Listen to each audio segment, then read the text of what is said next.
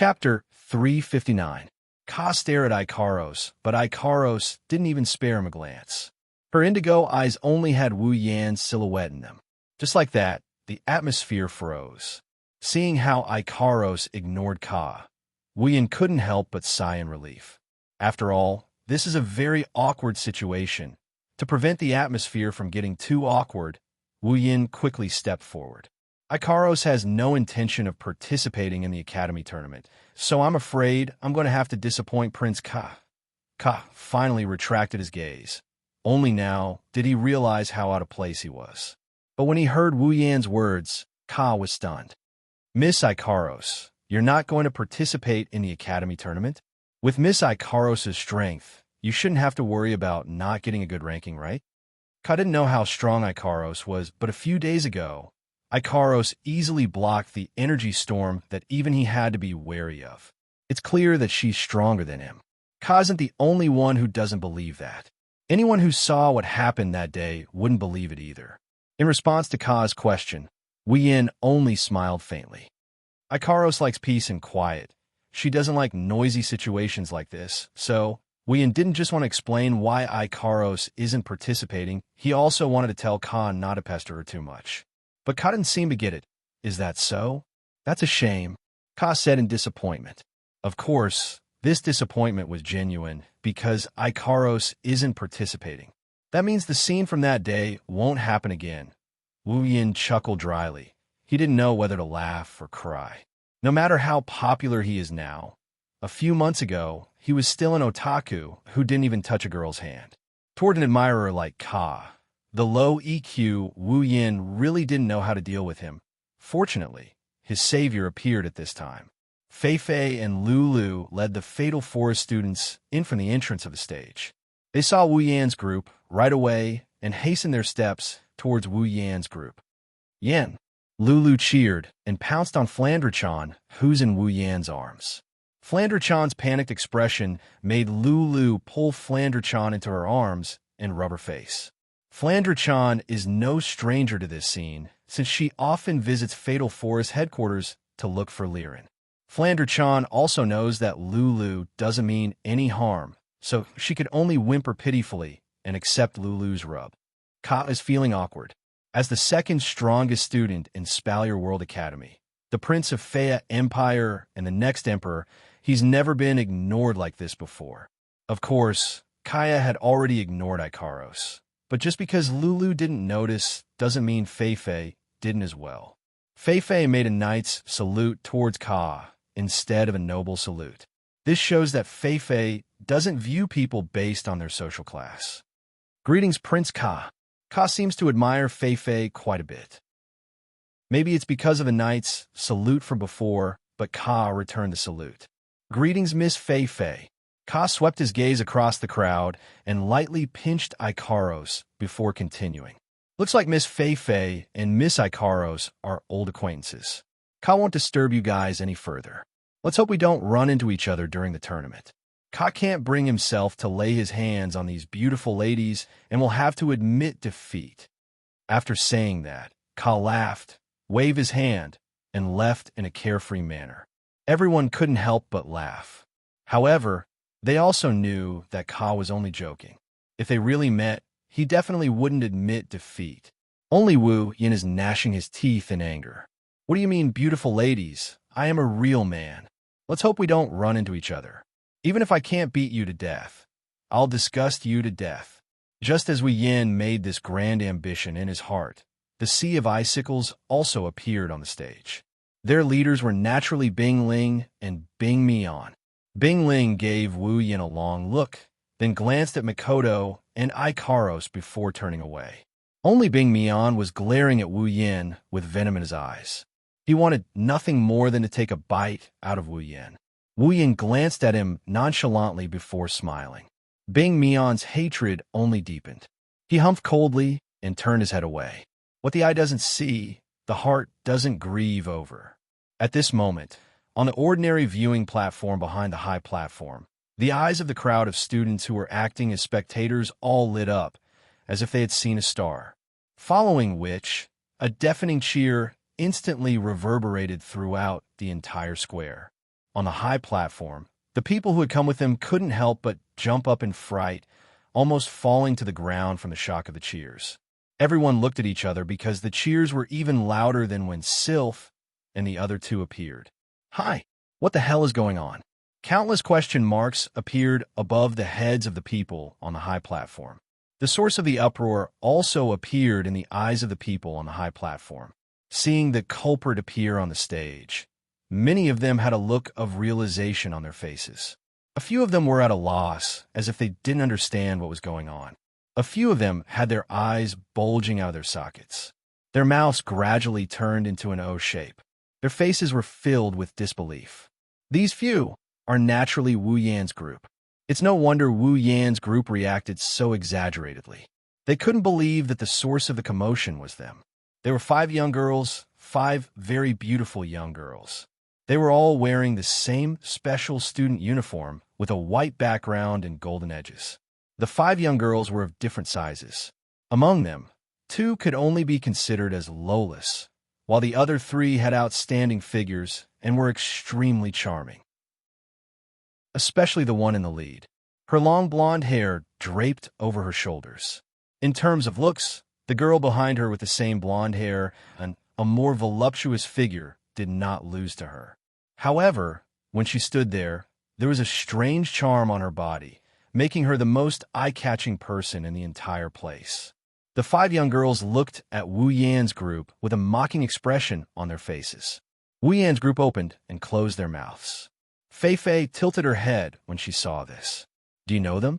"That's right, they're special students who joined the academy on the same day as you. There's no way you wouldn't know them. At first, I thought you guys were together." Wu Yan's group ignored Fei Fei's words. Their brains are about to overload. Makoto jumped up and shouted, "What the hell is going on? Why would they? You guys don't know?" Fei Fei looked at Wu Yan's group in confusion and explained, "That's right. You guys don't have any power and you're new to the academy. It's normal that you don't know. The girl in the lead is called Shokuho Misaki. She's the leader of the rising faction, Starlight Queen. Her strength is in the lower middle of rank 7, but she has a unique ability that allows her to control people's minds. She's also a beautiful girl. In less than a month, Starlight Queen became the strongest faction outside of the 12 factions under her leadership. On top of that, the girl by Shokuho Misaki's side, Astria, possesses unimaginable power. She's the queen of Starlight, and her popularity has surpassed all the other students in the academy. That's why the students secretly call Shokuho Misaki Academy Queen. Chapter 360. Wu Yin, Hinajuku, and Mikoto gawked at Shokuho Misaki, Astria, Kinuha Tasai, Frenda, and Takitsuburiku as they slowly ascended the stage amidst the cheers of the students. They almost went berserk. A rising faction? Starlight Queen? Academy Queen? Shokuho Misaki, in less than a month, managed to reach this level in the Spalier World Academy? What the hell? Wu Yin and Ko felt dizzy as they listened to the cheers that pierced through the clouds. They're crying inside. They knew Shokuho Misaki must have a plan for leaving them, but they didn't expect it to be something like this. The strongest faction other than the top 12 factions? She managed to bring a faction to this level in less than a month. Should they say she's the queen who's good at this? It's no wonder she's so popular. Anyone who can bring a faction to the top 13 in the Spalier World Academy would be treated like this.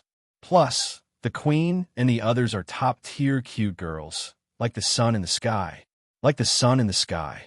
Compared to Her Majesty the Queen, he and the others were simply too weak. Makoto's face turned green, then white, then purple, and then black. She clenched her fists tightly. I knew that woman would definitely do something. As expected, she still can't leave the cheers. If that was all, Makoto wouldn't be jealous of Shokuho Misaki. However, Fei Fei's next sentence sent a bolt of lightning through her head. Speaking of which, the first batch of Starlight Queen members all looked exactly like Makoto. Plus, they were all elite students. Not only that, they left the bottom rung of Starlight Queen and became Shokuho Misaki's personal guards. Where did they find such a large number of students who looked exactly the same and were all so powerful? Asterisk crack, asterisk Makoto's nerves snapped. She turned her head stiffly and looked at Fei Fei. She forced a smile and said with a trembling voice, "You're saying that Shokuho Misaki's bodyguards all look exactly like me?" "Yeah, I can't believe it either. But it's true. Maybe it's caused by some kind of sexual activity." Asterisk beep beep beep, asterisk Makoto's body suddenly flashed with electricity, scaring Fei Fei, who was the commentator. Makoto's face was full of anger. She gathered all the electricity around her body and was about to charge forward. Wu Yin and Hinajika panicked and quickly pulled Makoto back. Hinajiku even hugged Makoto's body and forcefully stopped Makoto from rushing forward. "Makoto, calm down. Let go of me." Makoto is furious. Wu Yin and Hinajiku hugged her body. She kicked at Shokuho Misaki with her little legs as if Shokuho Misaki is standing right in front of her, waiting for her to kick her. "Let me CK that woman. Damn it. How dare you make my sisters her bodyguards? This is a provocation. This is a provocation. Makoto, don't be rash. That's Shokuho Misaki, not a delinquent. You can't CK her." Wu Yin and Hinajiku tried their best to hold on to Makoto. Since Makoto's body is still covered in electricity, Wu Yin has the same ability, so he didn't do much. However, Hinajiku got electrocuted to the point where she almost kneeled down before Makoto. Fei Fei and Lulu stared blankly at Makoto's transformation. It wasn't until they heard Makoto mention her sisters that they realized what was going on. Her sisters are now someone else's subordinates. It's no wonder Makoto went berserk. From the looks of it, Makoto seems to have a deep grudge against the queen of the academy. Makoto seems to have a lot of sisters as well. The spectators on the viewing platform also came to a sudden realization. In the past, when they saw such a terrifying amount of people who looked exactly the same, they thought that it was because the academy queen used a special drug for some purpose. But now, it seemed that perhaps they were all from the same family and had practiced the same cultivation method, resulting in them having the same face. In the Spalier world, there are millions of such things. Among them, there are the Saito family who have the ice element ability. There are also those who can hide their do-chi and mana waves. There are all kinds of strange abilities. Of course, there are also those who can change their appearance. With this thought in mind, the students who were puzzled before this all felt relieved. They just don't know which family has the ability to change their appearance to create such a large number of identical people. Only Wu Yin didn't know whether to laugh or cry. What kind of ability is this? They all look exactly the same. Looking at Shokuho Misaki in front of him, Wu Yin felt helpless. As expected of Jusama, even in a different world, she didn't forget to act like a queen.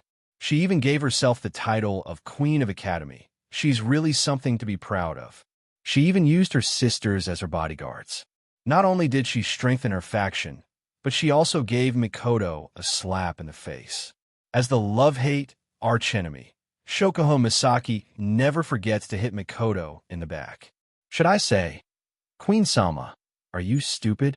Of course, that's all. Wu Yin is grateful for Shokuho Misaki's decision to make his sisters his bodyguards. If it was him, he would have to keep his sisters in the biocontainment device, unable to see the light of day. Shokuho Misaki did what Wu Yin wanted the most. She put his sisters in the light of day and let them live a normal life. As for his sisters, they are supposed to be Wu Yan's summons. They should have unlimited potential and become special students. But now, they're only elite students. It's not hard to guess. It must be Queen Sama's doing. Otherwise, the appearance of 20,000 special students would definitely cause chaos in the Spalier World Academy. After all, there are only 1,000 special students in the entire academy. With Queen Sama's methods and her ability to control minds, it should be easy for her to pull this off. Clang! Just as Makoto was about to fire her railgun and end Her Majesty's life, a loud chant suddenly resounded in the sky above the incomparably noisy arena. The chant reverberated throughout the entire arena. Under the influence of the chant, the noise in the entire arena also gradually decreased until it completely disappeared. Everyone raised their heads and looked over. Immediately, Numerous blurry figures flashed and disappeared in the midair. Following the movement of everyone's gazes, over 10 elderly human figures had unknowingly appeared in front of the open ground. They were seated on a special high platform that was taller than any other high platform. Everyone's gazes shifted, and a dozen elderly human figures had unknowingly appeared at the front of the open ground. Wu Yin glanced at these old silhouettes. Each of them has an aura that has been around for a long time. One look, and you can tell that their strength is not to be underestimated. They seem to be the higher-ups of the academy. Among them, the one in the middle is an old man with a black robe and white beard. Compared to the higher-ups who have obvious aura fluctuations, this old man has no aura at all. However, Wu Yin felt a sense of danger from this old man. The old man slowly walked forward and pressed his hands down. Suddenly, only the sound of breathing could be heard in the entire plaza. The old man slowly scanned the entire plaza. Finally, his gaze stopped on the platform where Lulu was. Under Wu Yan's shocked gaze, the old man turned to Wu Yan. His eyes revealed a faint smile. Lulu, who was standing next to Wu Yin, covered her mouth in shock when she saw this old man. She yelped out loud, "Grandpa! Grandpa!" Wu Yin was stunned. He looked at the old man, who is smiling at him from the grandstand. That old man is Lulu's grandpa, the one who spoke up for me the other day. Chapter 361. Thunder King. Lowly, level 84, Lulu's grandfather, the Thunder King, looked down at the crowd from above. He tilted his body, and without any sign of his lips moving, his voice rang out in the air above the plaza. The Spalier World Academy tournament begins now. The tournament rules are as follows. Swords have no eyes, and so does the tournament. However, students are only allowed to injure others and are not allowed to kill. Violators will not only lose their right to participate in the tournament, but in serious cases, they may even be expelled from the academy for life. For this year's academy tournament, we will use a random pairing method to determine the two sides of the battle. The 100 participants will duel according to the name list randomly selected by the crystal ball. The winner will advance to the next round, while the loser will leave the stage. In the end, the top 10 contestants in the tournament will receive rewards prepared by the Academy Council. The higher the ranking, the better and richer the rewards. This is to encourage the students to improve together. Students, you don't have to worry. If you meet a strong opponent, your ranking will be affected after you leave the stage. After this tournament, the changes in the ranking will be personally reviewed by us. After each battle, we will decide the final ranking. Therefore, students, feel free to fight to your heart's content. When the Thunder King's words reached everyone's ears, many of them secretly heaved a sigh of relief. Wasn't that right? If they met an opponent ranked in the top 10 in the first round and lost, their ranking would drop to the bottom. At that time, they wouldn't even have a place to cry. The Thunder King smiled faintly. With a wave of his hand, a crystal ball appeared in front of him. At the same time, a huge projection shot up into the sky from the crystal ball and lit up. On the crystal ball's projection screen were the names of the 100 contestants. After it appeared, it started stirring like a lottery machine. Well then, it's time to start the matchmaking. The Thunder King waved his hand, and the various name lists that had been stirring intensely suddenly stirred even more intensely. The hearts of all the participants and spectators were also raised to their throats. At this time, many of them were silently praying that they would not meet a top 10 contestant. Otherwise, if they were eliminated in the first round, it would not look good. Thinking of this, the crowd couldn't help but turn their gazes to Wu Yan. The list of people praying in their hearts had increased by another. Until a certain moment, the results were finally revealed. This result caused many to heave a sigh of relief, but it also stunned Wu Yan. A smile appeared on the Thunder King's face once again. He glanced at Wu Yan and announced loudly, "The first round, Wu Yan against Qing Jinhua. Both parties enter the arena." The first round, Wu Yan pursed his lips and sighed inwardly at his luck. Should he say that it was good or bad? At this moment, a piercing gaze landed on Wu Yan, causing Wu Yan to tremble all over and turn his head away. He saw a delicate-looking lady staring at him. Her eyes were filled with traces of cold light, making Wu Yin feel all sorts of baffled. Wu Yin looked at the lady strangely and asked in bewilderment, "Do I have a grudge against her? Why is she looking at me like that?" When Fei Fei heard this, she looked at the lady and was stunned for a moment. Then, a faint smile appeared on her face. "It's her." No wonder.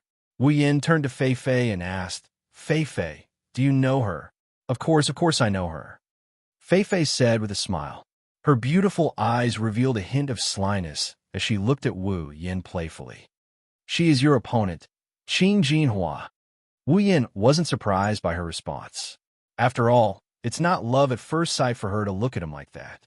Other than the fact that she's his rival, he couldn't think of any other reason for her to look at him like that.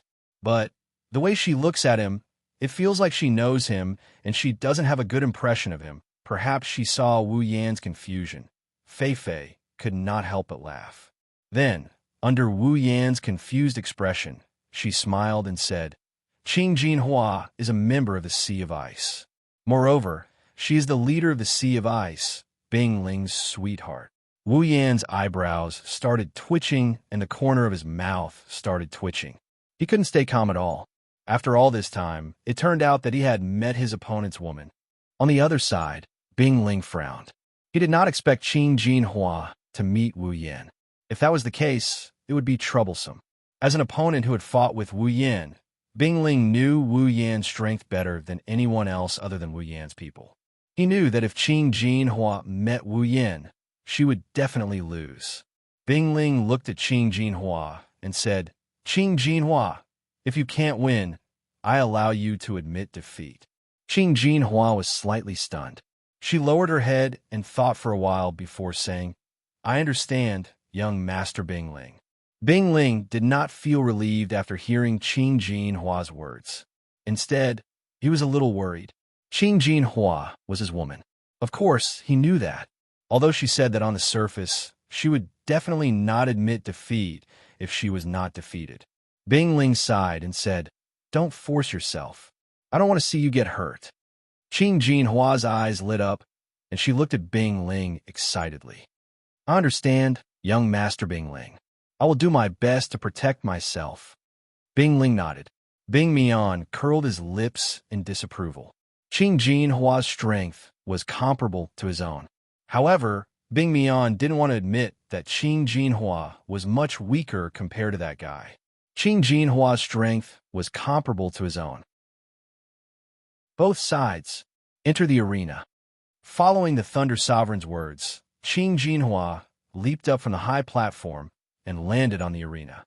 She stood there stably, giving off a heroic aura. Bing Ling could not help but smile when she saw this. On the other hand, Wu Yin shook his head. After knowing why his opponent was so hostile towards him, Wu Yin felt helpless. However, a competition was a competition. Although he did not want to fight a woman, he could only bite the bullet and go up. In a flash, Wu Yan's figure disappeared from the spot.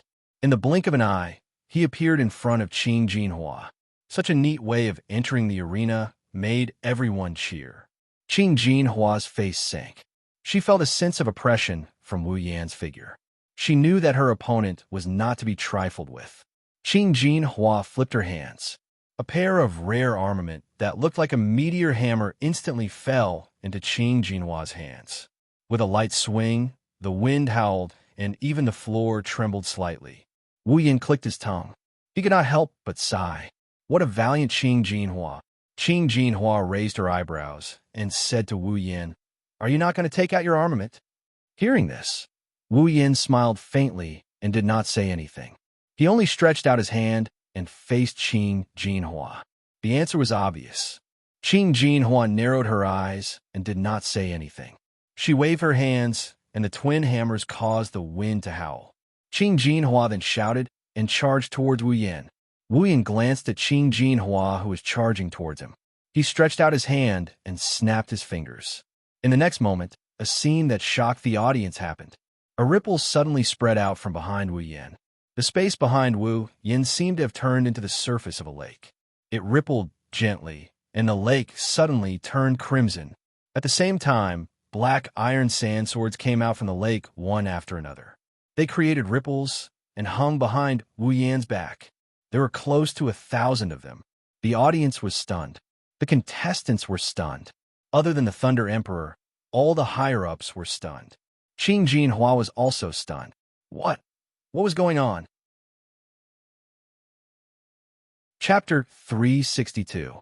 In the sky above the arena, countless black iron sand swords stood upside down in the air, pointing at the azurite flower. Under the influence of the crimson ripples in the air, even the students watching from outside the arena couldn't help but feel their scalps go numb. If even the spectators felt this way, what more Qing Jinhua herself? On the special platform, Lei Wang's eyes flashed with a hint of surprise. He looked at the crimson space with interest and couldn't help but smile. Is this some special armament? Good fellow, he has quite a lot of tricks up his sleeves. He's getting more and more mysterious. No wonder the old emperor couldn't help but want to meet him. Even I can't help but want to find out more. One has to admit that Lei Wang is not a simple character.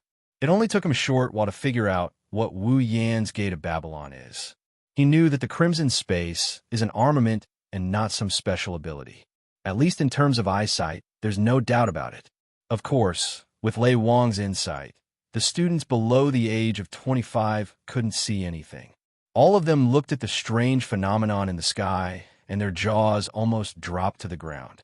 They didn't even know if what appeared in front of them was real or just an illusion.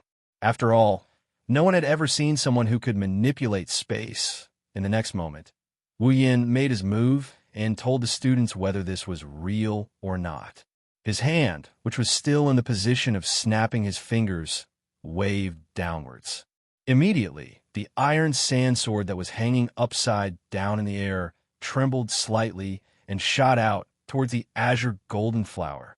Qing Jinhua's expression changed. She stopped in her tracks and quickly retreated to avoid the iron sand swords. However, there were so many iron sand swords in the Gate of Babylon that it was more than enough to fill the entire arena. Where could Qing Jinhua hide? Hence, the iron sand swords flew forward one after another. Qing Jinhua finally had nowhere to hide. A few iron sand swords pierced through the gaps in Qing Jinhua's arms and nailed them to the floor, firmly holding her hands in place. Then, another few iron sand swords pierced through the gaps in her waist, holding her entire body in place. By the time Qing Jinhua realized that her body could no longer move, an iron sand sword was already floating in front of her. The tip of the sword was pointed at her forehead.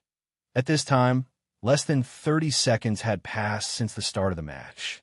Qing Jinhua stared blankly at the sharp black sword floating in front of her and pointing at her forehead. Cold sweat involuntarily trickled down her forehead. The entire place was silent. After a while, the Thunder Sovereign raised his hand. First match. Wu Yan wins. We won. On the high platform, Lulu and Flanderchan raised their hands at the same time and cheered. Chuju, Mikoto, and Fei Fei also smiled. Although they already expected that Wu Yan wouldn't lose in this place, but if he really won, they would naturally be happy for him. On the ordinary stands behind the high platform, the spectators also cheered loudly. One has to admit that Gate of Babylon is the best choice for showing off. Not only is it beautiful, the user doesn't even need to move. It's as cool as it can be. I lost. Qing Jinhua lowered her head when she returned to the high platform. She didn't dare to look at Bing Ling's side and patted Qing Jinhua's shoulder. Then he looked at Wu Yan. Don't be discouraged. He will be mine. Hearing this, Qing Jinhua nodded her head solemnly. Bing Mian, who was beside her, also laughed coldly. The two of them seemed to have great confidence in Bing Ling. Yin, look, that bastard is looking at you.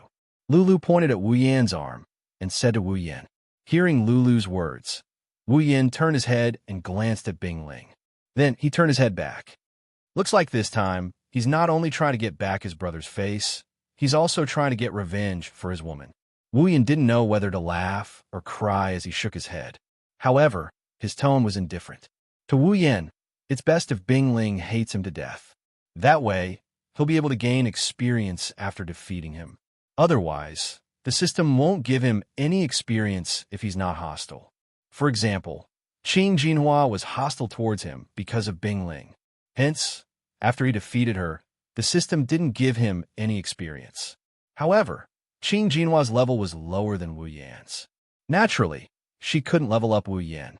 After Wu Yan and Qing Jinhua left the arena, the crystal projection screen started to move again. Then, one by one, the ranked powerhouses entered the arena. After Wu Yan's battle, a few more battles took place. Although the battles weren't as magnificent and shocking as Wu Yan's, they were much more intense. After all, Wu Yan's battle may be magnificent, but it's just a show to watch. The battle ended too quickly. It didn't have the same intensity as the other rankers who clashed with each other and made the audience go wild. During this period of time, a few of the top 10 powerhouses had also appeared. As for them, they seemed to have been stimulated by Wu Yan's battle. As soon as they entered the arena, they brought out their strength and defeated their opponents in a short time. This caused the audience to gasp in surprise. Gradually, as more and more people entered the arena, the atmosphere became more and more heated. After a while, it was finally Mikoto's turn. Compared to some of the previous fights, Mikoto won with ease, just like Wu Yan and the other top 10 rankers.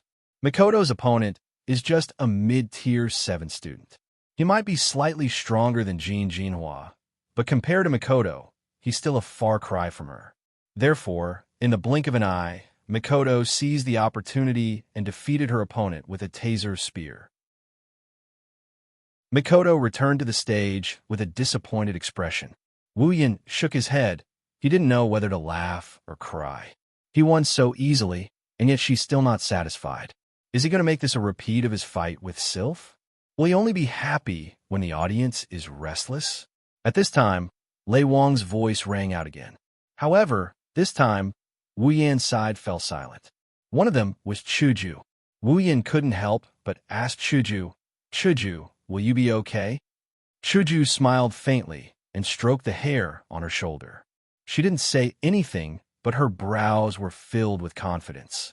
Wu Yan looked at Hinajiku absent-mindedly before laughing along with her. At this moment, Hinajiku is just like how he used to see her on the screen. She's the student council president who's always brimming with confidence. Feifei said to Chuju, "Chuju, your opponent is one of Bishmo's generals from the Crimson Land. He's very strong, and Bishmo trusts him a lot. In terms of strength, he's much stronger than the strong man from Sea of Icicles. You have to be careful, don't worry." Chuju stepped forward and walked to the railing. "Leave it to me." Oh. Unsurprisingly, Hinajiku's leisurely and beautiful figure attracted loud cheers from the audience. Many people even said that Hinajiku would definitely win, causing her opponent to grit her teeth. Wu Yan smiled when he saw Chuju's overwhelming popularity. His wine-red eyes were filled with passion. As expected of the president, Feifei and Lulu looked at each other and laughed. They looked at the stage and had to admit that Chuju was indeed shining. Then, under the watchful eyes of the audience, Hinajiku's opponent landed on the stage with a loud thud. Of course, this stage belonged to someone else. Chapter 363. Under the watchful eyes of the audience, a figure flashed onto the stage and appeared in front of Chuju. The newcomer is a handsome man around the age of 24 or 25. There is a red emblem embroidered on his uniform, proving his identity as a member of the Crimson Land. However, this rather handsome man's handsome face was filled with displeasure. His good looks were more or less ruined. In the first round of the tournament, he should be happy to meet a newcomer. Up until now, he was in a good mood. However, after Chuju's dazzling entrance and winning the cheers of the audience, he was displeased. Isn't she just a little prettier, a little more dazzling entrance? Why are all the cheers for her? At this moment, the man had already made up his mind. He had to win this match beautifully and take back all the cheers. Let's begin. Lei Wang glanced at Hinajiku before waving his hand and saying, "Let's begin." As the Thunder Sovereign's voice rang out, the gazes of the crowd immediately turned fervent. Numerous gazes were cast toward the arena, their eyes filled with a peculiar anticipation. Wu Yin, Mikoto, Ikaros, Shokuha Misaki, Astria, Takitsubu Riku, Frenda, and Kinuhita Sai. These 8 new special students have made a name for themselves in Silveria World Institute in less than a month. It wouldn't be an exaggeration to say that they made a name for themselves. Wu Yin challenged the top 10 of the 9 major factions and cleared the 5th floor of the arena tower. Mikoto tied with Sylph and became a hot commodity in the eyes of the major factions. As for Ikaros, although she was only a flash in the pan, she showed everyone that she's not as simple as she looks. Shokuha Misaki, Astria, Kinuhita Sai, Frenda, and Takitsubu Riku surpassed the former. They became the 13th major faction in the Spalier World Academy. They're in the limelight, and their popularity is at its peak. They didn't even bother to hide their brilliance. As for the remaining Flanderchan, due to her appearance of less than 10 years old, it was normal that she hadn't done anything yet. As for the remaining newcomer, Gue Daigu, it was only now that she had entered everyone's attention. They're all newcomers. The first one has already become a person above the rest. What kind of surprise will the last one bring? It wasn't just the students who were looking forward to it. Even the Thunder King, who was seated in a special seat, was faintly revealing traces of anticipation. Of course, for the Thunder King, there was another purpose. He wanted to see what Lulu's friend was like. Lei Wang's anticipation is hidden between his brows, but the audience's anticipation is expressed in the form of cheers. For a moment, the entire arena is filled with cheers for Chuju. The loud cheers angered the vain Crimson Land opponent. His gaze towards Chuju gradually turned dangerous. Of course, no matter what, his opponent was still one of the top rankers in the rankings. Therefore, when the Thunder King announced the start of the match, he slowly suppressed the various emotions in his heart. Looking at Hinajiko opposite him, with a flip of his hand, a knight's longsword appeared in his hand. Clearly, his opponent will not be merciful just because his opponent is a girl. This point can be seen from the enormous Do Chi rising from his opponent's body. Sensing the gradually rising Do Chi from her opponent, Chuju finally slowly extended her hand. At the same time, a cherry blossom storm suddenly appeared and swirled around Chuju, attaching itself to Chuju's palm. In the next moment, a crystal-like sword slowly formed from cherry blossoms as they danced in the air and appeared in Chuju's hand. Tilting her head slightly, Chuju laughed softly. She looked at her opponent with a calm expression, as though she didn't see the extraordinary Do Chi ripple. As she laughed softly, Chuju's figure flashed. Then, the crowd saw that Chuju, who was originally 10 meters away from her opponent, had appeared in front of him in a flash. Her opponent's pupil shrank. Seeing that Chuju, who was originally 10 meters away from him, had appeared in front of him before he could react, a trace of disbelief flashed across his eyes.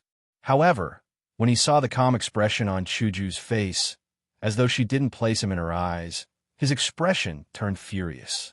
The knight's sword in his hand was instantly enveloped in thick Do Chi, carrying with it an air-piercing atmosphere as it violently pierced towards Chuju. The radiance of the Do Chi suddenly increased greatly. With the cooperation of the vigorous Do Chi, a terrifying destructive force was released from the knight's sword. In an instant, it had arrived in front of Chuju and violently pierced towards her shoulder. On the high platform, Wu Yan's pupils fluctuated. His heart was faintly filled with worry. After all, if this sword pierced through, Chuju's shoulder would probably be pierced through and a large hole would be formed.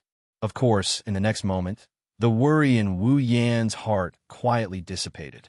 The reason was naturally because, in the face of the opponent's extremely ferocious attack, Chuju's expression didn't change much. Her yellow-green eyes stared closely at the knight's sword that was rapidly enlarging in her eyes. The corner of Chuju's mouth slowly curled into an arc. At this moment, the opponent's attack arrived in the blink of an eye. Looking at the Do Chi sword that was violently surging towards her, Chuju suddenly raised her hand. The hand that was holding the white cherry suddenly stretched out. Like a flash of pink lightning, it directly collided with the Do Chi sword. Bang! A muffled sound rang out. The two swords of different sizes fiercely collided. In an instant, Chuju's eyes flashed. The hand that was holding the sword quickly changed the angle. The tip of the sword tilted slightly and then suddenly flicked. That ferocious Do-Chi sword was actually flicked into the sky by Chuju. Chi. The Do-Chi sword soared into the sky, piercing through the clouds and directly disappearing into the horizon. At this moment, Chuju, who was standing in front of her opponent, was completely unscathed. "What?" the opponent absent-mindedly shouted. But immediately after, this what became the last sentence he left behind in this academy tournament. Chuju's hand retracted and the white cherry returned to her side. Then, in less than 0.1 second, the white cherry once again turned into a flash of pink lightning. Chuju used a sudden stab and fiercely pierced the opponent's knight's sword. Immediately after, she flicked it again. But this time, it wasn't the Do-Chi sword that she flicked, it was the opponent's rather impressive knight's sword. Thus, in the next second, the knight's sword in the opponent's hand flew into the sky after the Do-Chi sword. Then, it fell out of the arena. After that, there was no more after that. White cherry changed from flick to a slap. The crystal sword viciously slammed into the opponent's chest. At the same time, the opponent was sent flying out of the arena and landed beside his own knight's sword. When a sound of the body hitting the ground was heard, Lei Wang chuckled and raised his hand to announce the result. This match, Guei Chuju wins. The announcement finally brought back the audience who were still in a daze from the quick ending of the match. They all looked at each other and then, one after another, cheers and shouts rang out. Their cheers were all directed towards Chuju on the arena. On the high platform, Wu Yin let out a sigh of relief. He couldn't help but smile. Mikoto and Shokuho Misaki also did the same thing. Looking at Hinajiku on the stage, his heart was filled with a myriad of emotions. One after another, they turned into a deep sense of awe. He didn't expect Hinajiku's strength to have reached this level. The opponent's level is about the same as Chuju's, but in a real battle, he was defeated by Chuju in just 2 or 3 moves. This may be a surprise attack, but her strength can't be hidden by a surprise attack. Chuju doesn't have any abilities. All she has is the way of the sword that she learned when she was a student. But now, that simple way of the sword has become a sharp weapon in Chuju's hands. Chuju is no longer a weakling. Chapter 364. As soon as Inajiku returned to the platform, Lulu immediately rushed up and hugged her, her face full of excitement, laughing and jumping, making Hinajiku helpless. "Chuju, you're amazing." "That's not true." Hinajiku looked at Lulu, rubbing her chest in amusement. She didn't know whether to laugh or cry. Lulu is older than her by a year, but she's acting like she's older than her. "Chuju, you don't have to be so humble." Fei ran her fingers through her hair. She looked at Chuju's opponent and said seriously, "The strength of that member of the Crimson Land is not to be underestimated. Among the 100 people in the ranking, there are quite a few who can defeat him. However, less than 20% of them are able to deal with him in such a short period of time. The fact that you can defeat him proves that you have the strength to be near the top of the ranking." Fei's serious face crumbled as she spoke. "Sometimes, I really don't know where you guys came from.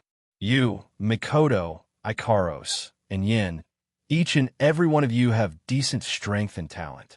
Now I'm starting to lose confidence in my own strength and talent." "That's not it," Lulu shouted before anyone else could say anything. She turned around and hugged Fei. Fei is amazing too. She's really amazing. That Crimson Land guy, let Fei go up.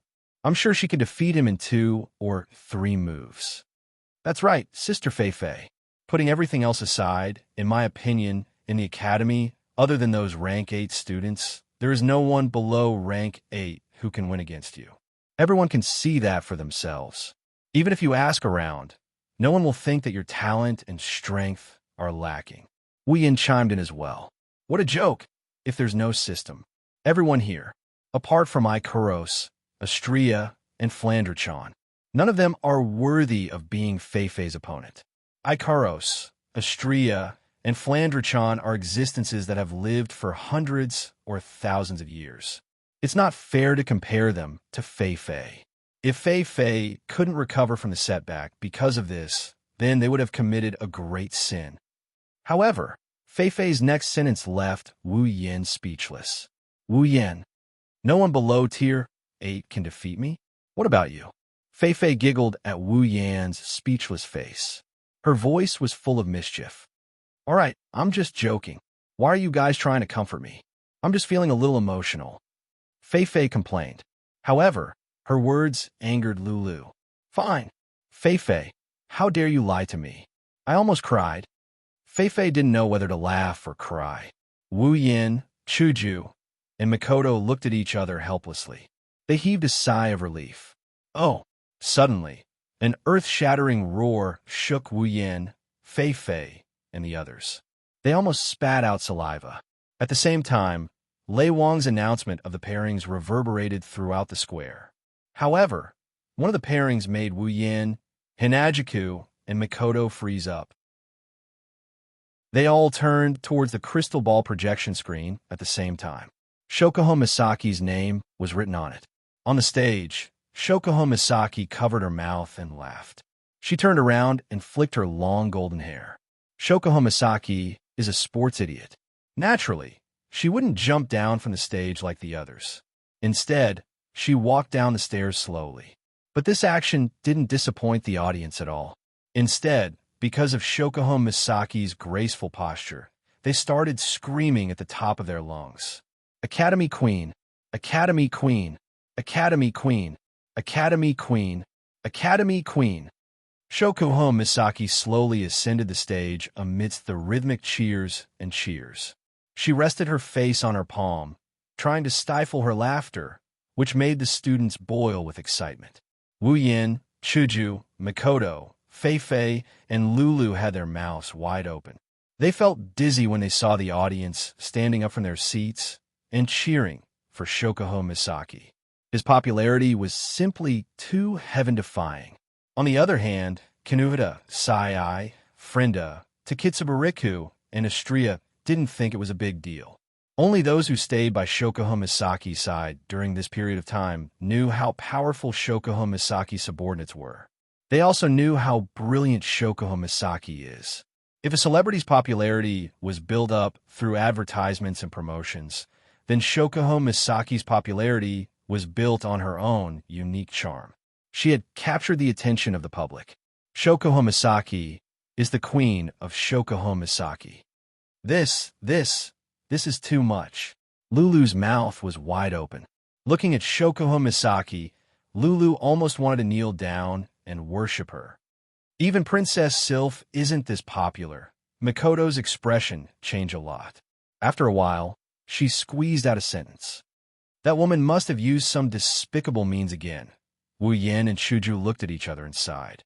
This is probably what they mean by beauty is in the eye of beauty. The upper echelons on the special tall platform exchanged glances with each other.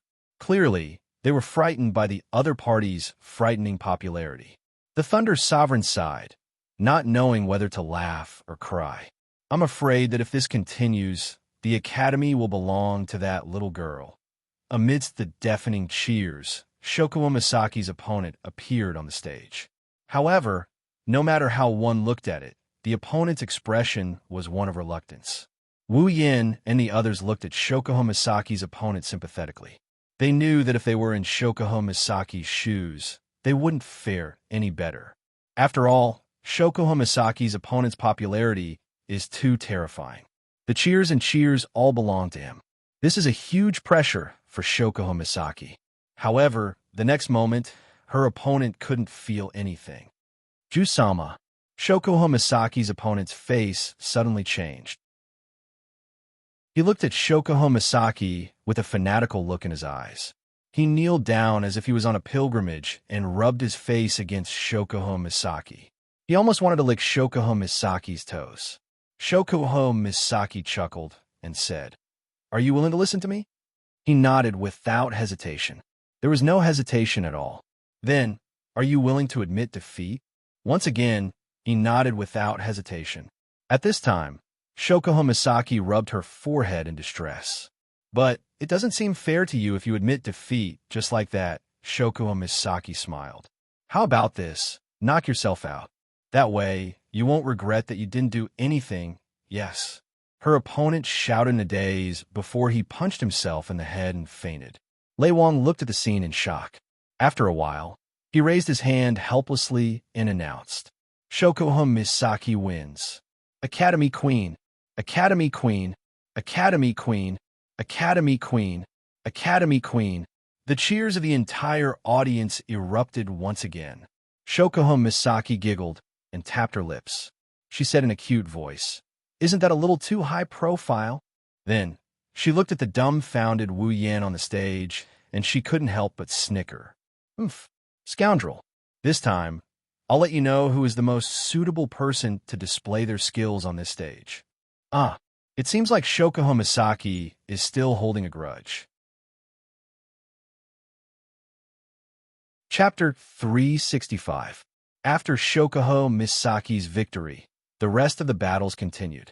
The top 100 rankers fought in pairs, and there were 50 rounds. Some were fast, and some were slow. As expected, after Wu Yin, Mikoto, Chuju, and Shokuo Misaki won their matches, the top 10 rankers also won their matches and advanced to the second round. Feifei's match included. Of course, Feifei was the 5th ranker of the top 10 rankers. After her battle with Wu Yin and Beherl, Feifei's strength increased by a whole level. However, Feifei's opponent wasn't able to force Feifei to use her full strength. Feifei used her Chi Blade and knocked her opponent out of the arena. That's how Feifei won. Astria was in the same situation as Feifei. Shokuo Misaki's popularity and ability to control her subordinates are strong. However, in terms of strength, she's still lacking an absolute powerhouse to become the 13th strongest faction in Spalier World Academy. Just like the top 12 factions, the leaders of each faction are very strong. Before Wu Yin and Co. appeared, they occupied the top 12 positions. One can imagine how important it is to have a strong fighting force at the crux of a faction. Shokuo Misaki doesn't have that kind of strength. Her current level is 64, one level lower than Chuju. She can't be the symbol of a faction. This is why Shokuo Misaki kidnapped Astria in the first place. In Wu Yan's group, Astria's combat power is second only to Flandrichan and Ikaros. She's more than capable of being the backbone of a faction. Shokuo Misaki's goal is to make a name for herself as the Queen of Starlight in the tournament. Let Astria win. Become a champion of the tournament. As long as Astria wins the tournament, Starlight Queen will rise as well. She will no longer be a part of the 12 strongest factions. The strongest faction in the world. She will rise from behind. She will be on the same level as the 12 strongest factions. Without Flandrichan, Astria won't be able to win. Without Ikaros, Astria might actually be able to become the champion of this tournament. When Shokuo Misaki found out Flandrichan and Ikaros won't be participating in the tournament, she immediately told Astria not to hold back during the tournament. Otherwise, there will be no food for her. No food for her. Astria was scared out of her wits. That's why she pulled out her Chrysor the moment she stepped onto the stage. Then, there was nothing else. Other than that, Kinuheda, Sai, Frenda, and Takitsubu Riko didn't participate in the tournament. Their reason is simple. They don't have the qualifications to participate. The top rankers are all prodigies who stood out among the 1,000 special students. The 3 girls aren't even tier 7. How are they supposed to compete with them? Thus, they were reduced to mere spectators. After the 50 winners of the first round of the Academy Tournament were announced, it was time for the first day of the Academy Tournament to quietly come to an end. The sky gradually darkened. Lei Wang looked at the sky and stood up. The first round of the tournament has come to an end. The 50 winners will participate in the second round of the tournament tomorrow at the same time. I look forward to everyone's performance. The Thunder King and the upper echelon of the Academy exchanged glances after his words sounded. All of them nodded their heads. With a flash, they rushed off the tall platform and disappeared from the open ground. The audience also left the stage one by one. The number of people on the stage gradually decreased. Only Wu Yin and the others remained. It's not that they didn't want to leave, it's that someone else didn't want to. Mikoto looked at Shokuho Misaki angrily. Sparks appeared on her forehead as she shouted, "Shokuho Misaki, give my sisters back to me." Era, Misaki-san, you're making it sound like I'm the one who stole the sisters away.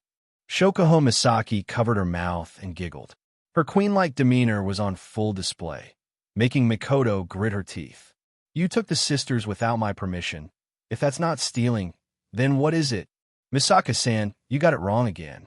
Shokuho Misaki grinned at Mikoto. She looked at Wu Yin, who looked like he couldn't keep his cool. The sisters are Little Yan's summon characters. Although I didn't get your permission to take them away, I did get Little Yan's permission. It's not like I'm robbing you. Wu Yin cursed in his mind. He wanted to slap Shokuho Misaki, but he couldn't stop himself from crying. I knew it. Every time they quarrel, the fire will burn me.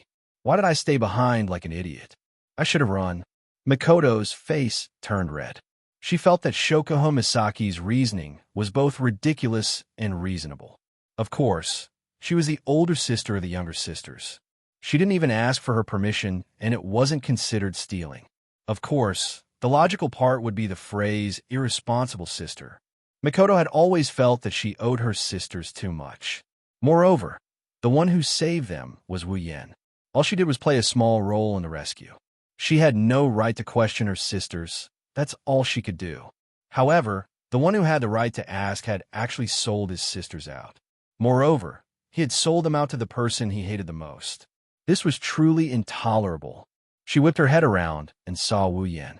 Her face is red with anger as she yelled at him. Yin, did you agree to hand the sisters over to Shokuho Misaki? Wu Yin wanted to cry, but no tears came out. I didn't agree to it. I was robbed. You were there that day. Of course. Wu Yin didn't say anything, but that didn't mean Shokuho Misaki didn't say anything. She hugged Wu Yan's arm and rubbed her face against it. Xiao Yin really entrusted his sisters to me and told me to take good care of them. Don't you think so? Yin, it's a good thing Shokuho Misaki's fans didn't see this. Otherwise, Wu Yin would have received an endless stream of overconfident challenge letters tomorrow. Wu Yan's lips twitched. His scalp tingled when he saw Mikoto's furious expression. Little Exine, why don't you tell me what happened to the sisters? Shokuho Misaki clicked her tongue. She pinched Wu Yan's arm as if she's blaming him for not siding with her. Then, she continued. The sisters only helped me strengthen my faction when Starlight Queen was established. They're no longer by my side. No longer by your side? Mikoto shouted. What's going on? Explain it to me. Takitsubu Riku, who was standing beside Shokuho Misaki and staring at Wu Yin, finally spoke up. The sisters have been sent to the Behemoth Forest. The Behemoth Forest? Everyone gasped. Shokuho Misaki smiled, and her eyes glowed with wisdom. She said to everyone, haven't you noticed that your EXP is increasing rapidly? Even when you're not fighting monsters, it's still increasing. Everyone was stunned. After a while, Wu Yin said, did you send the sisters to the Behemoth Forest to gain experience points for everyone? That's right. Shokuho Misaki nodded. Since we can share the experience between summons, then let the sisters level up in the giant beast forest and help us gain some experience. With 20,000 sisters moving together, we can gain quite a lot of experience, but leaving the sisters alone in the Behemoth Forest. Wu Yin said worriedly. Don't worry, Shokuho Misaki said meaningfully. You should be more worried about the monsters and the people who want to take advantage of the sisters. Chapter 367. In the middle of the arena, a tall and skinny figure stood opposite of Wu Yin. The special student uniform on his body was especially big, as if it was a size larger than normal. It made people feel a little comical, but at the same time, there was something special about him. Kester, level 67. In the crowded stands, there were many whispers. There's almost no one in the academy who didn't know Kester. After all, he was the leader of a large faction and had the background of one of the top 3 clans in the empire. It was impossible for him not to attract attention. Only someone like Wu Yin, who was an outsider, would not recognize him. The battle in the Tower of Tournament was still vivid in their minds. The matter of Wu Yin challenging the 9 major factions was still not forgotten. Without a doubt, as the one who was challenged, he was more or less the loser. Now that they met again, it had to be said that enemies meet on a narrow road. Looking at Kester, Wu Yin automatically blocked the whispers around him. To Wu Yin, he had only met Kester once. In the Tower of Tournament, Kester didn't appear. Therefore, the so-called loser was just nonsense. However, Kester didn't seem to think that way. A pair of cold eyes stared straight at Wu Yin. Kester clenched his fists. For a disciple of a large clan like him, he had a fight. Other than the strength of the mainstream in the Spalier world, it was also a matter of face. And Wu Yan's actions in the Tower of Tournament were undoubtedly a slap to the faces of these major factions. It wasn't a loud but effective slap. Kester's feelings towards Wu Yan were very complicated. He admired Wu Yan's strength, resented Wu Yan for humiliating him, and wanted to recruit Wu Yan into his faction. He also wanted to teach Wu Yan a lesson. In short, he was extremely conflicted. Of course, opinions towards Wu Yan were just opinions. The competition was just a competition. Kester still put away all the emotions in his heart. No matter what Wu Yan was like, his powerful strength was undeniable. Therefore, Kester immediately raised his battle chi. With a wave of his hand, a long spear appeared in his hand. The body of the spear trembled slightly and shook at an extremely fast speed. The spear danced in the air and turned around, pointing at Wu Yan from afar. The series of smooth movements won the cheers of many spectators. Wu Yan glanced at Kester, who had a serious expression on his face. His face was expressionless, but his heart was bursting with joy. Looking at the long spear in Kester's hand, Wu Yan snickered in his heart. At the same time, he secretly sighed. Looks like there's no suspense in this match. I'm definitely going to win. After this baffling thought appeared in his heart, Wu Yan shifted his gaze towards the Thunder King, who was seated on the special tall platform. Sensing Wu Yan's gaze, the Thunder King involuntarily smiled. Soon after, he stood up.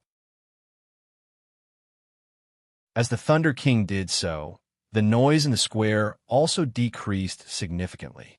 The first match of the second round of the Academy Tournament began. As soon as he finished speaking, the atmosphere in the square instantly changed.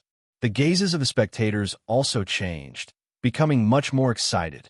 One of them was Wu Yan, who had passed the 5th level of the Tower of Tournament and had the strength to rank in the top 10.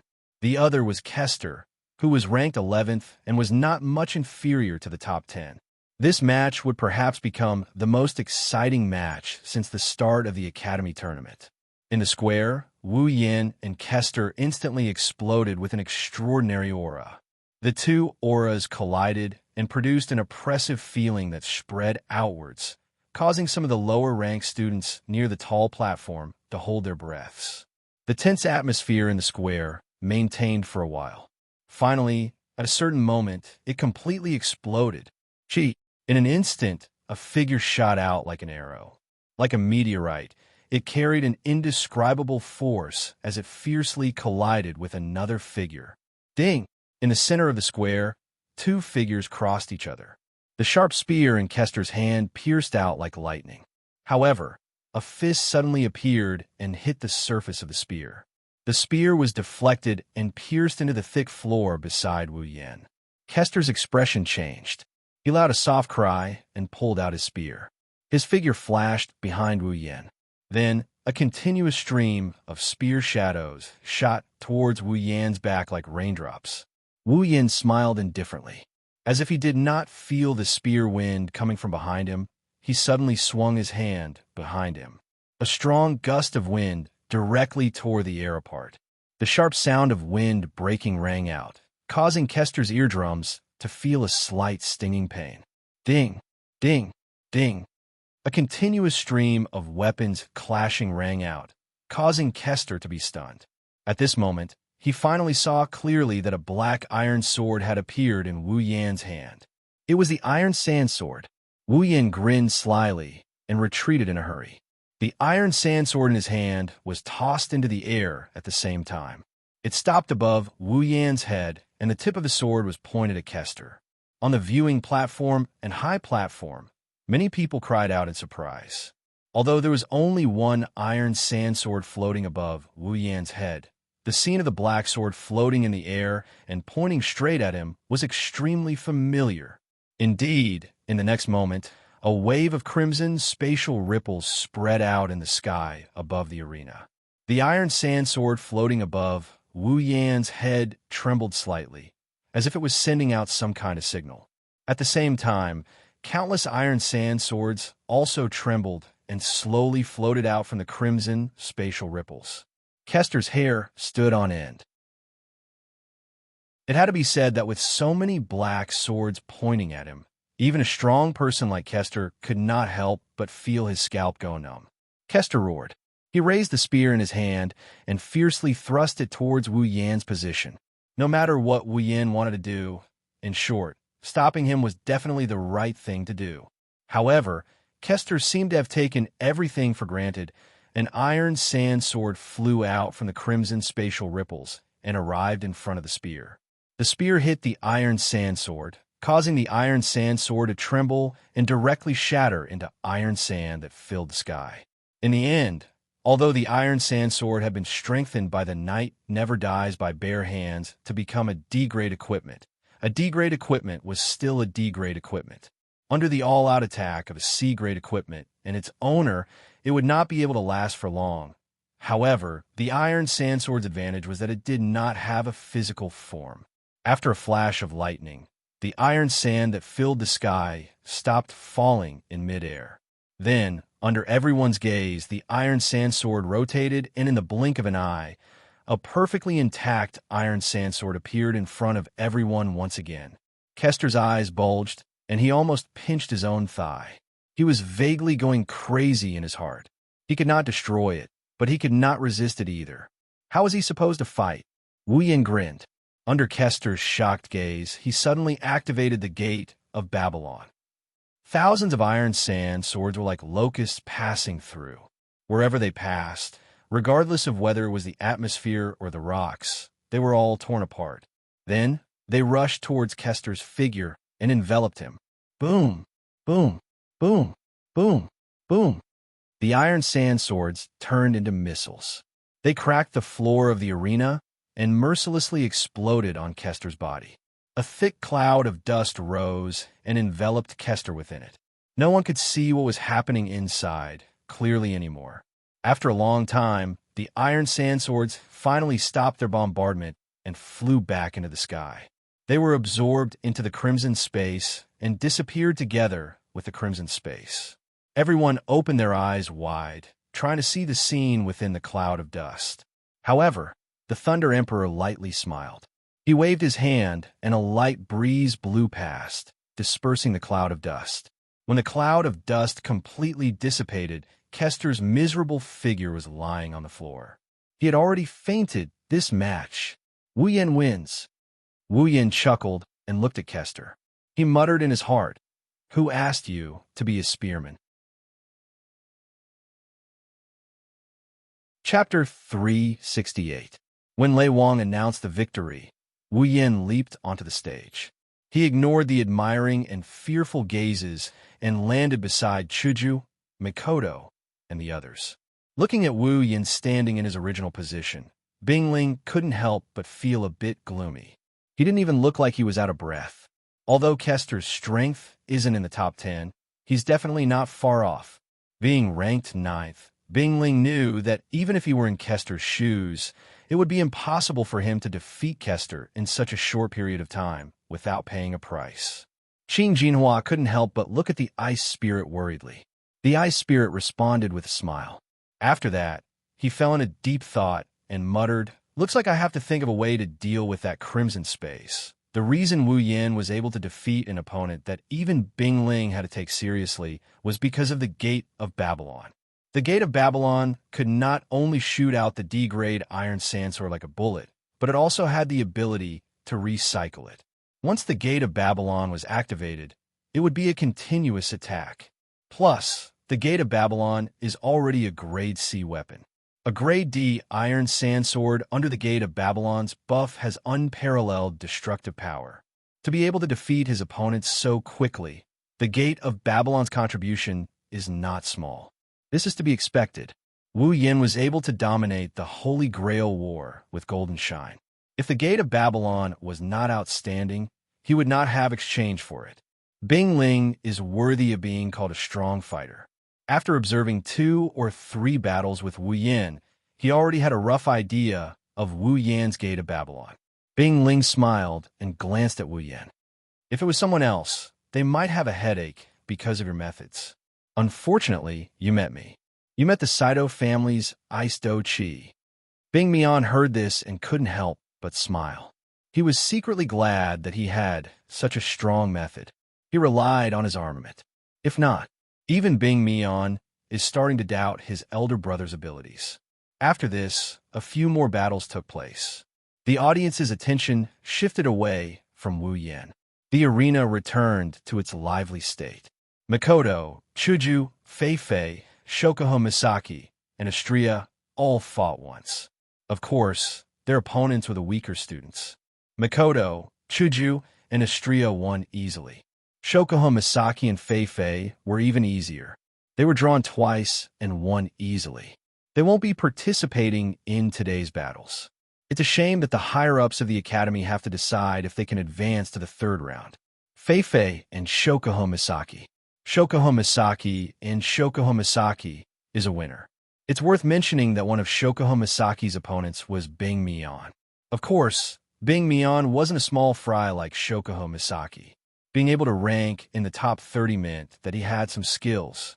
Shokuho Misaki's ability alone wasn't enough to make him her puppet. She can't control him, but her mind-reading ability isn't affected. Bing Mian was completely dumbfounded. After Shokuho Misaki told him everything about how old he was,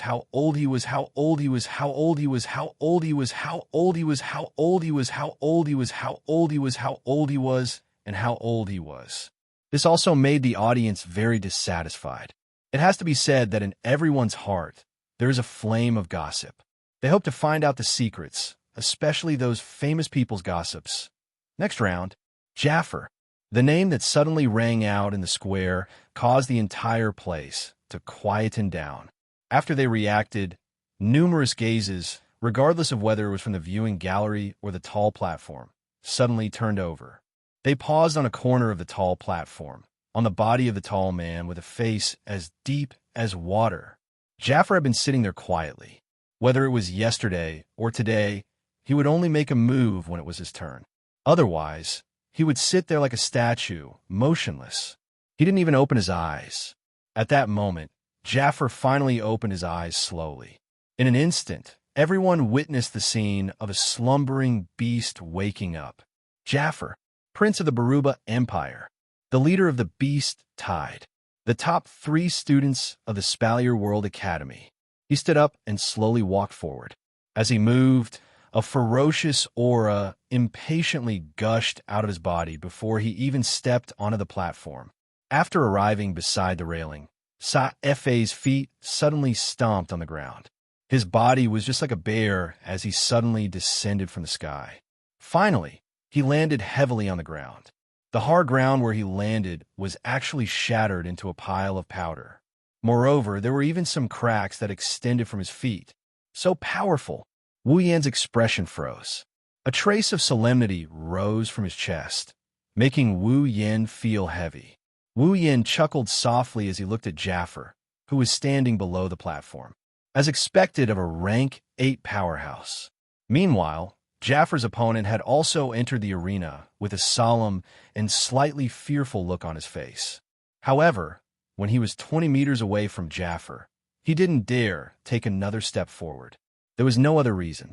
It was simply because the aura that surged out from Jaffer was truly too terrifying.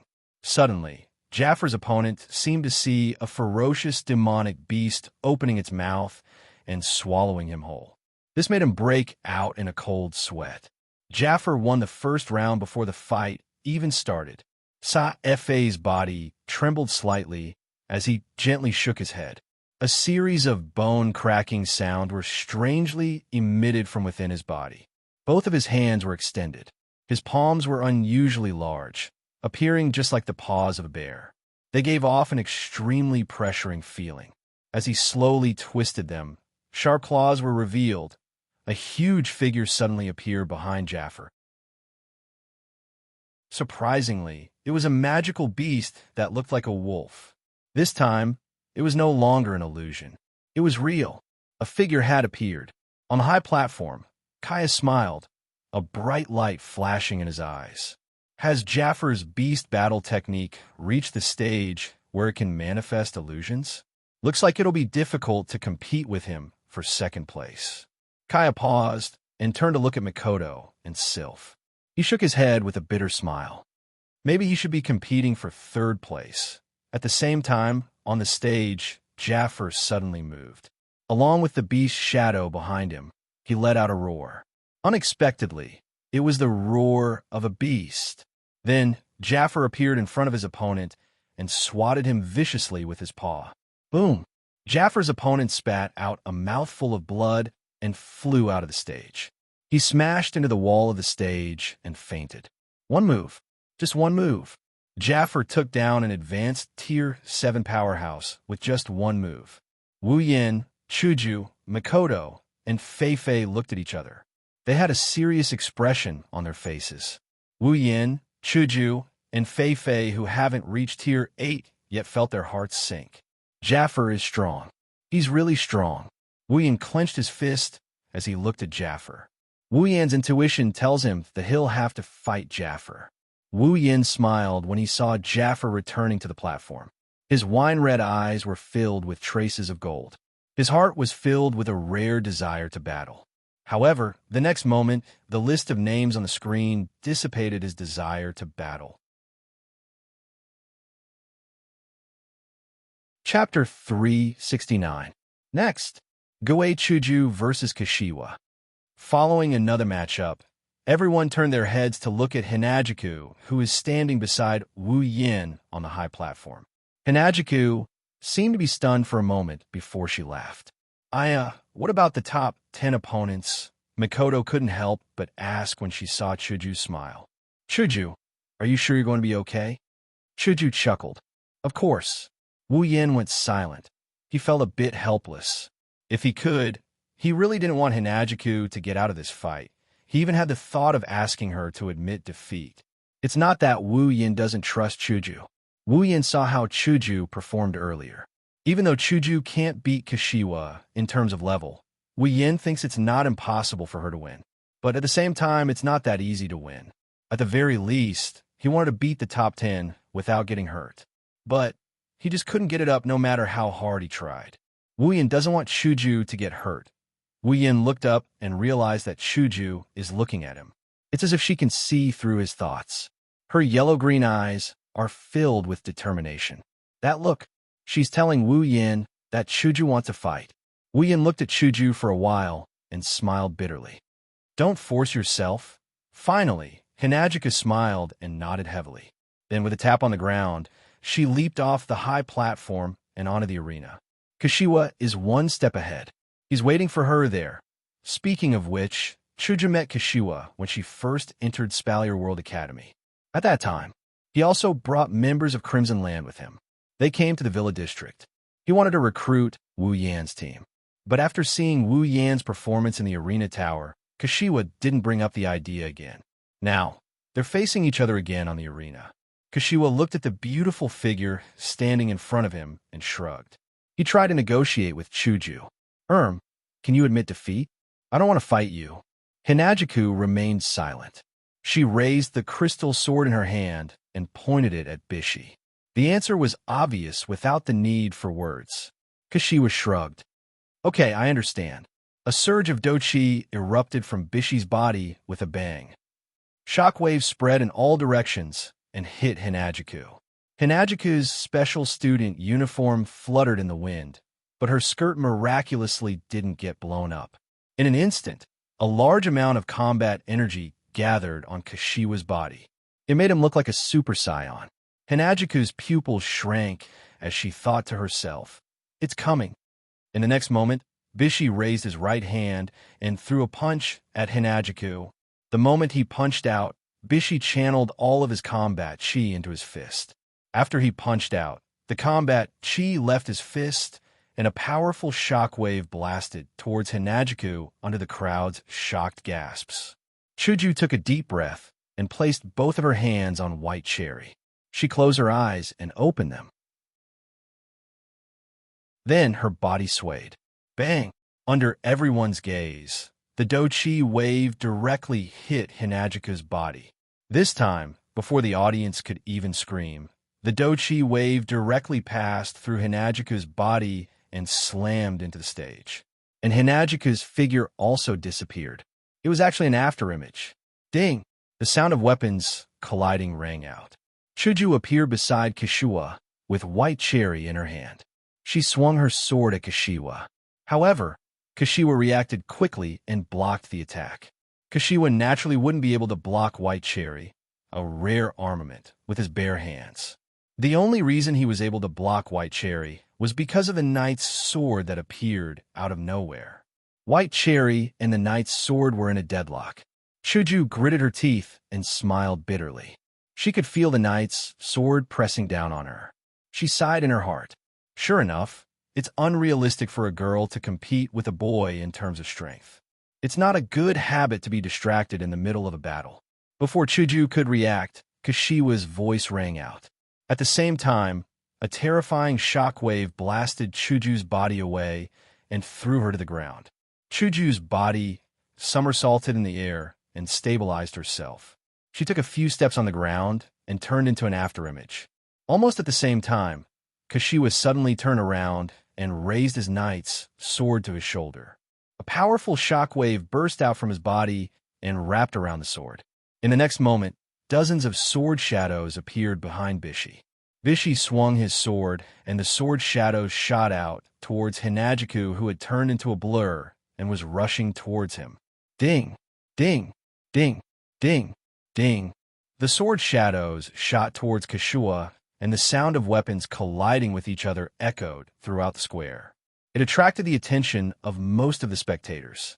Seeing that Chuju was able to fight Kashiwa to this extent, the spectators cheered loudly. This made Kashiwa smile bitterly. Sure enough, the treatment of a beautiful girl is different. With that thought in mind, Kashiwa swung his knight's sword again and shot out a large number of sword shadows towards Chuju. From the looks of it, Kashiwa wants to kite Chuju and take her down. Chuju dodged the endless sword shadows at an extremely fast speed. She kept jumping up and down to get closer to Kashiwa. When she encountered a sword shadow that she couldn't dodge, she would use her White Cherry Blossom to knock it away. Those sword shadows may not be real, but they are still formed by Kashiwa's shockwave. If they hit, it would be no different from being pierced by a sharp weapon. However, Kashiwa gradually realized that his sword shadows didn't seem to be effective against Chuju. They didn't seem to be a threat at all. She was able to dodge them easily, and she was even getting closer to him. You want to play close combat? Kashiwa smirked as he watched Chuju getting closer to him. He reached out his right hand and scattered all the sword shadows. He then raised his knight's sword. I might be afraid of Jaffer, but if I'm still afraid of girl, then I'm not a man. Kashiwa slowly closed his eyes and unleashed his shockwave to cover the entire square. It's as if he wants to use his shockwave to replace his eyes. On Hinajiku's side, the sword shadows suddenly stopped and disappeared. Hinajiku couldn't help but be stunned for a moment when the shadows disappeared. Chance! Bishi opened his eyes and saw Hinajiku in a daze. In a flash, he appeared in front of Hinajiku and swung his sword at a strange angle towards Hinajika's body. The knight's sword whistled through the air, and the sound of wind breaking rang in Chuju's ears. Chuju's pupil shrank as she realized her mistake. Chuju bit the tip of her tongue and forced herself to react. Then, Chuju finally moved. Kashiwa's knight's sword was less than a centimeter away from Chuju's body. Kashiwa was about to tilt his sword when Chuju turned her body. The beautiful crystal sword followed Chuju's movement and drew a beautiful arc in the air. Then, it appeared in front of Kashiwa's knight's sword. Under such circumstances, Chuju's quick action allowed her to block Kashiwa's attack. Kashiwa couldn't help but praise. If Chuju had raised her sword to block Kashiwa's attack, it would have been too late.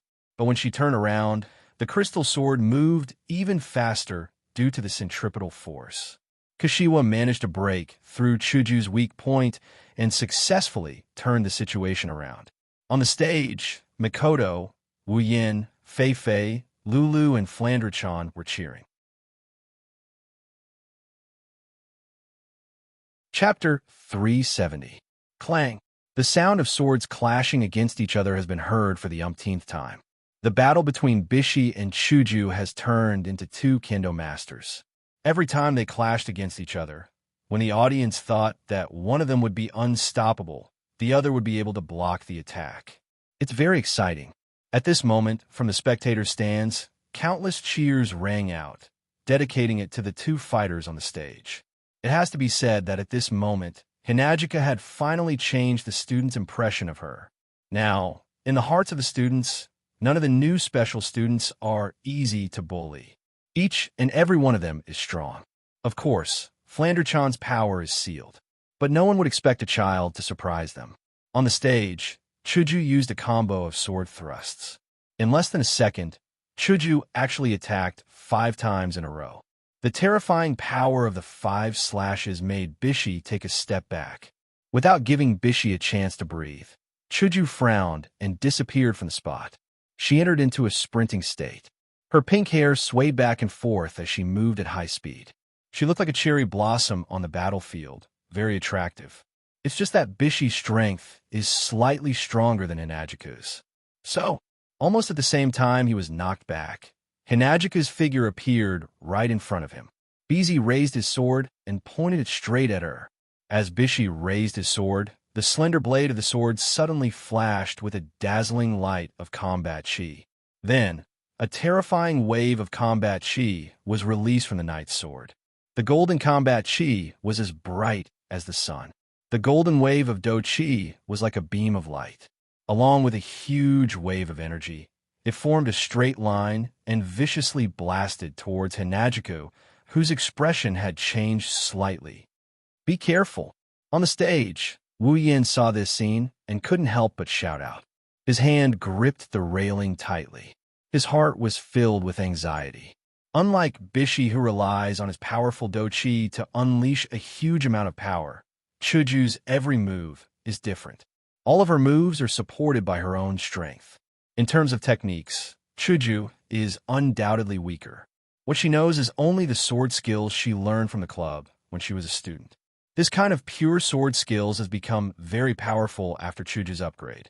However, while pure sword skills can unleash a great amount of power, its drawbacks are very obvious. She must get close to the opponent, and there's not much mystery behind it. That's why Hinajika might not be able to handle Bishi's attack with his do chi support. That's why I'm worried. As if she felt Wu Yan's gaze, Chuju couldn't help but turn her head to look at Wu Yan. Naturally, she saw the worry on Wu Yan's face. At this moment, it's as if time has stopped. Chuju, who is exposed to the wave of do chi, is staring at Wu Yan.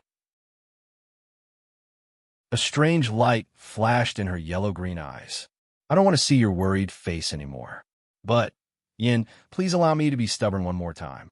Under the reflection of the do chi wave, a determined look flashed across Hinajika's face, and the white cherry sword in her hand suddenly flashed with a thick flash of sword light. Huh! Hinajika snorted. Grabbing white cherry, she retreated instead of advancing. Under the shocked gazes of the audience, the crystal sword in her hand violently slashed towards the incoming do chi wave. Chuju, Wu Yin, Mikoto, Fei Fei, Lulu, and the others couldn't help but exclaim. Bang! The wave of do chi collided with the crystal sword. The terrifying force made Chuju groan. Even her chest felt a little stuffy. However, Chuju didn't back down. Instead, she shouted again. She stomped her feet on the ground, and with both hands on the hilt, she pushed forward with all her might. Under Chuju's forceful push, the edge of the wave of do chi that made contact with the crystal sword actually cracked open. Oi, oi, oi, are you kidding me? Bishy's jaw dropped as he watched his own do-chi being torn apart. He had a bad feeling about this. Before Bishy could react, Chuju, who was under the attack of the wave of do-chi, once again gritted her teeth. With a loud shout, the crystal sword in her hand fiercely pierced downwards. Chi! The wave of do-chi was cut in half by the crystal sword like a rag. The two halves of the wave of do-chi flew past Chuju and into the distance. Bishy almost cursed out loud. What kind of joke is this? He released his do-chi with all his strength, and it was cut in half like a rag. No one would be able to stay calm if they were in his shoes. Bishy didn't even notice that Chuju didn't stop her actions. Chuju loosened her grip on the wave of do-chi. As a result, Chuju's white cherry didn't slow down and it flew straight towards Bishy. Bishy's expression changed, and he quickly retreated. But this time, Bishy was facing the same situation as Chuju. It's too late to retreat now. The crystal sword's tip pierced towards Bishy's pupils. Bishy's pupils shrunk to the size of the crystal sword's tip. In an instant, Bishy didn't have enough time to raise his sword. He wanted to mimic Chuju and turn around, but he wasn't as agile as her. That's why Bishy could only use all of his do-chi. Ignoring the burden on his body, he ignited his do-chi and used it to blow away the incoming crystal sword. It must be said that this method was not bad. After all, the crystal sword was thrown by Hinajiku. It did not have that much power, so it was easily blown away. But if Bishy could think of this, how could Chuju not think of it? Pa! When this sound entered Bishy's ears, everything was set in stone. Bishy's expression changed when he saw Chuju suddenly appearing in front of him and holding the crystal sword in her hand. In the next moment, Chuju's crystal sword slammed into his body. Bang!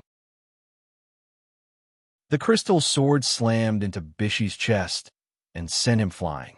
He landed on the ground not far away. Bishy endured the pain in his chest and got up from the ground. The crystal sword appeared in front of him again, but this time, it's pointing at his forehead. The entire place went silent. Bishy stared blankly at the crystal sword in front of him and the pale-faced Hinajiku, who was holding the sword with only one hand. He couldn't help but let out a bitter laugh and said bitterly, "I lost." The words "I've lost" reverberated in the silent square. The audience looked at each other, and then they cheered loudly. At this moment, Chuju won everyone's cheers. Phew! Everyone on the stage let out a sigh of relief. They looked at each other and smiled. What a nimble little girl. The Thunder King couldn't help but laugh. She's not weak, and she's smart. She knows how to use strange moves. Not bad. I knew it. Those who are with her are not simple people. The group of higher-ups also nodded slowly, as if they were praising Hinajiku. Lei Wang stood up and announced, "Gue Chuju wins this match." The audience cheered when they heard Lei Wang's announcement. Another person who could be ranked in the top 10 has appeared in front of them. Moreover, she's a newcomer. At the same time, Chuju received hugs and cheers from her friends. Wu Yan's heart ached when he saw Chuju's pale face. He reached out and caressed her face. "Rest well." Hinajika nodded and smiled. She closed her eyes and rubbed against Wu Yan's hand that is caressing her face. Chapter 371. The cheers were still ringing in the air. Hinajiku and Bishy's battle had brought the atmosphere to its climax. Even the contestants on the stage were burning with passion. They couldn't wait to get down the stage and have a good fight. Towards the end, the spectators couldn't tell who they were cheering for. They just kept on giving vent to the passion in their hearts. They didn't even look at who they were cheering for. After this academy competition, I'm afraid that many people's throats will need to be treated.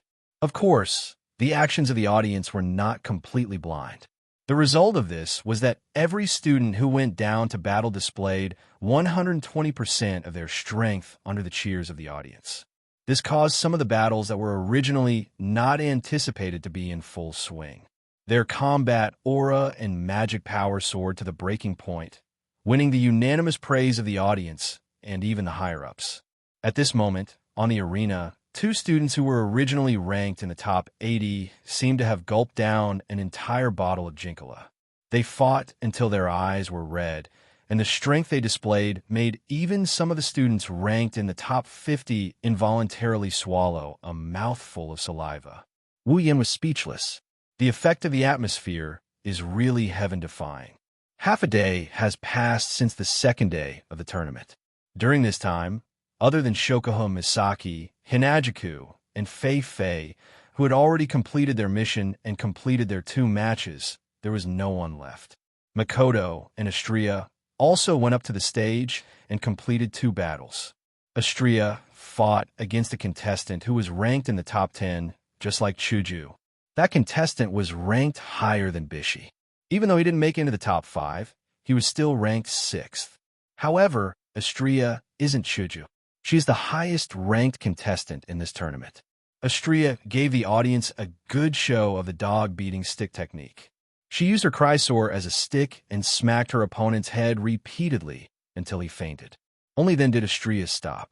This scene, naturally, it also caused the top 10 experts to feel a chill in their hearts. It wasn't just because of Astria's strength. It was also because of Astria's relentless fighting spirit. This caused them to look at each other in dismay. They couldn't help but rejoice in their hearts. Fortunately, the opponent had already finished 2 rounds.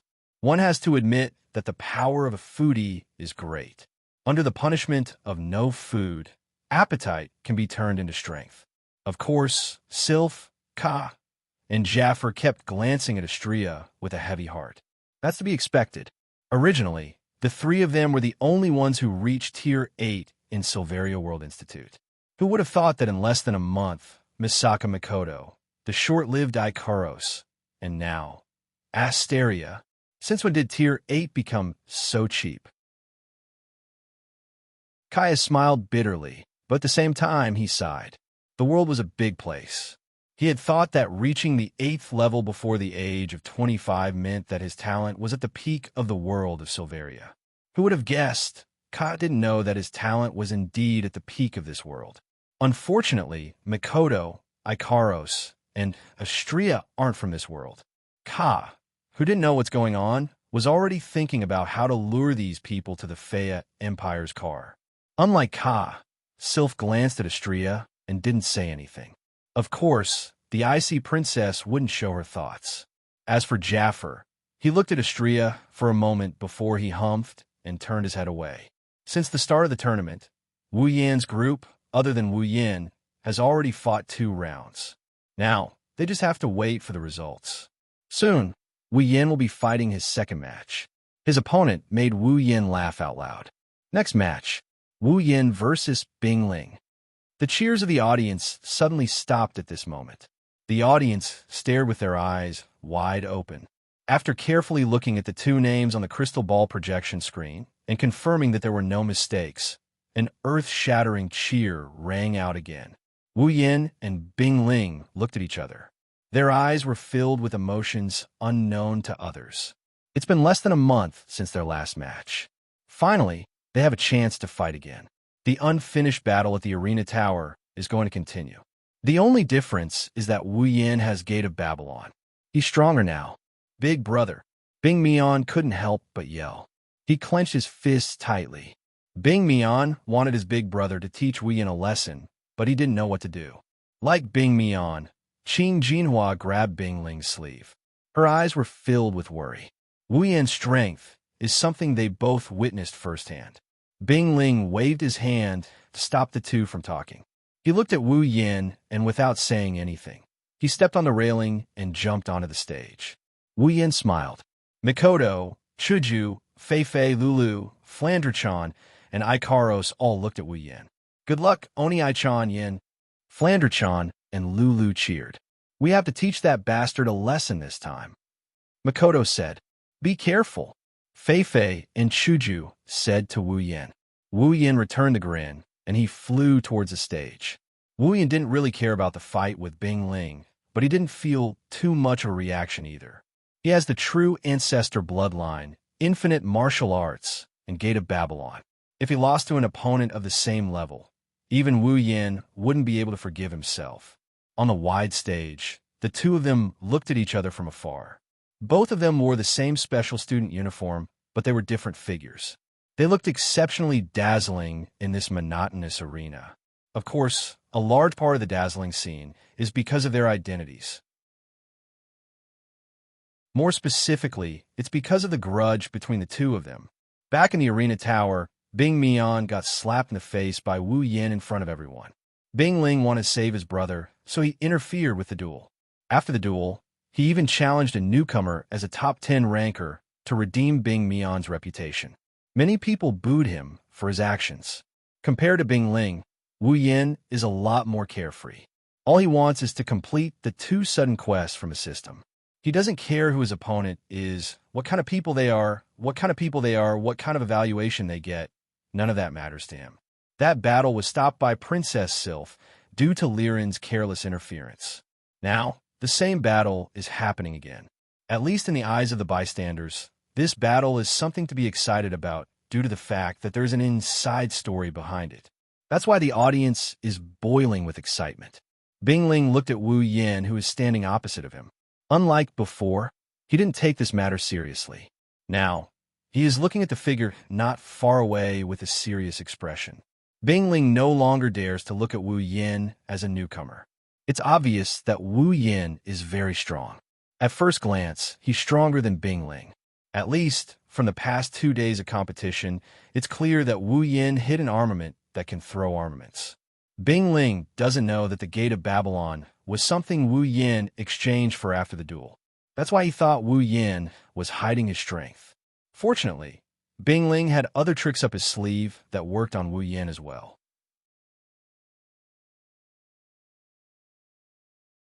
Chapter 372. Bing Ling raised his head, and he looked at Wu Yin, who had an indifferent look on his face.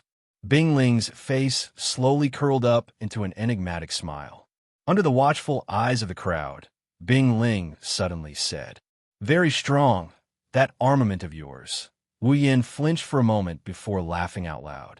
"Oh, you can tell that it's an armament? No wonder you're in the top 10 of the academy." Bing Ling glanced at Wu Yin and continued, "To be honest, even I don't have the confidence to deal with that armament of yours. Whether it's strength, speed, or defense, it's not bad at all. It even has recovery ability. It's really troublesome." Wu Yin frowned and looked at Bing Ling. This guy, why is he saying this? Does he have the personality to boost the morale of others and diminish his own? As if he saw through Wu Yan's thoughts, Bing Ling shook his head and laughed out loud. "Wu Yin, that armament of yours is troublesome, but that's all there is to it. Against me, no. Against the Saito family's Ice Do Chi, you shouldn't have used an armament." After saying that, Bing Ling's eyes flashed. She flipped her hands, and 2 icy blue daggers appeared in her hands. They glowed with a chilling light. They were Bing Ling's rare armament. The dagger in the ice spirit's hand spun in all kinds of dazzling arcs. It was like 2 auroras, nimbly streaking across the void, and then slowly intertwining with each other.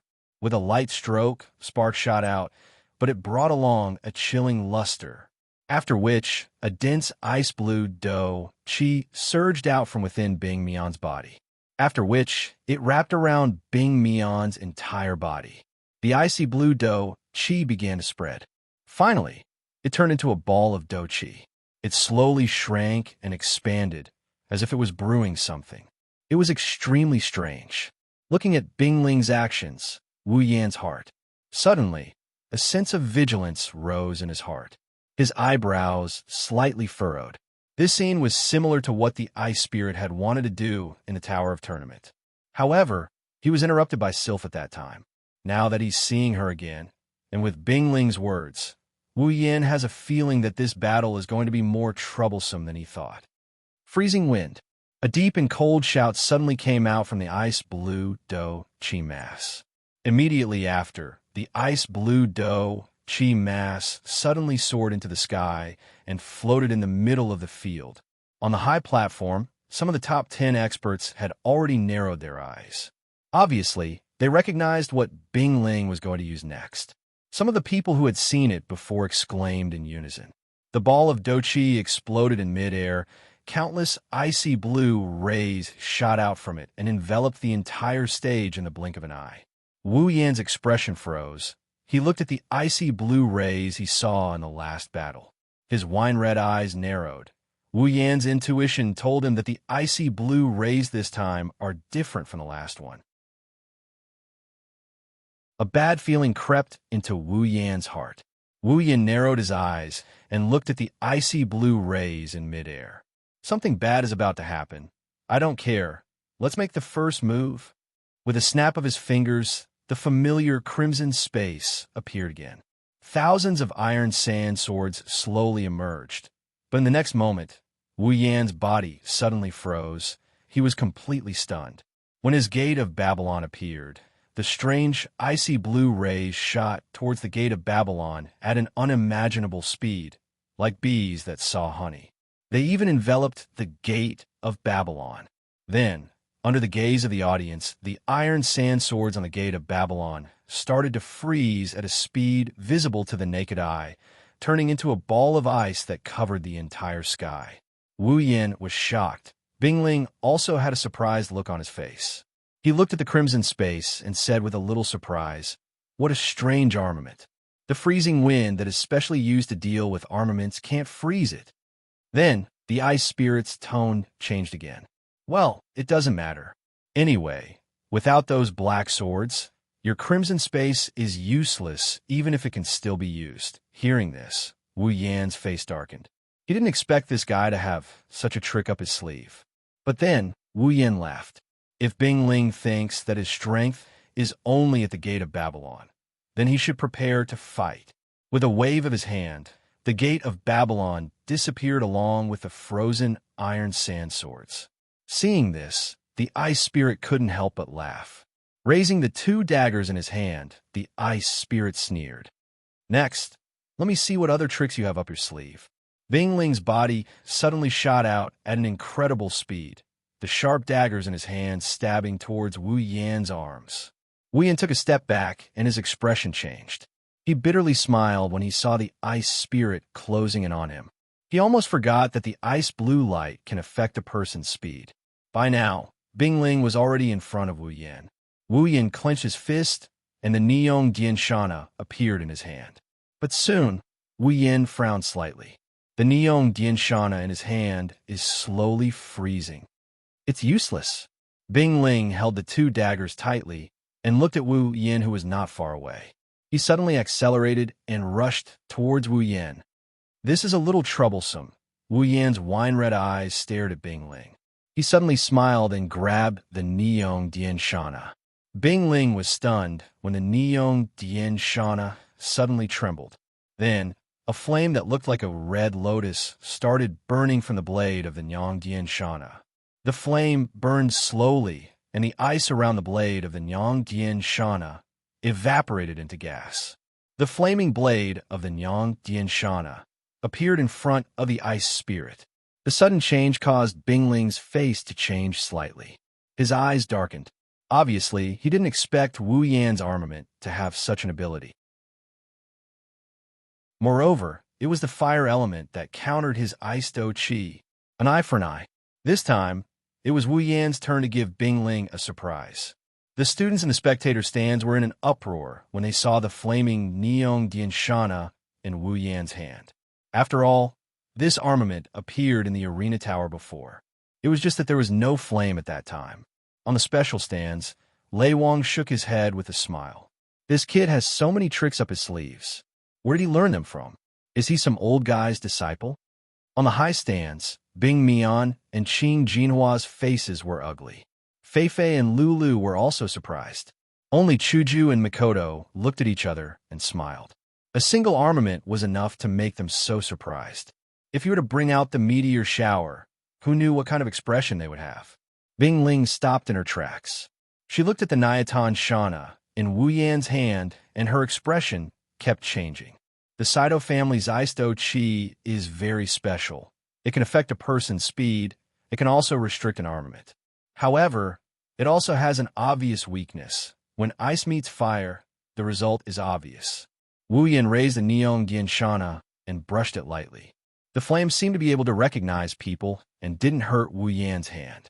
Wu Yan grinned as he looked at Bing Ling. A glint flashed across his eyes. "Sa, Don't stop, continue. Wu Yin appeared in front of Bing Ling in an instant.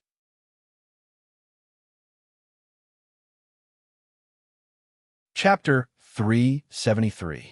When the blurry shadow appeared in Bing Ling's eyes, he quickly moved his left foot. His body moved like an ice skater as he nimbly dodged across the floor. As Bing Ling dodged, the burning red lotus fire brushed past his face. The scorching flames brushed past Bing Ling's face, causing his face to burn with heat. However, in the next moment, Dianzhan Na suddenly paused. Its downward slash stopped abruptly. The sword twisted and changed from a slash to a sweep. It swept towards Bing Ling's waist. Wu Yan's sudden change in attack was far beyond Bing Ling's expectations. Hence, when Dianzhan Na changed its direction, his face broke out in cold sweat. At this critical moment, the icy blue light that covered the arena automatically slid down and brushed past Dianzhan Na's sword, causing an icy mist to form on Dianzhan Na. Although it quickly disappeared under the red lotus flame, it still caused Dianzhan Na to pause for a moment, allowing Bing Ling to dodge. Bing Ling's expression turned vicious. His body suddenly crouched, and his body flashed strangely. In an instant, he appeared under Wu Yan. His arms shook, and the icy blue dagger with a cold gust of wind pierced towards Wu Yan's chest. Bang! Just as the dagger was about to reach Wu Yan's body, a strong flame suddenly ignited on Dianzhan Na. It caused the Do Qi on Bing Ling's dagger to become sluggish. Wu Yan borrowed the force and leaped backwards, escaping Bing Ling's attack range. Bing Ling's mouth twitched. He originally planned to use his Ice Do Qi to restrain Wu Yan's armament. Who would have thought that Wu Yan's armament would restrain his Ice Do Qi instead? This battle was so depressing. The Ice Spirit was the only one who knew. However, in the eyes of the bystanders, this battle was like a lightning strike. It was abnormally dangerous and exciting. The crowd was instantly mesmerized by this exciting battle. Their eyes were burning hot. Cheers could be heard everywhere. Wu Yan, on the other hand, was frowning slightly. Looking at the floating ice blue light, he felt a little helpless. These icy blue streamers not only restricted his gate of Babylon, but also affected his speed. And from the scene just now, they seemed to have the ability to protect their owner, which really surprised Wu Yan. Wu Yan didn't know that there would be so many restrictions when fighting with the Ice Spirit. Ice Do Qi is really annoying. Wu Yan's eyes flickered. Looking at the ice blue flowing light on the battlefield, he felt a little impatient. In a battle with so many restrictions, the one who should be depressed should be him. A golden light flashed in his eyes, and an electric arc flashed on Wu Yan's forehead. However, Wu Yan suddenly paused, and the golden light in his eyes disappeared. He glanced at the flames on the Dianzhan sword, and an idea popped into his mind. Since these icy blue streaks of light couldn't be dealt with by physical attacks, could they be destroyed by flames that could restrain them? Moreover, he could also test the power of the Dianzhan sword, which had become a treasure artifact. With this thought in mind, Wu Yan didn't hesitate. The Dianzhan sword in his hand trembled slightly. Immediately, tiny red lotus flames flashed out from the sword, and with the appearance of these flames, the temperature of the battlefield suddenly rose by a lot. On the opposite side, the Ice Spirit looked at the dozens of red lotus flames, and his expression changed slightly. His heart sank a little. Originally, he thought that the flames were just an additional effect of Wu Yan's armament. He didn't expect that they could be controlled. At this moment, Wu Yan also moved. Wu Yan raised the Dianzhan sword horizontally above his chest. He looked at the small red lotus flames on the sword, and with a flick of his finger, more than a dozen tiny red lotus flames shot toward the battlefield. Feeling the terrifying temperature of the oncoming red lotus flames, Bing Ling retracted his daggers and twisted his body to dodge. However, the red lotus flames did not directly attack Bing Ling. Instead, they rapidly shuttled back and forth above the arena. Following the red lotus flames' actions, the icy blue flowing light that enveloped the entire arena began to shrink at a speed visible to the naked eye due to the terrifying temperature. The ice spirit's expression changed drastically. On the high platform, Bing Mian and Qing Jinhua exclaimed when they saw the shrinking, icy blue streaks of light. Sylph, Kaya, Jaffer, and the others withdrew their gazes as if they already knew the outcome. To be honest, this method isn't that rare. Anyone with a brain problem would know that one must use fire to deal with ice. However, those who tried to use fire to deal with the ice spirit's icy blue streaks of light ended up in a pitiful state. Their flames aren't as hot as Wu Yan's red lotus flames. Before they could extinguish the streaks of light, they were defeated by the ice spirit before they could do anything. The ice spirit knows the weakness of his ice do chi. That's why he would usually choose to end the battle as quickly as possible. That's exactly what he's thinking right now. He wants to defeat Wu Yan before Wu Yan extinguishes the streaks of light. However, just as the ice spirit had this thought, he heard a slight gust of wind. Then, a blurry black figure appeared in front of him. The ice spirit's expression changed again and again. At this time, Wu Yan's Nin Temple Shana is already swinging down with a ferocious force. The ice spirit's eyes sharpened as he swung his daggers. Instantly, an icy blue streak of light fell from the sky and collided with the Nin Temple Shana. The moment the two collided, the Nin Temple Shana shattered the icy blue streak of light into a mist. However, when the Nin Temple Shana landed on the ground, the ice spirit had already retreated. Then, Wu Yan saw the ice spirit, who had retreated a few steps, pounce at him again with lightning speed. The daggers were spinning rapidly between his fingers. They were like two poisonous snakes that could easily kill a person as they cut through the air. Wu Yan raised his eyebrows when he saw that the ice spirit had chosen to charge at him head-on. He tightened his grip on the Nin Temple Shana and smiled faintly. Then, the Nin Temple Shana viciously stabbed forward.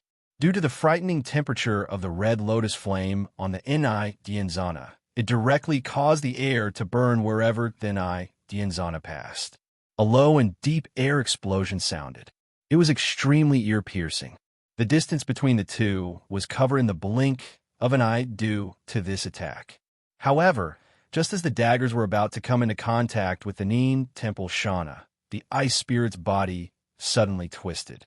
His body moved in a strange manner, sticking close to the Nin Temple Shana as he appeared at the spot where Wu Yan was holding the sword.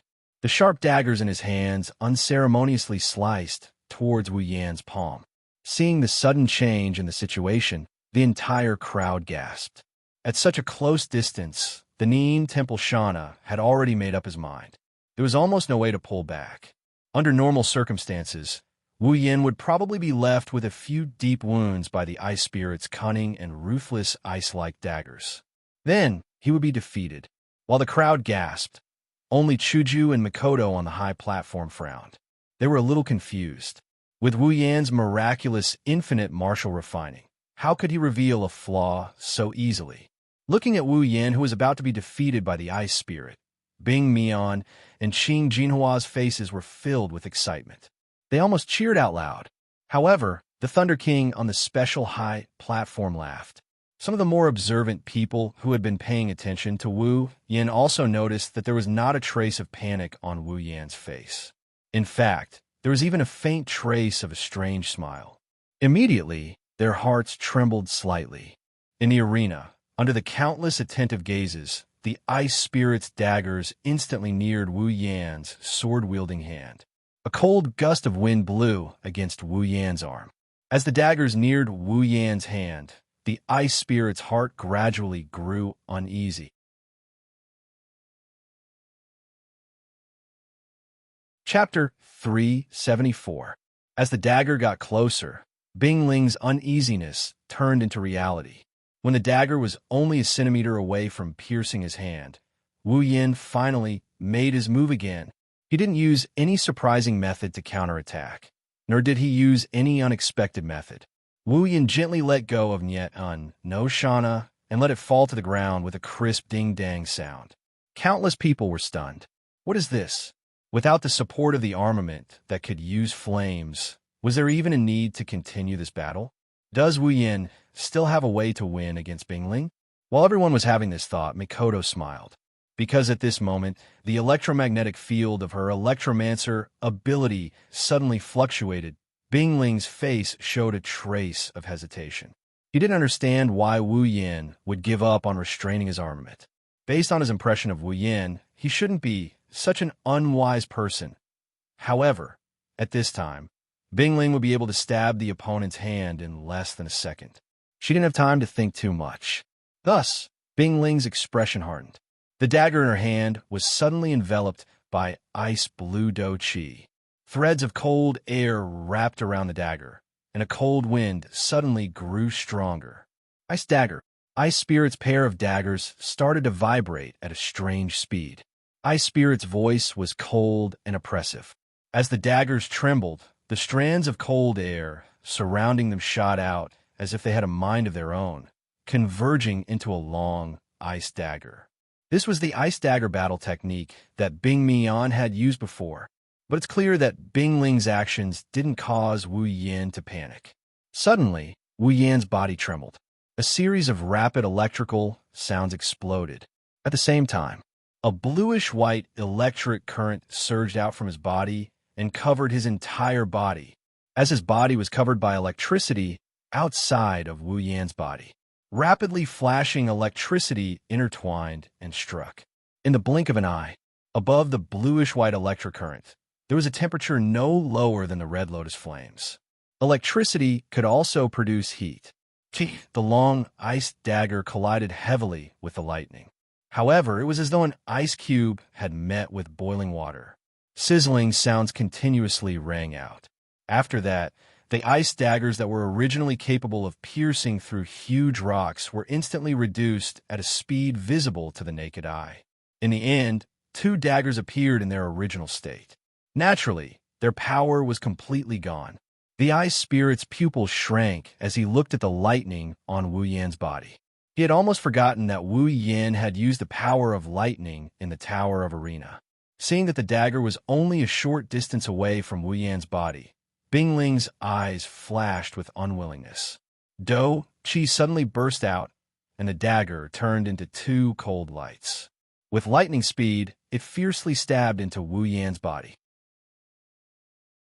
However, in exchange for the dagger's stab, 2 clear metallic sounds rang out. This caused Bingling's heart to shrink, and an expression of disbelief appeared on his face. Because in front of the dagger, there were 2 iron sand swords that suddenly appeared from Wu Yan's side.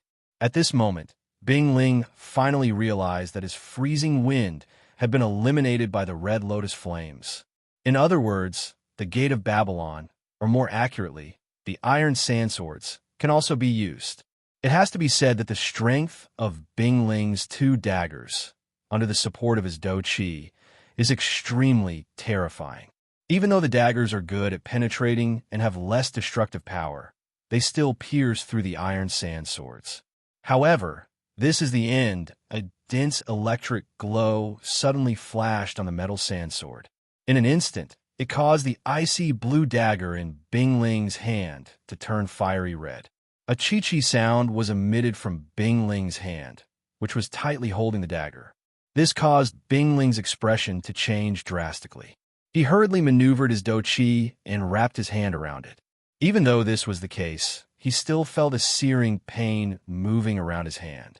He viciously pushed the dagger in his hand, but it did not move an inch forward. Helplessly, Bingling could only let go of the dagger and retreat. As he retreated, his eyes were still fixed on Wu Yan, who was wrapped in lightning, and his heart was filled with anger. The lightning that enveloped Wu Yan's body suddenly dissipated, revealing Wu Yan's figure. However, when Bingling saw Wu Yan's figure clearly, his angry expression immediately darkened. At this moment, one of Wu Yan's hands was stretched straight towards him. Moreover, Wu Yan even made a finger-snapping gesture. He looked at Bingling with a mocking expression. This caused Bingling to feel a chill down his spine. Seeing Wu Yan's appearance, Bingling, who was rapidly retreating, felt his heart tremble. His body suddenly stopped. At this moment, Wu Yin suddenly snapped his fingers. A soft but unusually clear snapping sound rang out in the entire square. Gate of Babylon. A soft whisper slowly came out from Wu Yan's mouth. It was like a circle of sound waves that stirred up ripples. The ripples spread out like lightning and instantly covered everything behind Wu Yan. Under Bing Ling's shocked gaze, the crimson space that covered the entire square appeared once again. At the same time, black iron sand swords extended from the Gate of Babylon and pointed at Bing Ling from afar. A chill suddenly spread from Bing Ling's spine, causing his entire body to feel cold. Even his hands and feet turned cold. In the next moment, Wu Yan's hand also swung down. An endless stream of iron sand swords covered Bing Ling's body like raindrops. Bing Ling roared and mobilized all his Do Qi to cover his entire body. The black sword slammed into Bing Ling's body, causing Bing Ling's face to turn pale. His chest felt heavy, and a trace of blood slowly flowed out from the corner of his mouth. Under the barrage of attacks from the iron sand swords, Bing Ling was finally injured, and it was not light. Of course, if he did not have Do Qi to protect his body, it would not be as simple as just being injured. However, Bing Ling did not rejoice. Instead, his face changed greatly because Wu Yan's figure had already appeared in front of him like a ghost. Looking at this scene, the hearts of everyone present suddenly rose. A portion of the people's mouths had already formed the shape of a cry of surprise. Looking at the shocked Bing Ling in front of him, Wu Yan said softly, causing Bing Ling's face to turn completely pale, "You've lost. I've won." After saying this, Wu Yan's eyes focused. An extremely strong gust of wind emerged from his hand, accompanied by a low explosive sound that resounded throughout the square. Lightning fist! No!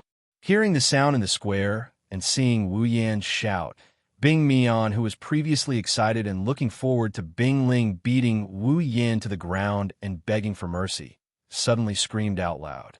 Qing Jinhua's cheeks instantly turned pale and her mouth kept muttering, "How is this possible?" Under the watchful eyes of the crowd, the fist, which was wrapped in lightning, seemed to break through the barriers of space. It carried an unparalleled force and power as it heavily smashed into the chest of the shocked Bing Ling. An earth-shattering force, along with the power of lightning, surged out wildly. Bang! When the intense pain came, Bing Ling's shocked face flushed red. A mouthful of bright red blood violently spurted out from his mouth. His body flew backwards as if he had suffered a heavy blow. In the end, he landed heavily on the ground outside the square, causing cracks to appear on the ground. Bing Ling's face was deathly pale. All the strength in his body seemed to have left him at this moment, causing him to be unable to stand up from the ground.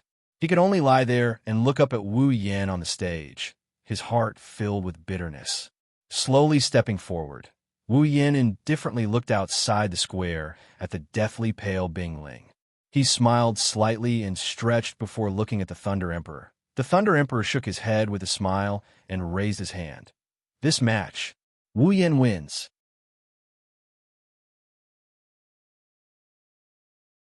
Chapter 376.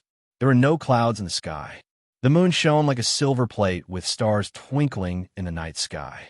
Moonlight shone down from the sky and covered the entire Silveria World Institute with a layer of silver gauze. Even if it was nighttime, it wouldn't be as cold as one would imagine. It was only the second round of the Academy tournament, and it was already so exciting that it made their hearts so restless. If it was the third round, when the real battles between the top 10 powerhouses began, wouldn't it be even worse? At this moment, they were already secretly looking forward to the third round of the Academy tournament. Apart from these students, the contestants were the same. They couldn't sleep. Among them, the leaders of the major forces were vexed. They were vexed that they couldn't enter the top 10. What was it about them that they couldn't compete with others? However, some of them knew clearly in their hearts. They were bitter. Why did so many powerful newcomers appear at this time? They knew it wasn't that they weren't strong enough. It was just that there were too many assassins this year. They used to occupy the top 10 spots, but now, apart from Sylph, Ka, and Jaffer, there was only one assassin left in the top 10. Enter the top 10 after this tournament. The Spalier world won't be peaceful anymore. Because the Spalier World Academy is a gathering of the geniuses from all over the Spalier world. Their ranking is equivalent to their status in this world. Look at the top 10 in the past. They were born in the 3 great clans of the 3 empires. Being in the top 10 is a testament to their strength. This also proved that their clan was at the pinnacle of the continent. At the same time, it also reflected their clan's status compared to other clans. How is it today? They lost this position, and it's the same as covering their clans with a thick layer of black ash. If one really wanted to be particular about it, it could be big or small. Therefore, the narrow-minded among them had already begun to hate Wu Yin and the others, while those who understood the reason from the beginning to the end gritted their teeth and vowed to take back the glory of the past. Of course, whether or not it could be realized was another matter altogether. On the other hand, those who didn't have powerful clans, or those whose clans weren't that influential, didn't have so many worries. Right now, they were already thinking about where they would be placed in the next ranking. Sylph, Kaya, Jaffer, and Feifei didn't know about those who made it to the top 10. Wu Yin, on the other hand, was sleeping soundly as if this matter had nothing to do with him. However, Wu Yin was different. He couldn't fall asleep that night. In a villa district, on the rooftop of one of the villas, there was a figure sitting there as he looked up at the sky. His wine-red eyes were filled with a strange light. At this moment, his face, which was not considered handsome, became very attractive. The figure bathed in the night was like an emissary of the night. Even in this desolate place, he appeared so harmonious. He had completely integrated himself into the environment. It was as if he was born to stay in the night. This is to be expected. Night is the territory of vampires, the world of vampires, the time when vampires are active.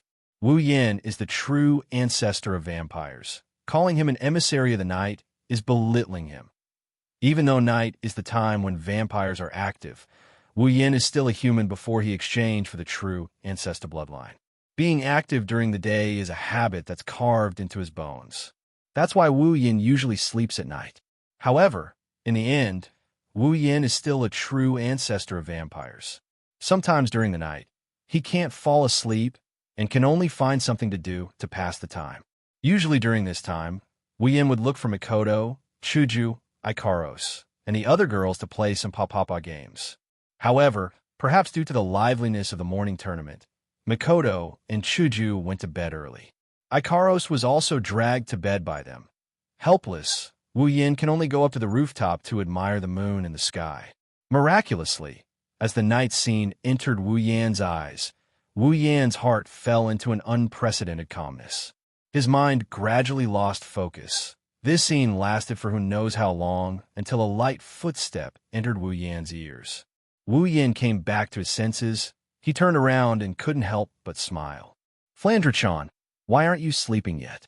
It's not good for a child to not sleep at night. Flandre-chan is wearing a cute red and white striped pajamas. Her light yellow hair is swaying gently in the wind. On her head is a beret that never changes. With the cute pajamas, it's like a nightcap, making Flandre-chan even more adorable. Flandre-chan is maintaining her tiptoeing posture in front of Wu Yin. It seems like she's planning to surprise Wu Yin and surprise him. Her little face is full of resentment at being discovered. Wu Yin can't help but find it funny. Even though it's the middle of the night, Wu Yan's comment about children not sleeping at night was just a joke. Flandre-chan is also a vampire. She's been influenced by him to sleep at night and move around during the day. However, vampires are still vampires. Just like Wu Yin, there's still a chance that they won't be able to sleep at night. Hee big bro found out. Flandre-chan stuck out her tongue and scratched her head in embarrassment. She then jumped up and sat in Wu Yan's arms.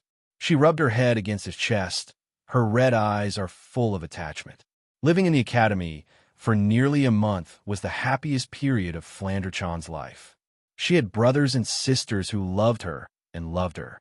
She also had Liren who played with her all over the place.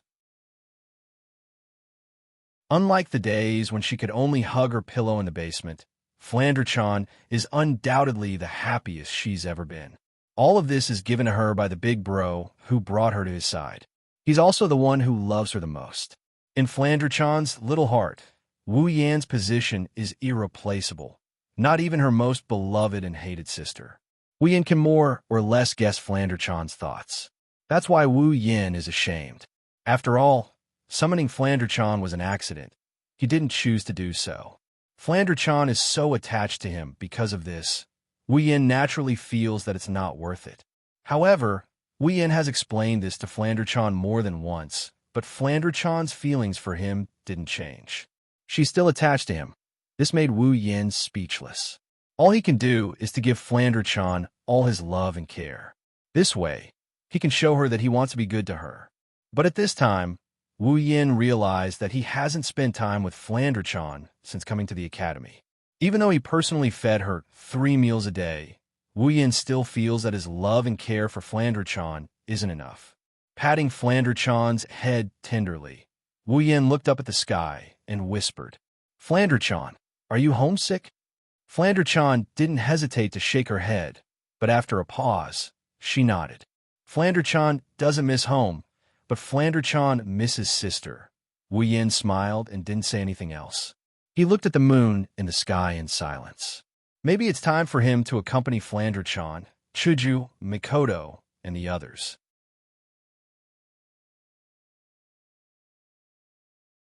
Chapter 377. On the second day, the Spalier World Academy wasn't as lively as it was 2 days ago.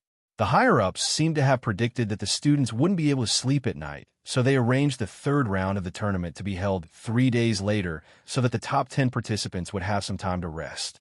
Therefore, the students who had been so excited last night all wanted to fall asleep at this time. Unfortunately, the heavens played a joke on them. Today, for some reason, the sun went crazy early in the morning.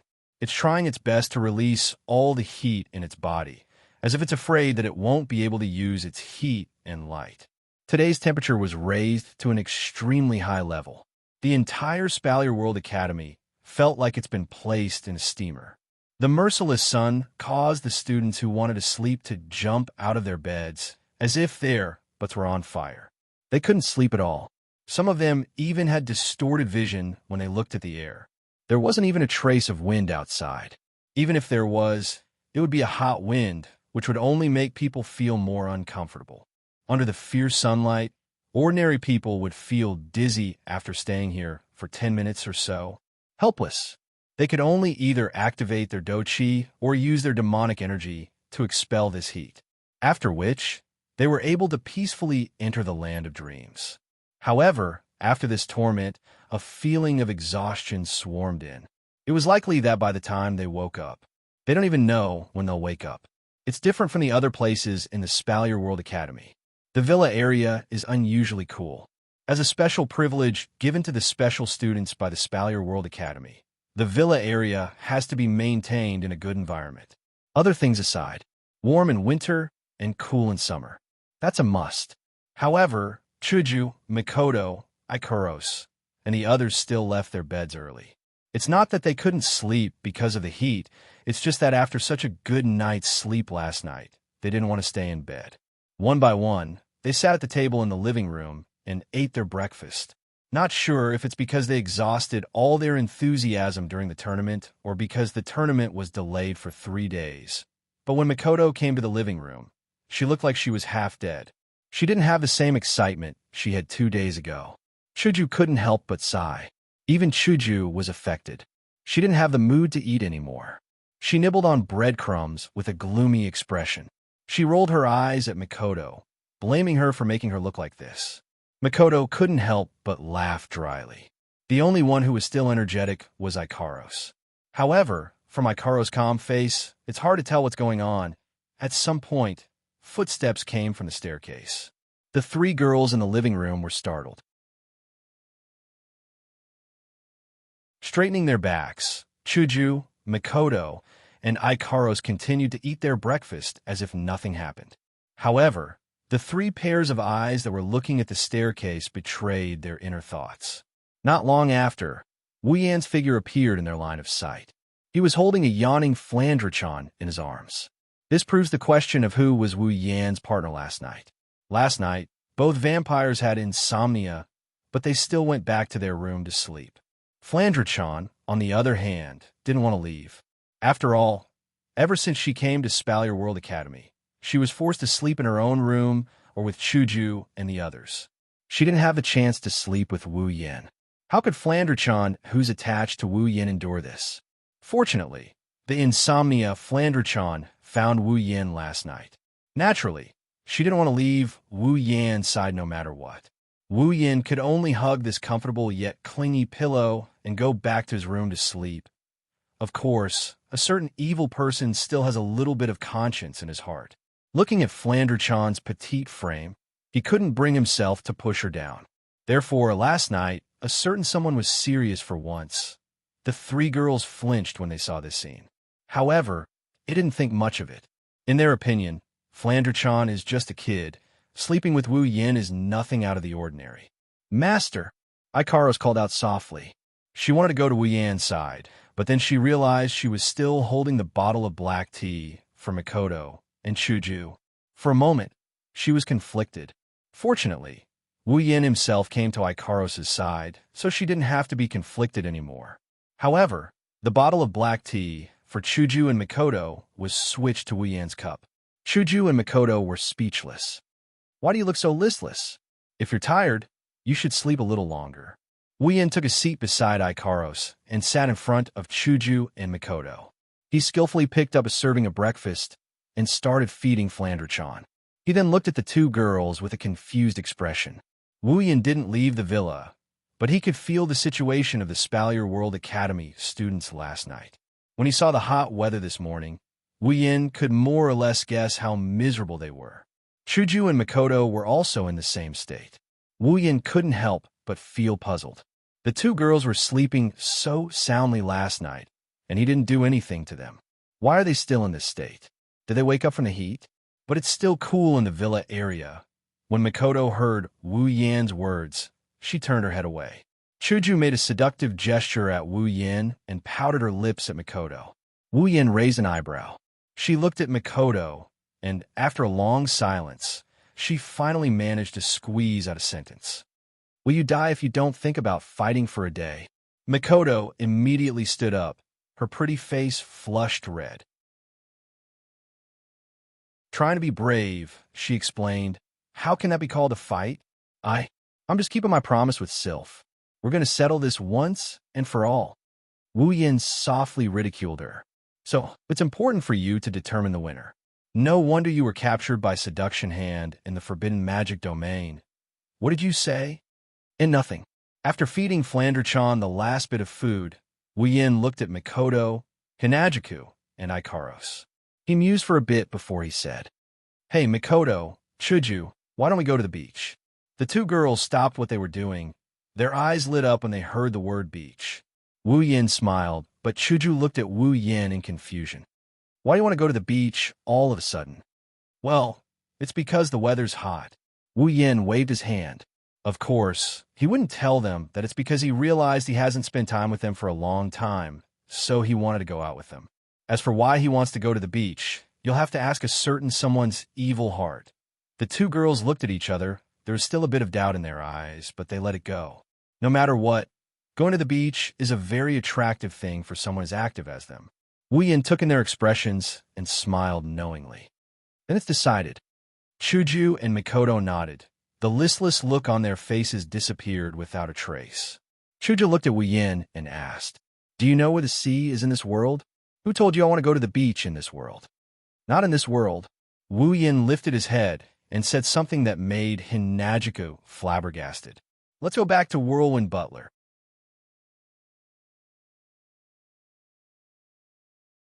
Chapter 378. Spalier World Academy occupies a vast area. It's even larger than Academy City. That's to be expected. After all, there are more than 10 million people in Spalier World Academy. How can it accommodate so many people if it doesn't occupy a large area? The population of Academy City is only about 3 million. If it weren't for the dazzling array of experimental measures and laboratories, I'm afraid there would be a lot of empty land in Academy City. The same goes for Silverio World Institute. Even though it has a much larger population than Academy City, it doesn't require a lot of space. The Arena Tower, the Merchant District, and the Free Trade District may take up a lot of space, but it's nothing compared to Silverio World Institute. As the Academy's land was mainly used to provide accommodation for the students, even though the population was over 10 million, there was still a lot of empty space. Naturally, these places would not be left unused. The Academy's higher-ups would selectively provide some empty space to students who needed it. For example, those from the Academy's forces. Forming a faction isn't something that can be done casually. It's still a faction. What's the point of forming a faction without cohesiveness? That's why when a faction is formed, it's important to provide a place for its members to gather. In other words, the problem of the faction's headquarters. If the Academy's higher-ups didn't provide the land, it would be impossible to form a faction. It's not that easy to form a faction in Spalier World Academy. Regardless of the size of the factions within the Academy, there would always be a headquarters. It was just a matter of the size of the headquarters.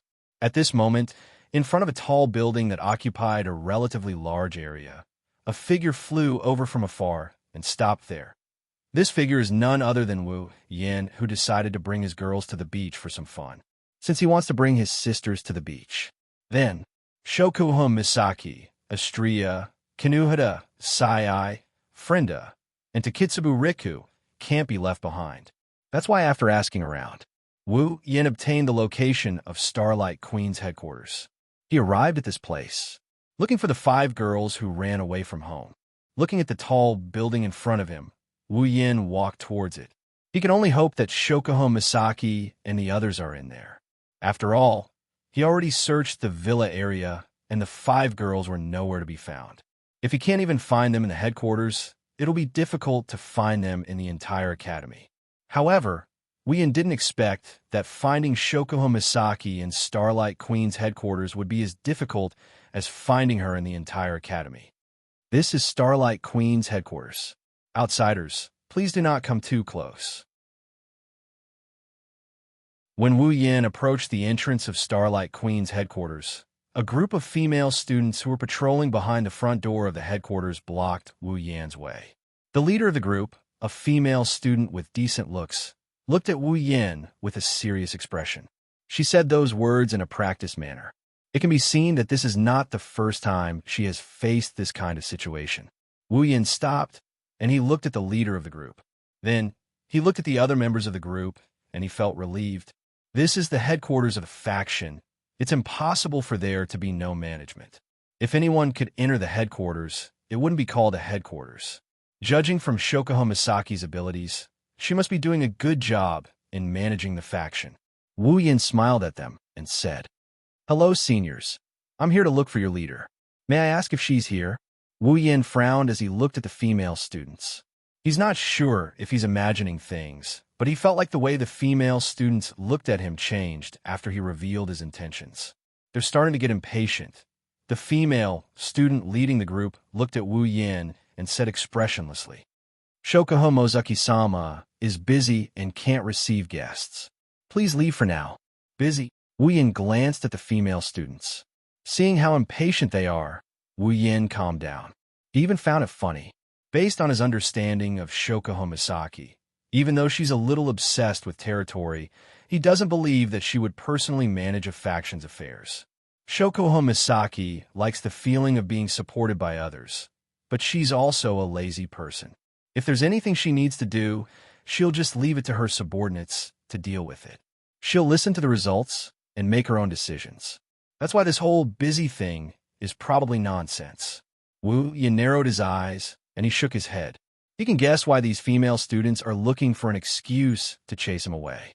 With Shokuho Misaki's popularity in Silverio World Institute, this patrol squad must have been annoyed by Shokuho Misaki's fans. They must have thought that Wu Yin is a fan who came to look for his idol. Wu Yin went straight to the point. "I'm a good friend of Shokuho Misaki-sama. Go in and tell her she'll come out to see me." Hearing this, the female students were stunned. Then, the impatience on their faces increased. The female student in the lead even waved her hand at him like she was shooing away flies. "Understood. We'll report to her after she's done with her affairs. You can go back now." Wu Yan's expression darkened. These girls didn't even take his words to heart. Judging by the looks of it, if he really leaves, they would forget about what he said. Report or whatever, that's out of the question. In fact, Wu Yan didn't know whether to laugh or cry. This is probably the downside of being popular. He said that they're good friends. It's likely that some of the fans will use it to their advantage. That's why Wu Yan didn't blame them. But he can't just leave like that. Does he have to force his way in? Lifting his head to look at the girls, he steeled his resolve to force his way in. Otherwise, these girls wouldn't let him in. Wu Yan smiled at them, and he disappeared from the spot. When he reappeared, he was already at the entrance of Starlight Queen's headquarters. The patrolling female students were shocked and furious. They wanted to capture Wu Yan, but the female student leader looked at Wu Yan's figure and thought of something.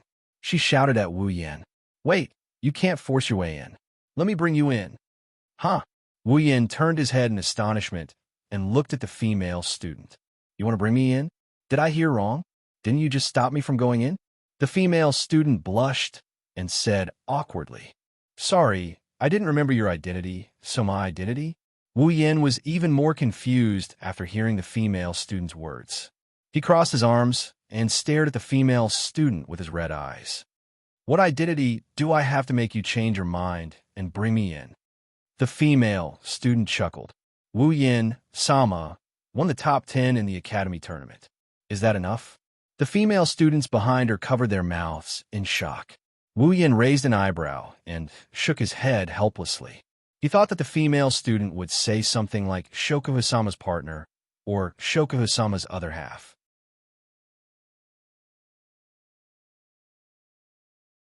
Chapter 379. On the way to Shokuho Misaki's headquarters, Wu Yan looked at the female students in front of him who didn't even bother to talk to him. He looked around and was speechless. Even though he knew Shokuho Misaki created a Starlight Queen in the academy, Wu Yan didn't know what kind of faction Starlight Queen was. But now Wu Yan knew. Simply put, it's a faction made up entirely of female students. Along the way, Wu Yan saw no less than a few hundred members of Starlight Queen. Every single one of them is a female student, and they're pretty good looking. Their talents and strength are top-notch as well. Wu Yan even saw a few special students. Plus, when the female students saw him walking into the headquarters, they pointed at him and whispered to each other like they were looking at a gorilla. Wu Yan was certain that there were no males in Starlight Queen's headquarters. Could it be that Shokuho Misaki has gotten used to being served by the other girls in Tokawadai, so she doesn't want any men to appear in her territory? Or is it because she looked down on men and thought that the girls in her faction were better than the boys? Perhaps only Shokuho Misaki herself knows the answer to this question. Listening to the whispers of the female students, Wu Yan felt helpless. It's just that there are no males in the headquarters. It's not like there aren't any males in the academy. Is there a need to be so exaggerated? Wu Yan didn't know that during the time Shokuho Misaki established Starlight Queen, the leaders of the major factions came to visit her. However, if there were any males among them, Shokuho Misaki wouldn't meet them. She would only meet the females who came to visit her. In other words, a male walked into her headquarters. This is the first time. The reason why the female patrol leader dared to bring Wu Yan in is because of this. On the day the first round of the tournament ended, this female student, she saw Shokuho Misaki hugging Wu Yan's arm with her own eyes. She looked really close to him. That day, the female student was scared out of her wits. Even though she had only joined Starlight Queen for less than a month, she knew Shokuho Misaki quite well. At least, Shokuho Misaki didn't care about any of the outstanding male students in the academy. One could only imagine how shocked the female student was when she saw the scene that day. However, other than her, no one else knew about it, because even if she told others about it, no one would believe her. Otherwise, it would definitely cause a storm in Starlight Queen. Due to Shokuho Misaki's skill in controlling her subordinates, The members of Starlight Queen idolized her as much as the Oni-sama of Tokuwadai. Woo-yen had a taste of the Oni-sama's dark side before. If news of this spread within Starlight Queen, the result would be the same. The female student leading the way was one of the more sensible members. If it was anyone else who saw this scene, forget about leading Woo-yen, they might even be dismembered. Following the female student's lead, a large office appeared in front of Woo-yen. The female student knocked on the door. Not long after, a familiar sweet voice came from behind the door. "Come in." The female student pushed open the door to reveal the situation inside to Woo-yen. The corner of Woo-yen's mouth twitched when he saw the situation inside. He raised an eyebrow, and his expression turned awkward. It's a spacious room similar to any other office. There's a long desk in the middle of the room and 2 large bookshelves on both sides. The desk and bookshelves are filled with all sorts of papers. It's a typical office layout. However, in such a place, there's a round dining table covered with a gorgeous tablecloth, filled with all kinds of desserts and black tea. The person who was supposed to be working hard behind his desk was sitting here with the 4 girls, eating desserts and drinking black tea. It was a different story. Shokuho Misaki didn't notice Woo-yen's presence. She thought he was one of her subordinates, so she continued eating her cake. Kinuhata Sai and Frenda, on the other hand, were sipping their black tea with disinterest. It looks like they aren't as obsessed with desserts as Shokuho Misaki. Takitsubu Riku looked exhausted. She slumped on the table as if she fell asleep.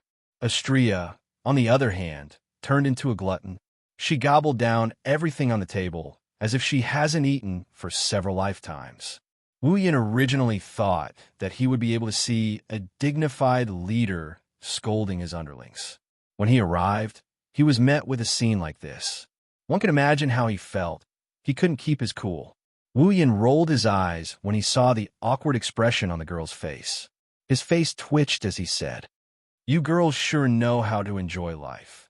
At the same time, those who were eating the dessert stopped, those who were drinking the black tea stopped, those who were sleeping stopped, and those who were eating crazily stopped. They turned their heads abruptly to look at the source of the sound, and the 5 women were instantly stunned. "Master!" Astria shrieked, and she started coughing like crazy. It's obvious that she choked on the food that she didn't manage to swallow. Woo-yen felt bad for her when he saw her like this. "Why are you here?" Shokuho Misaki, Kinuhata Sai, and Frenda exclaimed in surprise. Takitsubu Riku, on the other hand, was pleasantly surprised. Woo-yen finally felt a bit better. "You girls didn't want you to come?" Woo-yen glanced at them and turned away. "Then I'll be leaving. Wait." The 5 girls subconsciously called him out. Woo-yen found it funny, but he also felt proud of himself. Looks like these 5 girls still have their hearts tied to him after all.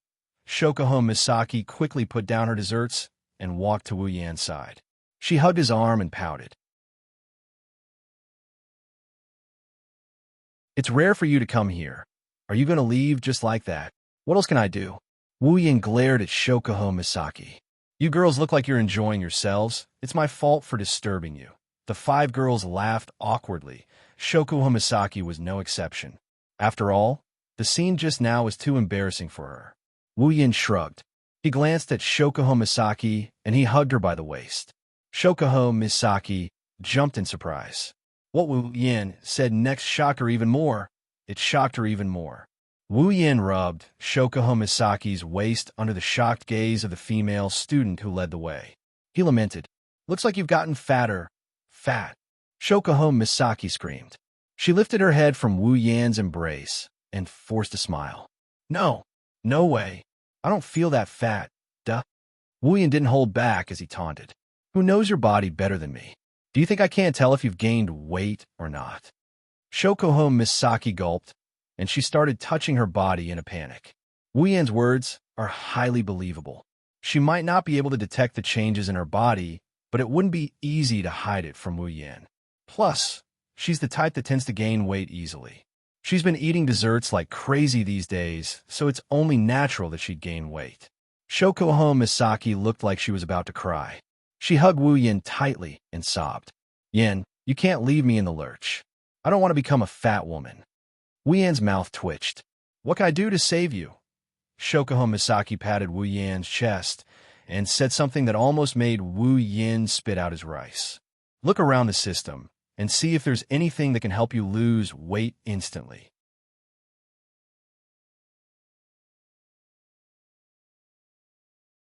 Chapter 380. White Emperor College is a famous school for nobles in the world of Whirlwind Butler. It's similar to Tokuwadai Middle School in the Index of Forbidden Books world. The only difference is there are no superpowers in this world. White Emperor College consists of elementary school, middle school, and high school. Students who study here must have a strong family background and have real talent. That's because the entrance exam for White Emperor College is 65 points and above. Here, 65 points is enough for a person to get into a first-rate university. 72 points is enough for them to get into Tokyo University. One could only imagine how difficult it was to study here. Therefore, the White Emperor Academy had always been a super aristocratic academy that everyone dreamed of entering. The White King Academy was very spacious.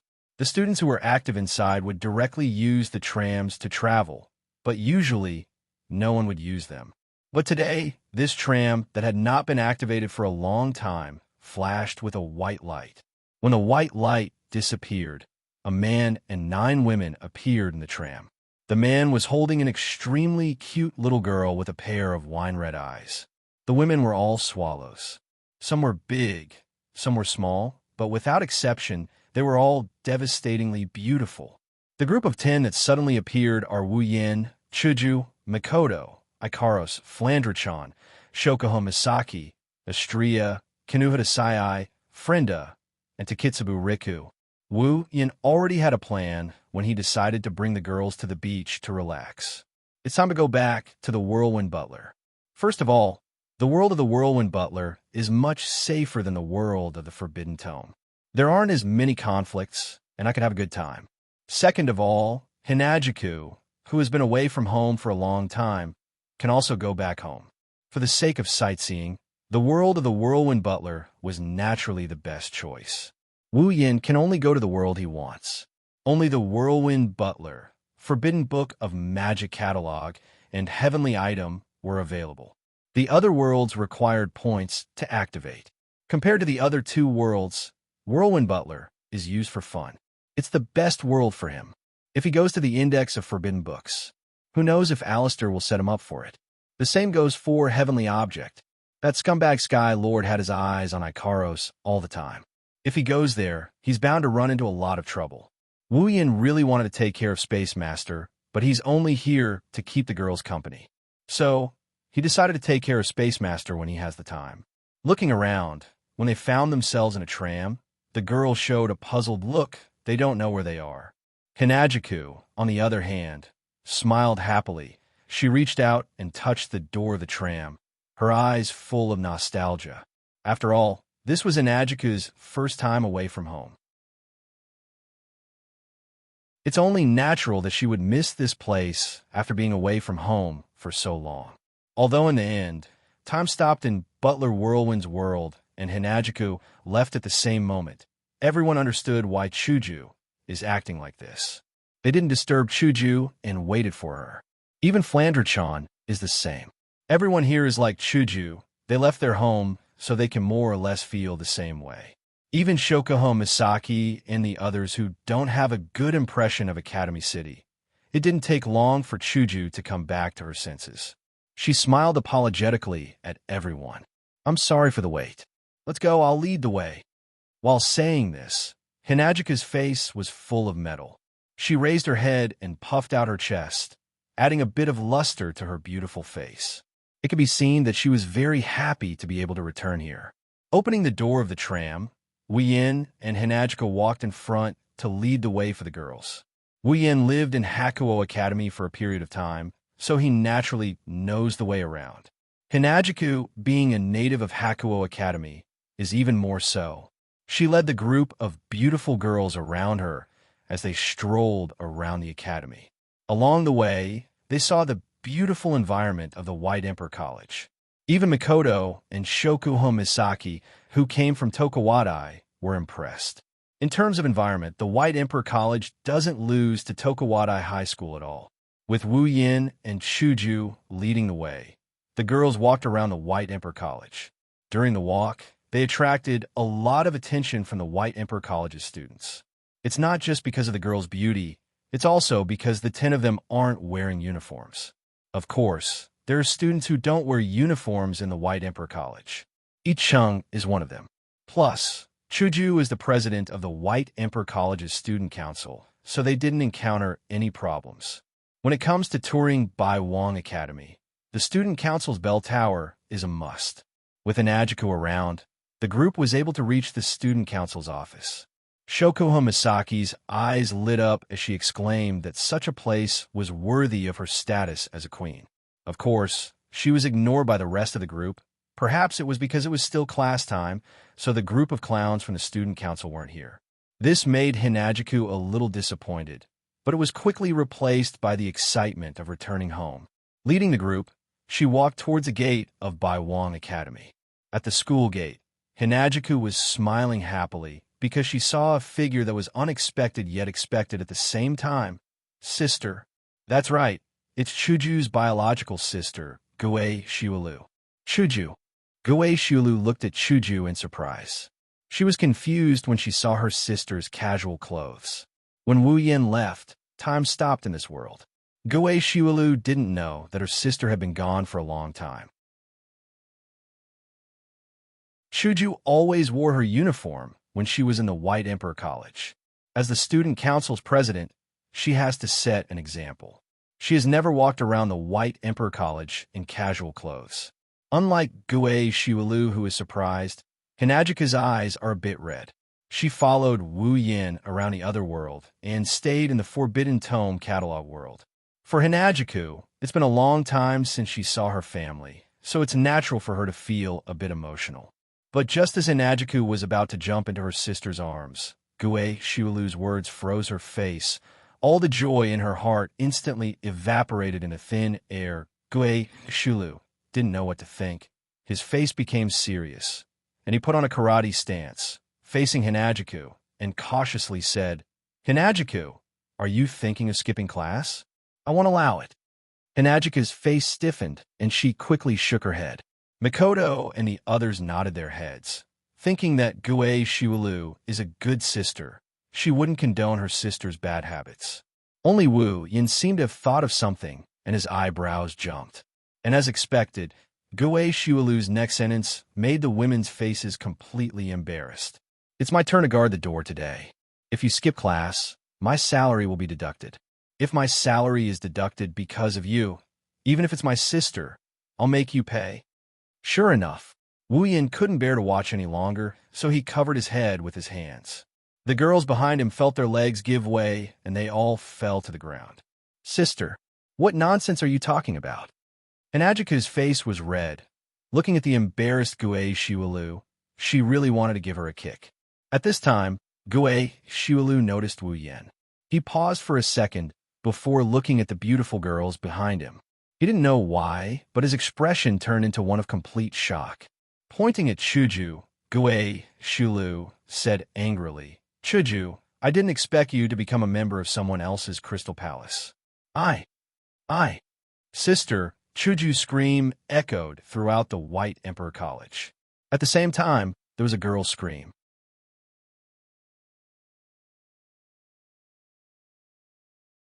Chapter 381. Chuju took a deep breath as she stared at the door. Her hands started trembling. She wanted to push the door open, but a sense of homesickness rose in her heart. She couldn't even lift her hands.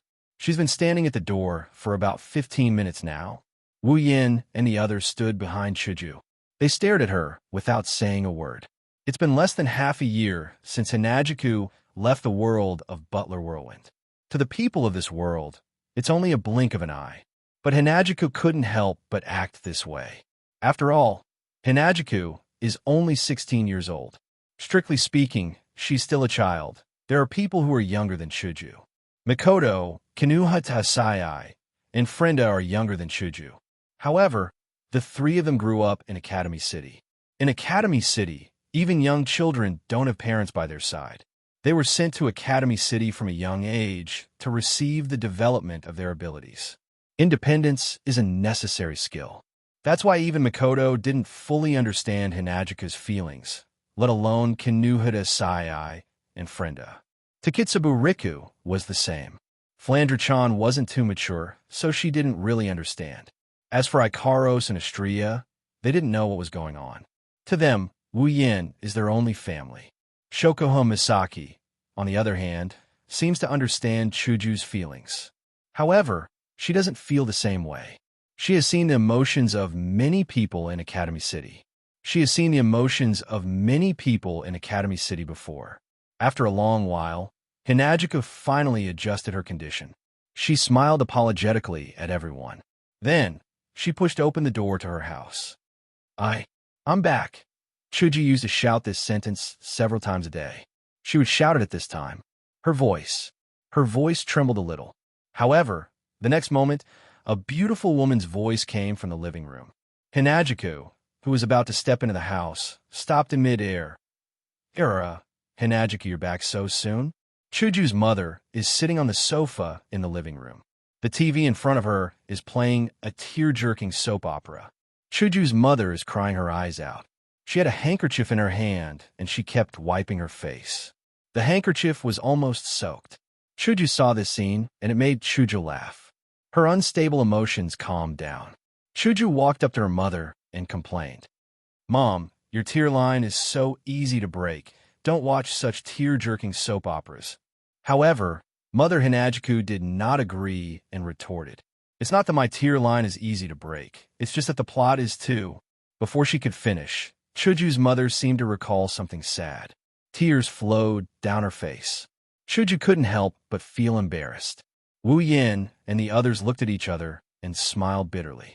Flandre-chan looked at Chuju's mother and tugged at Wu Yan's clothes. Big brother, is that Juju's mother? What a strange person, even stranger than my sister. Wu Yan laughed dryly. He silently mourned for Ramilia. If Ramilia knew that she had such an image in her sister's heart, she would probably smash her dignity to the ground. Hinagika's mother turned around when she heard Flandre-chan's tender voice. When she saw Flandre-chan in Wu Yan's arms, she flinched for a moment before joy filled her. She quickly walked over to Flandre-chan, and she spoke with a loving tone. What a cute little girl. What's your name? Flandre-chan looked innocently at Chuju's mother with her wine-red eyes. Flandre-chan's name is Flandre-chan. Oh, you're called Flandre-chan. Hee, how are you?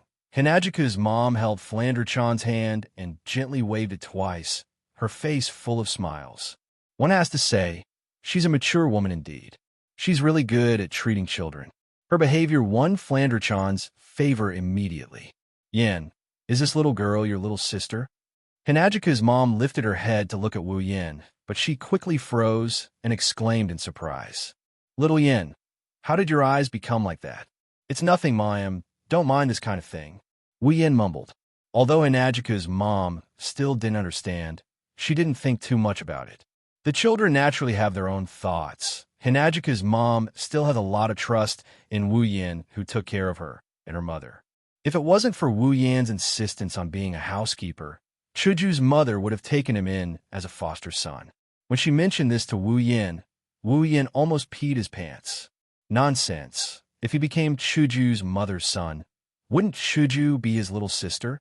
To Wu Yin, who wanted to woo the president, this was no less than a bolt from the blue. Naturally, he rejected it as much as he could. At this time, facing Chuju's mother again, Wu Yin felt a little guilty. He couldn't help but look away, not daring to look directly at Chuju's mother's eyes. This made Chuju's mother puzzled again. However, when Hinagika's mother saw that Hinagika was behaving the same way beside her, she raised her eyebrows and understood everything. It was obvious that Hinagika was having an affair and was too embarrassed to face her. With a swish, Chuju's mother looked at Wu Yin and said with a smile, Allah, it seems like you're hiding something from your mother. With that, Chuju's mother reached out and stopped Wu Yin and Chuju from blurting out perfunctorily. Let me guess, what did you do? Glancing at Wu Yin and then at Chuju, Chuju's mother smiled slyly. Could it be that our Chuju is finally bold enough to confess to Yanjun today? Mom, what are you talking about? Hinajika's face turned red at a speed visible to the naked eye. She shouted in embarrassment and irritation. Her yellow-green eyes were filled with indignation. She's already done it with Wu Yin, and it's not like she hasn't been ridiculed like this before. However, if it's her own mother, it's a different story. Also, Hinajika's skin is thin to begin with. What's more, I'm the girl. Shouldn't I guess that the guy confesses to me first? She was also a victim. She was forced to do it. Thinking of this, Chuju's eyes became more indignant. She glared at Wu Yin, making Wu Yin smile awkwardly. Chuju's mother also chuckled. Look at you. Even if it's not a confession, it's not far from it. Chuju's mother looked back and forth between Wu Yin and Chuju with great interest and clapped her hands. That's not bad. Yanjun's cooking is so good. If you marry my Chuju, I'll be able to eat it often in the future. Marry, marry, marry, marry. Chuju's face turned red as if the word marry was a great stimulus to her. Her head began to boil. Before this, Chuju had never thought about marriage. Hinajika's mother was just joking, but seeing her daughter like this, how could she not know what her daughter was thinking in her heart? This time, she seriously thought about it. Chuju seems a little young to get married, but it doesn't matter. It won't be too late in a year or two. Anyway, when I married her father, I wasn't that old. Suddenly, Chuju's mother paused. She glanced behind Wu Yin at the group of girls who had been looking at each other. Then, she smiled at Wu Yin. Of course, the premise is that you can't be a playboy. Other than laughing, what else could he do?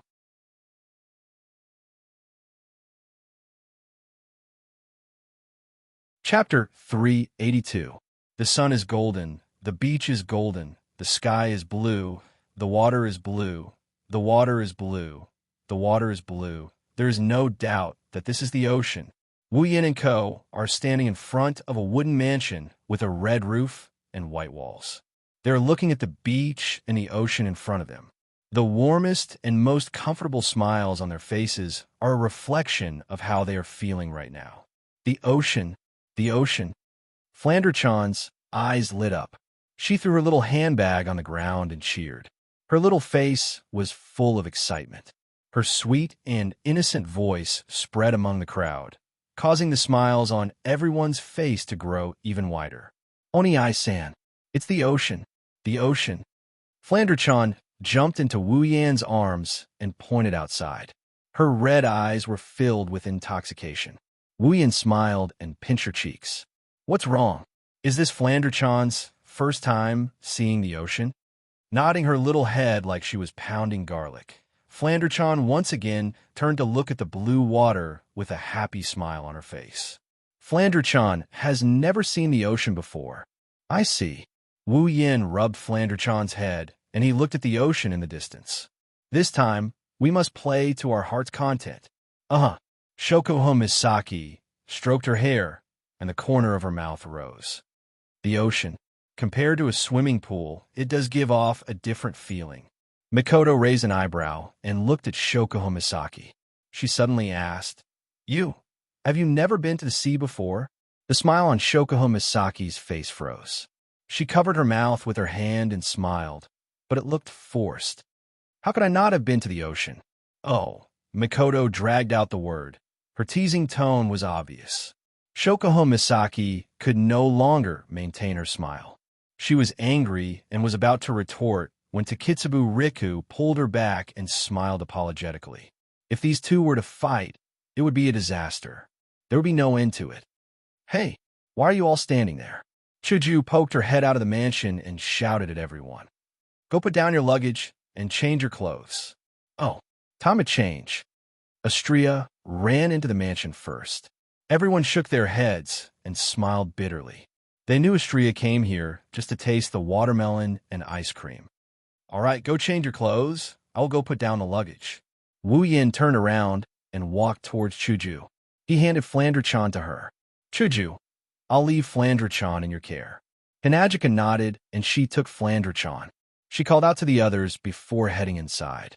Wu Yin spent a lot of gold coins on this trip to Silveria so that he could enjoy himself to the fullest. The villa has everything he needs. There's even a room full of swimsuits. It's an extravagant place.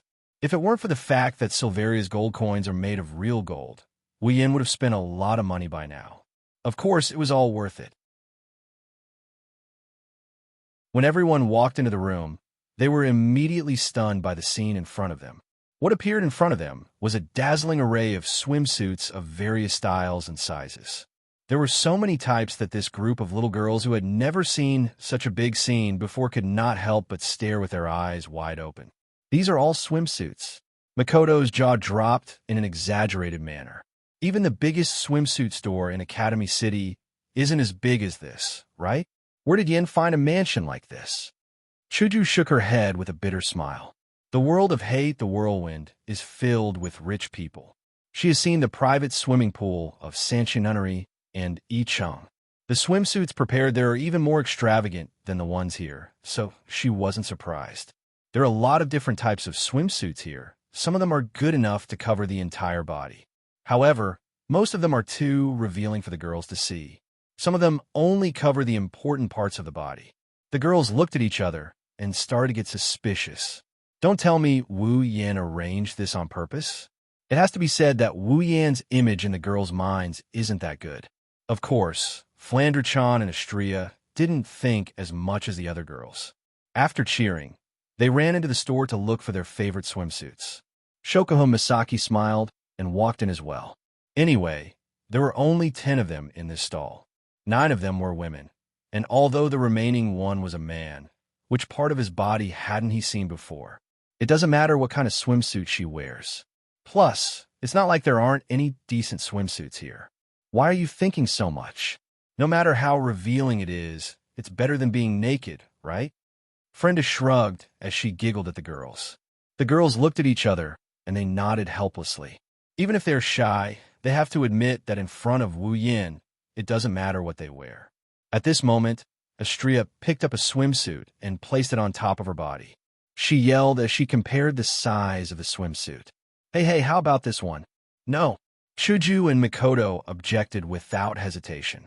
Their faces turned red from embarrassment. What a joke. The one Astria is holding isn't even a swimsuit. It's more like a piece of cloth made of red thread. The pieces of cloth are about the size of their thumbs. Can they even wear something like that? Is that so? Astria shook her head and put the swimsuit back down with a hint of regret. I thought it was pretty good. At this moment, the other girls also started to disperse and look for suitable swimsuits. Kinuhata Sai, who was about to step forward, suddenly thought of something and turned to Takitsubu Riku and said, Takitsubu, super wait for a while before you change. Stay here and super watch. I don't want that super pervert to come in. That won't happen. Takitsubu Riku smiled sheepishly. However, her tone is indescribably weak. Obviously, even she feels that there's a high chance that Wu Yan will barge in. Once again, Wu Yan's image in the girls' hearts isn't that great. Mikoto, which one do you think is better? Hinajika looked at the swimsuits that were similar to underwear, but she didn't even look at the cloth and the lines. She said to Mikoto, looking like she couldn't make up her mind. I think this one is good. Mikoto looked around and picked up a swimsuit that was similar to the school swimsuit. There's a lot of places that can be covered.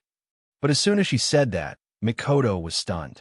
Her brown eyes suddenly flashed with starlight as she stared at swimsuit, unable to look away.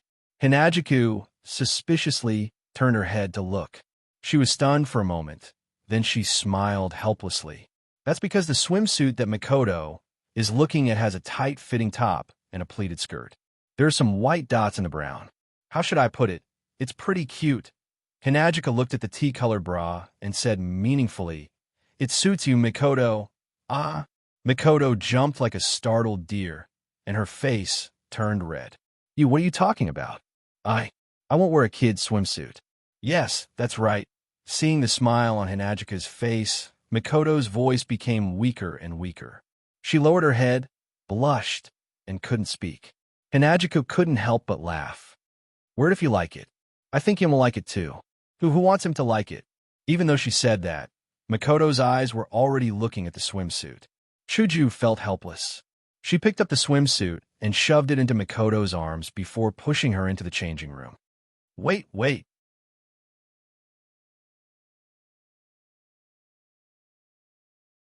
Chapter 383.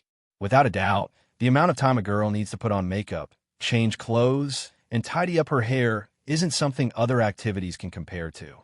Even changing into a bathing suit that doesn't have much fabric took a full hour. Other than Wu Yin, the other 9 girls are standing in the middle of the bathing suit room. All of them have changed into bathing suits. If Wu Yin was here, he'd be dizzy just looking at them. Chuju is wearing a pink bathing suit. The top is tied with 2 straps at the back of her neck, and the bottom is a very classic bikini style. Her pink hair and pink bathing suit together. It's like they were born to be together. Mikoto is wearing the bathing suit that Chuju forced on her. The color is brown with some white dots. It matches her hair color very well. The upper part is a tight-fitting suit with a pleated skirt. Even if it's a little underage, it's still very suitable for Mikoto. Standing next to Mikoto was Frenda. She had already taken off her black beret, and her blonde hair was tied up. Frenda didn't lose her original cuteness, but she also looked a little weak. She was wearing a revealing red swimsuit that crossed her chest. She looked cute, weak, and sexy all at once. To sum it up, she looked cute, weak, and sexy all at once. To sum it up, Frenda, she's very cute. Compared to the 3 girls, Kinuha Tasai's swimsuit was a bit more common. It was a school swimsuit that Mikoto picked up before. It covered her petite body tightly, but the color was white.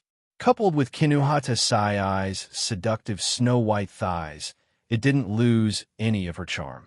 Instead, it brought out the beauty of her long legs. Flander-chan's bathing suit is a proper children's bathing suit. The color is her favorite red and white. The design is similar to Mikoto's. Of course, with Flander-chan's cute face, no matter what she wears, she'll attract a lot of attention, especially from some weird uncles. These 5 girls are the epitome of beauty, cuteness, and beauty. If they go out in public, they'll definitely dazzle a bunch of perverts. She was also very satisfied with her image. Before the other 4 girls came out of the dressing room, she had already changed her clothes. At this time, the 5 of them, aside from Flander-chan, the smiles on the other 4 girls' faces disappeared the moment the 4 girls came out of the changing room. All that was left was unwillingness, jealousy, and unwillingness. Jealousy, and hatred. Shokuha Misaki walked in front of the girls, revealing her beige bikini under the envious gazes of the girls. Her lips curled into a sly smile, and her body swayed with every step she took. Her voluptuous breasts bounced up and down, making her look extremely seductive. Ikaros had a calm expression, but her body didn't seem to want to be left out. The black and white striped bikini couldn't restrain her voluptuous breasts. Even though she wasn't as graceful as Shokuha Misaki, her charm didn't lose to her at all. In fact, she's a little more charming. Astria, on the other hand, was the one who pissed off Mikoto, Hinajuku, Frenda, and Kinuha Tasai the most. After coming out of the changing room, Astria jumped up and down in her pure white bikini with a happy expression. However, her large breasts bounced up and down with each jump, causing the 4 girls to almost spit fire from their eyes. On the other hand, Takitsubu Riku followed behind Shokuha Misaki, Ikaros, and Astria with a sullen expression on her face. She felt like she didn't have the right to stand next to them. But reality proved that her voluptuous breasts under the contrast of the black bikini made it clear to everyone that she had a place in Shokuha Misaki, Ikaros, and Astria's group. Chuju, Mikoto, Kinuha Tasai, and Frenda sized up Shokuha Misaki, Ikaros, Astria, and Takitsubu Riku as if they were trying to find a loophole. After a while, they looked at each other and lowered their heads in dejection. Without a doubt, in the war between the Pauper Party and the Jiru Party, the Pauper Party lost. Frenda carefully looked at her petite body, gritted her teeth, and muttered angrily, "Oomph. What's the point of having a good body? Right now, having a good body doesn't mean you're the winner. Having a cute face is the way to go." Chuju, Mikoto, and Kinuha Tasai heard Frenda's grumbling and their expressions lightened up. Of course, just because they got over it doesn't mean others will let them off the hook. Shokuho Misaki glanced at Makoto's swimsuit and chuckled. Her chuckle was indescribably creepy. "Era, Misaka-san, your swimsuit is pretty cute." Makoto's expression changed dramatically. She forced a smile and said, "You think so too?" "I think so too. At least you won't show off like that." She's mocking Shokuho Misaki for showing off. Showing off isn't a bad thing. Shokuho Misaki smiled and yawned. She stretched her body and pushed her voluptuous breasts up. She almost broke the straps of her swimsuit. "Even if you want to show off, you need to have what it takes to do so." Shokuho Misaki looked at Makoto's body and said meaningfully, "Of course, Misaki-san, if you want to show off, you'll have to wait a few years, no, maybe a decade." Asterisk beep. Asterisk, a bolt of lightning flashed across Makoto's forehead, illuminating her embarrassed and angry face. She glared at Shokuho Misaki with rage. Shokuho Misaki, on the other hand, didn't seem to care about the fact that she's powerless. She was still giggling as if she knew Makoto wouldn't attack her. Makoto almost lost her rationality. At this time, Flandre-chan pouted her lips in dissatisfaction and pulled Hinagiku's hand.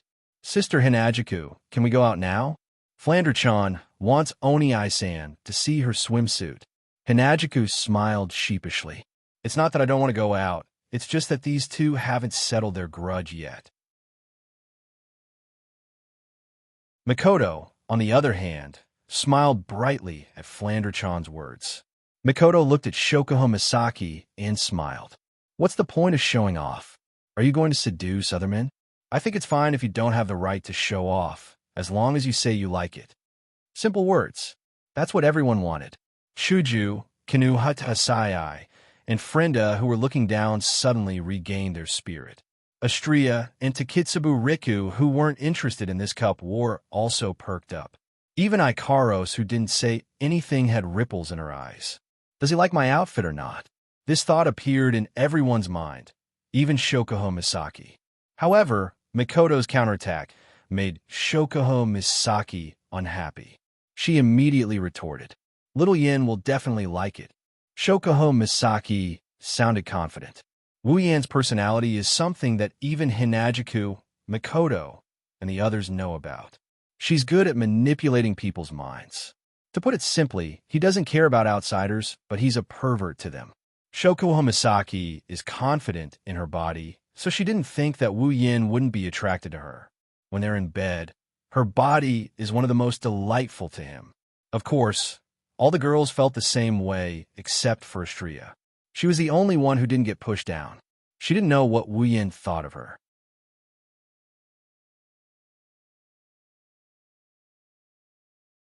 Chapter 384. Beside the azure sea, on the golden beach, several huge parasols had appeared out of nowhere. Under the huge parasols, there were 10 long reclining chairs. Several small round tables were placed between these reclining chairs, on which there were various iced drinks and desserts.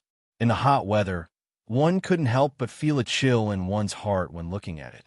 Under one of the umbrellas, Wu Yin is wearing a pair of shorts.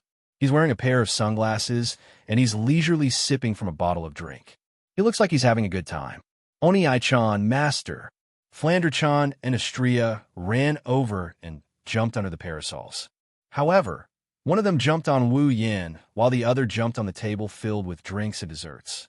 When Flandre-chan jumped into Wu Yan's arms, a creaking sound could be heard. Wu Yin didn't feel any pain from Flandre-chan's attack, but the recliner under him groaned in pain. Wu Yin might be strong enough to withstand Flandre-chan's attack, but he still had a drink in his mouth. Flandre-chan's attack caused Wu Yan's eyes to bulge. The drink in his mouth turned into a mist and splashed onto the beach. Wu Yin didn't know whether to laugh or cry as he hugged Flandre-chan. "Flandre-chan, are you trying to choke me to death?" Flandre-chan stuck out her tongue and smiled sheepishly. However, she didn't want to come down, and she snuggled into Wu Yan's arms. Wu Yin couldn't help but smile bitterly. "Huh, Yin, you're quite fast. You've even prepared all these." Hinagiku leisurely walked in front of Wu Yin, staring at the parasols, and said with a bit of surprise, Wu Yin can only roll his eyes and said in an exasperated tone, "What do you mean fast? These things. It took me an hour to prepare them. That's the time you two took to change." Hinajika chuckled dryly before muttering to herself, "What are you talking about? Girls change clothes. It takes some time anyway. Unlike you." Then, Chuju glanced at Wu Yin. He's naked except for a pair of shorts. She blushed and turned her head away, even though the two of them have been naked for quite some time now. "Big brother, look at this swimsuit I'm wearing. Isn't it beautiful?" Flandre-chan lifted her head from Wu Yan's arms. She tried her best to raise her body so that Wu Yin could see her. She looked at Wu Yin with anticipation. "Not bad. It's cute." Smiling at Flandre-chan, Wu Yin nodded in approval. Flandre-chan couldn't help but giggle in delight. At this time, Wu Yin noticed that the girls had all come out of the villa. They followed behind Chuju and appeared in front of Wu Yin. Their swimsuits of different sizes stunned Wu Yin. He couldn't help but feel a little dizzy. Wu Yan's reaction was seen by the girls. Seeing Wu Yin in a daze, the girls smiled. They were very excited. After all, they were just discussing whether Wu Yin liked them or not. Wu Yan's reaction was enough to explain everything. Shokuho Misaki came out of the crowd and came in front of Wu Yin. She grabbed his arm and pressed her breasts against Wu Yan's arm. Wu Yin couldn't take it anymore. "Little Yin, do you like my swimsuit?" Shokuho Misaki smiled sweetly at Wu Yin. At the same time, she didn't stop. She continued to rub against Wu Yan's arm. Wu Yin knew Shokuho Misaki's personality very well. He could guess why she suddenly used her seduction ability. She must be trying to steal Makoto's attention again. Wu Yin glanced at Makoto's pale face. He was even more certain of his guess. He became vigilant. He didn't want to say the wrong thing and cause a fire in his backyard. "Not bad, it looks good." Wu Yin chuckled. He didn't mention whether he liked it or not. Makoto relaxed a bit, but Shokuho Misaki was also displeased by his response. Shokuho Misaki touched her face. She looked like she was about to cry. "Did I really become old? Little Yin, you don't like me anymore?" Wu Yin raised an eyebrow, and the corner of his mouth started twitching. He wanted to flip the table. Shokuho Misaki might have become old, but she must have lost her integrity. He rubbed his forehead, and he didn't say anything else. Shokuho Misaki got bored, and her tearful expression disappeared. She clicked her tongue, and she turned her head away in frustration. She saw Makoto gloating at her misfortune. She's saying, "See? You only know how to show off." Shokuho Misaki's expression froze up. She bit her lip and looked at Wu Yin. Her starry eyes turned around, and after her first plan failed, she came up with another. She grinned. She pulled out a bottle of sunscreen from somewhere and held it in her hand. She looked at Wu Yin with hope in her eyes. "Little Yin, help me put on the sunscreen." When the words "use sunscreen" came out of her mouth, Wu Yan's emotionless face rippled and his heart rippled as well. How could Wu Yin not know what it means to put on sunscreen? It means that his chance to take advantage of her has arrived. The other girls were shocked as well. They didn't expect Shokuho Misaki to have such a trick up her sleeves. Wu Yan's eyes were filled with a sinister glint. Wu Yin looked at Shokuho Misaki with surprise. Wu Yin knew that something must have happened between these girls. Otherwise, they wouldn't be fighting in the dark like this. Wu Yin told himself that he must not get involved in this. His past experiences have proven that if he gets involved, the one who will suffer in the end will be him. When he heard that Shokuho Misaki wanted him to help her apply sunscreen, he tossed his guard aside. He took the sunscreen from her, and he pretended to sigh. "I really don't know what to do with you." The girls were furious. They cursed Wu Yin for being a pervert. How could he be seduced so easily? Shokuho Misaki gave Makoto a provocative look. Makoto gritted her teeth in anger. She stood up and pointed at Wu Yin while shouting loudly. "Me too. Help me put on the sunscreen too." Makoto ignored Wu Yin, and she looked at Shokuho Misaki. Shokuho Misaki didn't back down, and she glared back at Makoto. Their gazes collided with each other, and it felt like a storm of blood was about to erupt. As for Wu Yin, looking at the two beauties going at each other like this, he had a timid look on his face, but inside, he's laughing like a flower.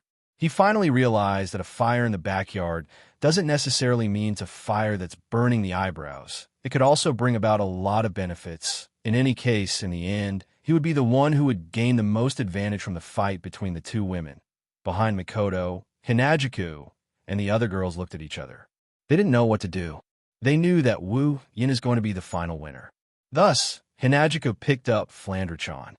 "Hey, Flan, big sister will take you swimming, okay?" Flander-chan's eyes lit up. She clapped her hands and cheered. Okay. Flan want to swim." Kinuhata Sai and Frenda looked at each other and said at the same time, "One go too."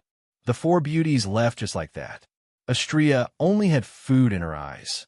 Only Ikaros and Takitsubu Riku were left. After some hesitation, Ikaros stood up and lowered her head shyly. "My master, I want to—" "Me too." Takitsubu Riku raised her hand meekly to show that she was willing to be taken advantage of. Wu Yin looked at Mikoto, Shokuho Misaki, Ikaros, and Takitsubu Riku. He smiled wickedly. "Since you guys came to me willingly, don't blame me for being rude."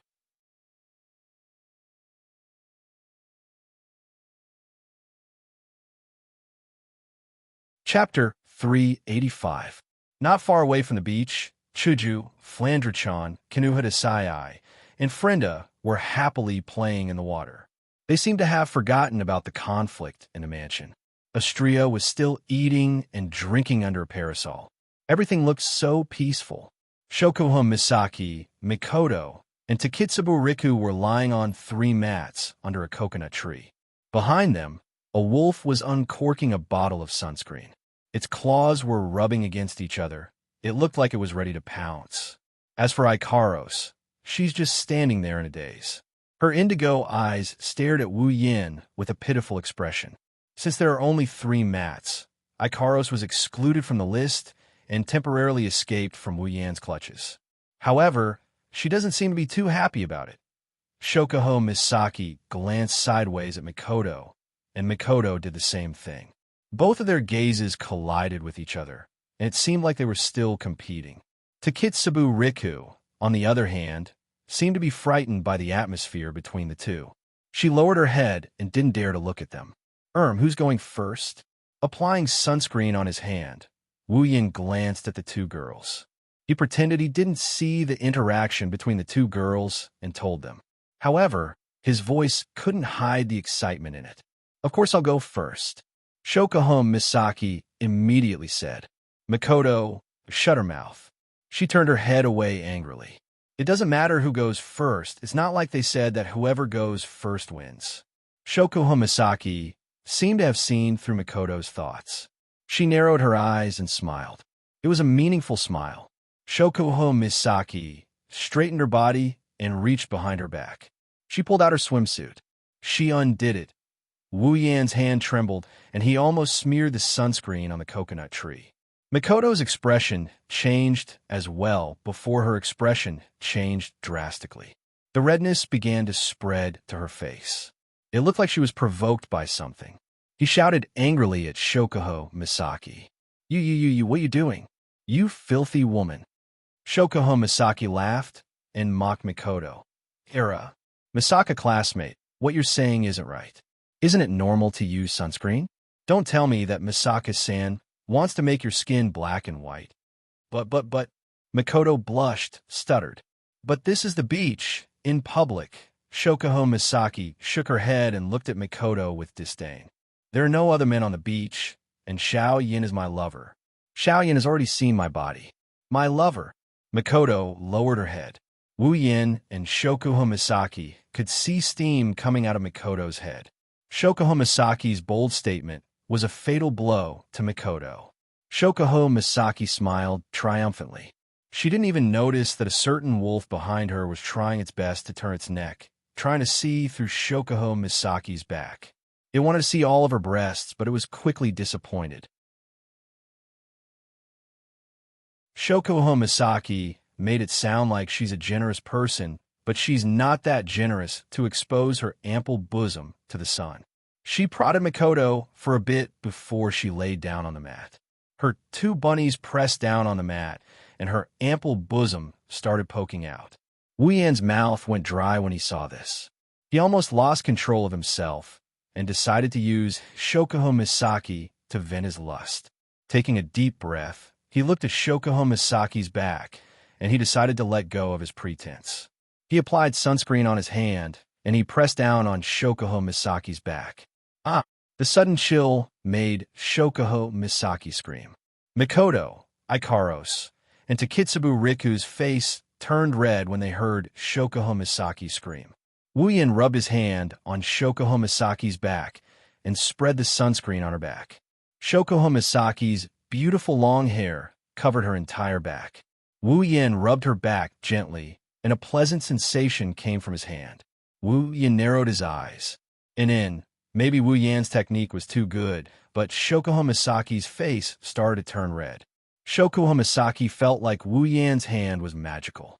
The heat from his hand made Shokuho Misaki moan. Shokuho Misaki's face turned red when she realized how embarrassing her voice was. She regretted her actions. Shokuho Misaki never thought that Wu Yan's hand would make her lose her composure.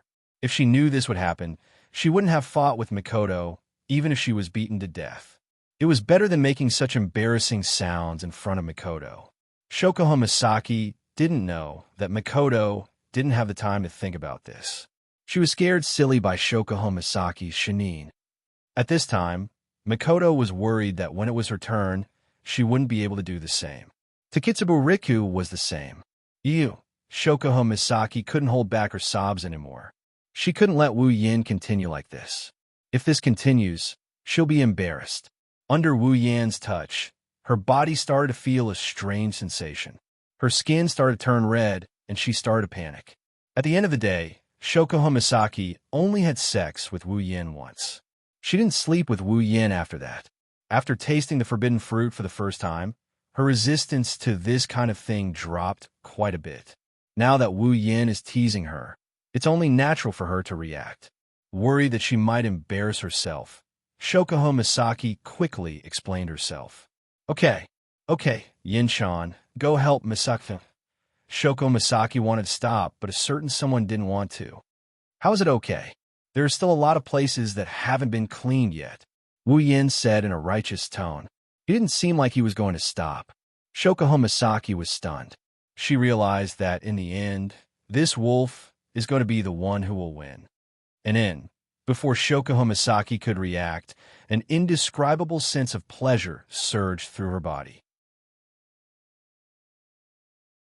Shokuho Misaki couldn't hold her breath, so a seductive moan escaped her lips. Shokuho Misaki finally panicked.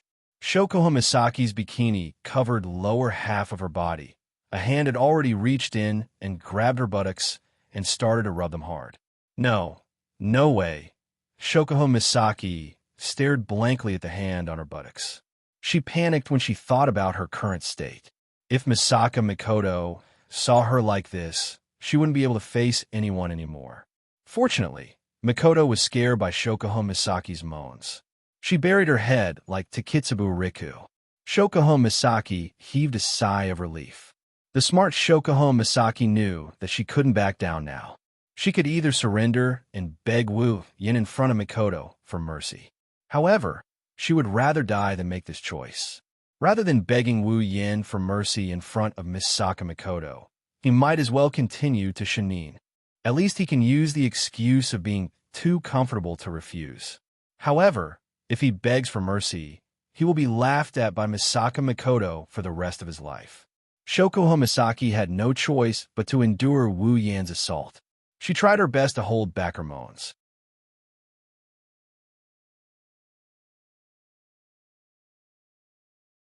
Chapter 386. Big Sister. Quick, go there. Pointing in a random direction, Flandre-chan chuckled at Frenda, who is sitting on her back. Her voice is filled with joy. This game may seem childish, but Flandre-chan is having a lot of fun playing it. Yes, I got it. Frenda sighed helplessly.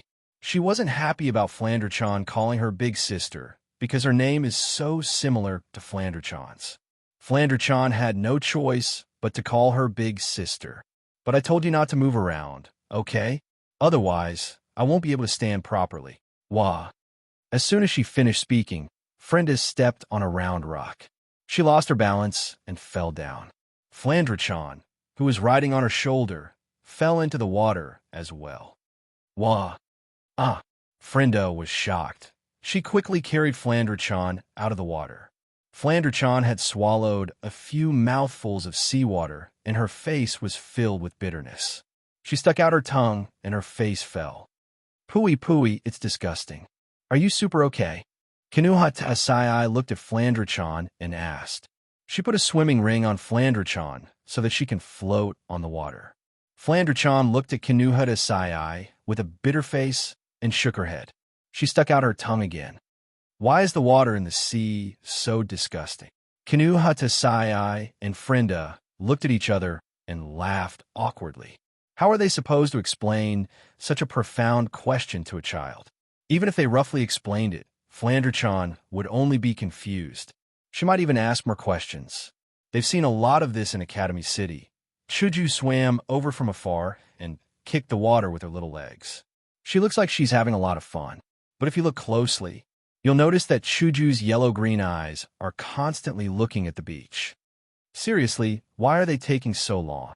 At this moment, under a coconut tree in the distance, the ripples were still going on. Isn't it time to change the person? Shokuho Misaki's face was flushed red. Finally, she could not help but turn around to look at Wu Yan. Shokuho Misaki felt that her eyes were filled with water vapor, and they were rippling like the surface of a lake.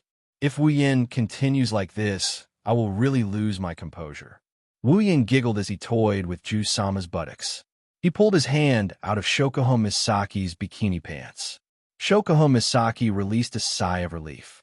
However, Shokuho Misaki's heart skipped a beat the next second. Her heart skipped a beat. Wait.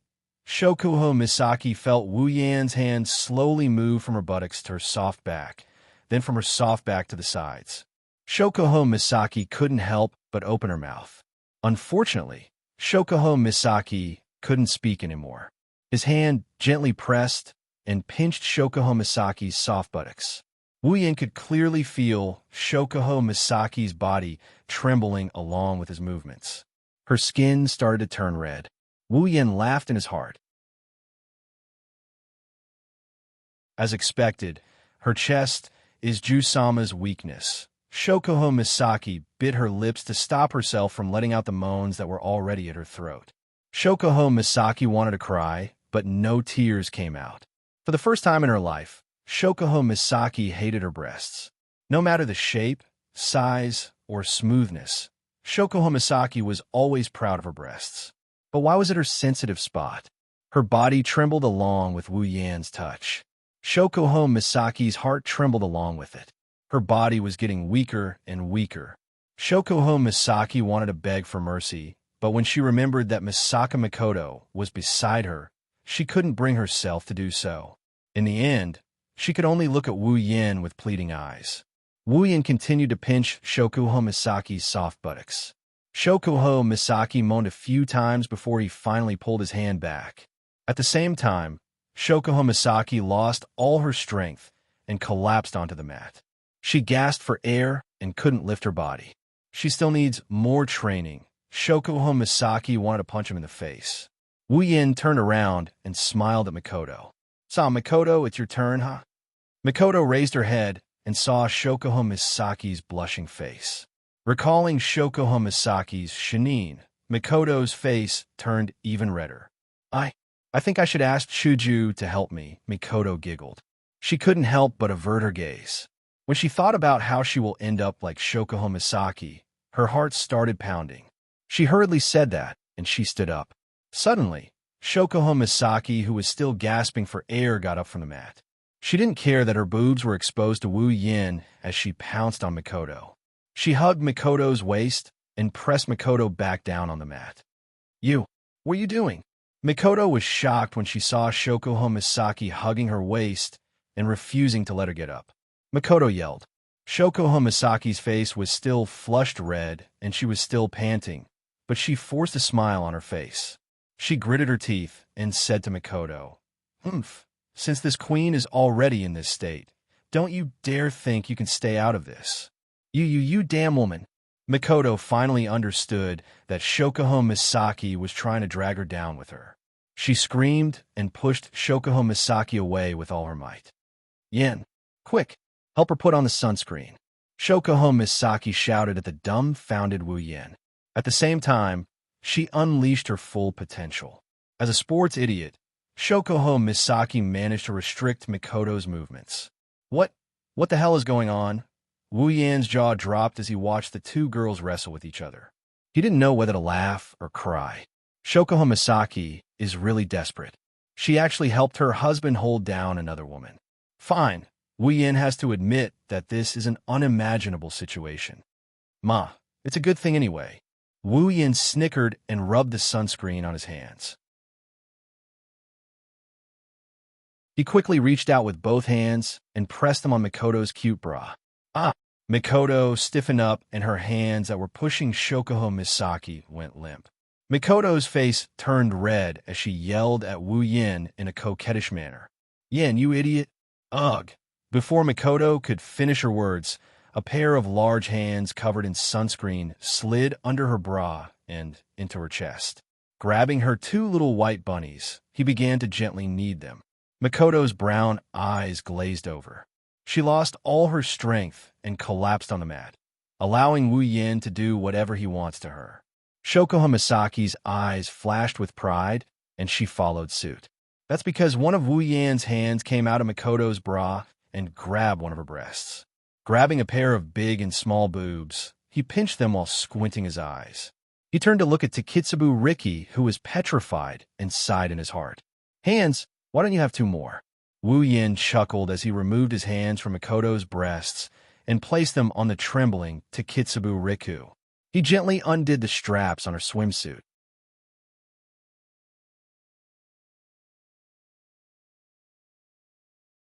Chapter 387. Time passed by slowly. The noon sun is slowly setting in the west. Chuju, Flandre-chan, Kinuha Desai, and Frenda are starting to feel tired. They originally wanted to wait for Wu Yen and the others to come down and play together, but they gave up on the idea and headed back to the beach. When the four girls returned to the shelter, a long barbecue grill was set up there. There were all kinds of meat slices and skewers placed on top of the grill. Wu Yen was standing behind the grill, spinning the grill in his hand as he tossed the raw meat from the table beside him into the grill. The barbecued meat on the grill started to glow. Wu Yen skillfully sprinkled some seasonings on the barbecued meat before brushing it with a layer of oil. Instantly, the barbecued meat turned into a golden orange color. The aroma of the barbecued meat made one salivate. One look, and you can tell that the barbecued meat isn't just beautiful on the surface. Astria stared at the barbecued meat with her crimson eyes. The aroma of the barbecued meat wafted into her nose. Astria couldn't help but twitch her nose. Her face was filled with desire. That was to be expected. With Astria's digestive system, as long as the food wasn't too disgusting, she could eat it all. Even raw food that wasn't processed wasn't too bad. Wu Yan's culinary skills are top-notch. On the ability tab, even though he doesn't have cooking expert anymore, it's only because he merged it with infinite martial arts. Wu Yan still has cooking expert. Back then, Kaishu-sama was slowly conquered by Wu Yan's stomach before he started attacking her heart. Even Kaishu-sama couldn't resist the temptation of Wu Yan's delicious food, let alone Astria, who has a huge appetite. Master! Astria looked at Wu Yan with teary eyes. She looked at Wu Yan with a pitiful expression. Her eyes were filled with pity. It's obvious that this gluttonous angel who just stuffed 10 cakes in her mouth was once again lured out by Wu Yan. Got it. I'll be done soon. Wu Yan chuckled at Astria. He couldn't help but sneak a peek at Astria's flat stomach. He complained in his mind. Which part of Astria's body did she stuff all those things into? Is this the reason why Astria's combat prowess is so strong? She's a god of war. Is it because she has the ability to transform food into combat power? Flandre-chan saw this scene and yelled out. He immediately yelled and ran over. Hinajiku, Kinuha Tesai, and Frenda wrinkled their noses in dissatisfaction. You're back.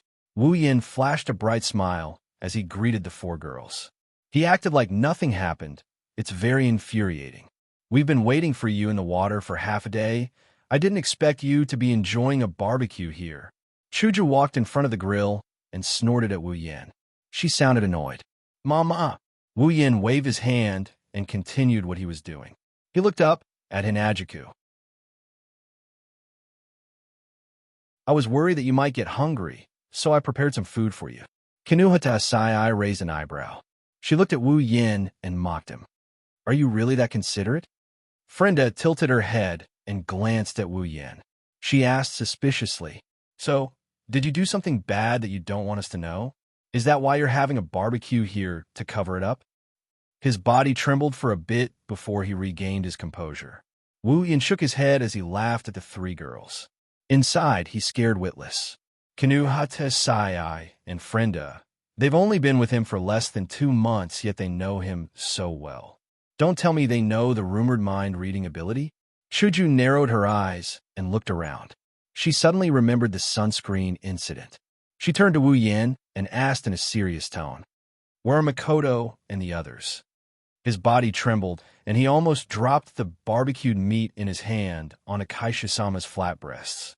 Wu Yan laughed dryly, and he gestured toward the coconut tree beside him with his lips. Aren't they sunbathing over there? Chuju, Kaneta Sai, and Frenda looked in the direction Wu Yan pointed at. They saw Makoto, Shokuho Misaki, and Takitsubu Riku lying on a mat under the coconut tree. They looked like they had fallen asleep. Ikaros was fanning them. It did look like they were sunbathing. The three girls were relieved. Of course, if the three girls were to get close to Makoto, Shokuho Misaki, and Takitsubu Riku, they would notice that their skin is flushed red and their swimsuits are a little messy. Most importantly, their bodies are trembling and their chests are heaving up and down violently. Retracting their gaze, they looked at the barbecued meat on the grill. Kinuhata Sai and Frenda swallowed their saliva as they looked at the golden barbecued meat on the grill. Looks like it's super delicious. I didn't expect you to be so good at cooking. Looking at Kinuhata Sai and Frenda's drooling faces, Wu Yin smiled proudly. Chuju stroked her pink hair and said with a sigh, Yin Yin, you're really good at cooking. Now that I think about it, it's been a long time since I've eaten your cooking. She recalled the first time she met Wu Yin. She brought him to the student council for revision, she brought him to the exams, and she took in a homeless Wu Yin as her housekeeper. They went to school together, left class together, and went home together. When it was time for their meals, she and her mother would sit at the dining table and wait for Wu Yan's cooking. She would eat as much as she could. The memories kept replaying in her mind, and a warm smile slowly blossomed on her face. Looking at Wu Yin, her gaze gradually softened. After all, those days may have been ordinary, but for Hinajiku, it was a very happy and unforgettable experience. After becoming Wu Yan's summon, Chuju's days were very fulfilling and happy. Even more so after having Makoto and the others as her friends. Even though there were dangerous battles, it's undeniable that compared to her previous life, Chuju was happier when she was with Wu Yan. The only blemish was that this scoundrel had too many girls around him. Thinking up to here, Hinajiku's gentle gaze started to show signs of dissatisfaction. Coincidentally, Wu Yin raised his head at this moment. He didn't see Kaisha-sama's gentle gaze, but this dissatisfaction is well hidden. His body trembled again as his heart started beating faster. Did she find out about his sunscreen incident? Master, are you done yet? Astria's wings started flapping as hard as they could. Her pure white wings unfurled and the feathers started falling towards the barbecue on the grill. Chuju, Kinuhata Sai, and Frenda were shocked. Their 3 pairs of arms and 6 palms quickly waved above the grill to catch the feathers that fell from Astria's wings. Oi, oi, don't throw the feathers around. No matter how fragrant the meat is, once it's stained with feathers, I won't dare to eat it anymore. Kinuhata Sai grabbed a handful of feathers and muttered in dissatisfaction. Frenda nodded her head furiously as she looked at the barbecued meat on the grill with lingering fear. It seems like they were really attracted by the aroma. I can't wait anymore. Astrea pouted and said with teary eyes. Wu Yin couldn't help but feel helpless. He looked at Chuju and said, Chuju, go get some desserts for Astrea to fill her stomach. Hinajika nodded, and Astrea cheered before jumping into Wu Yan's arms. Yay!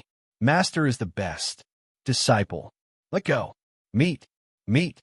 The sun slowly sank below the horizon amidst the laughter of the crowd.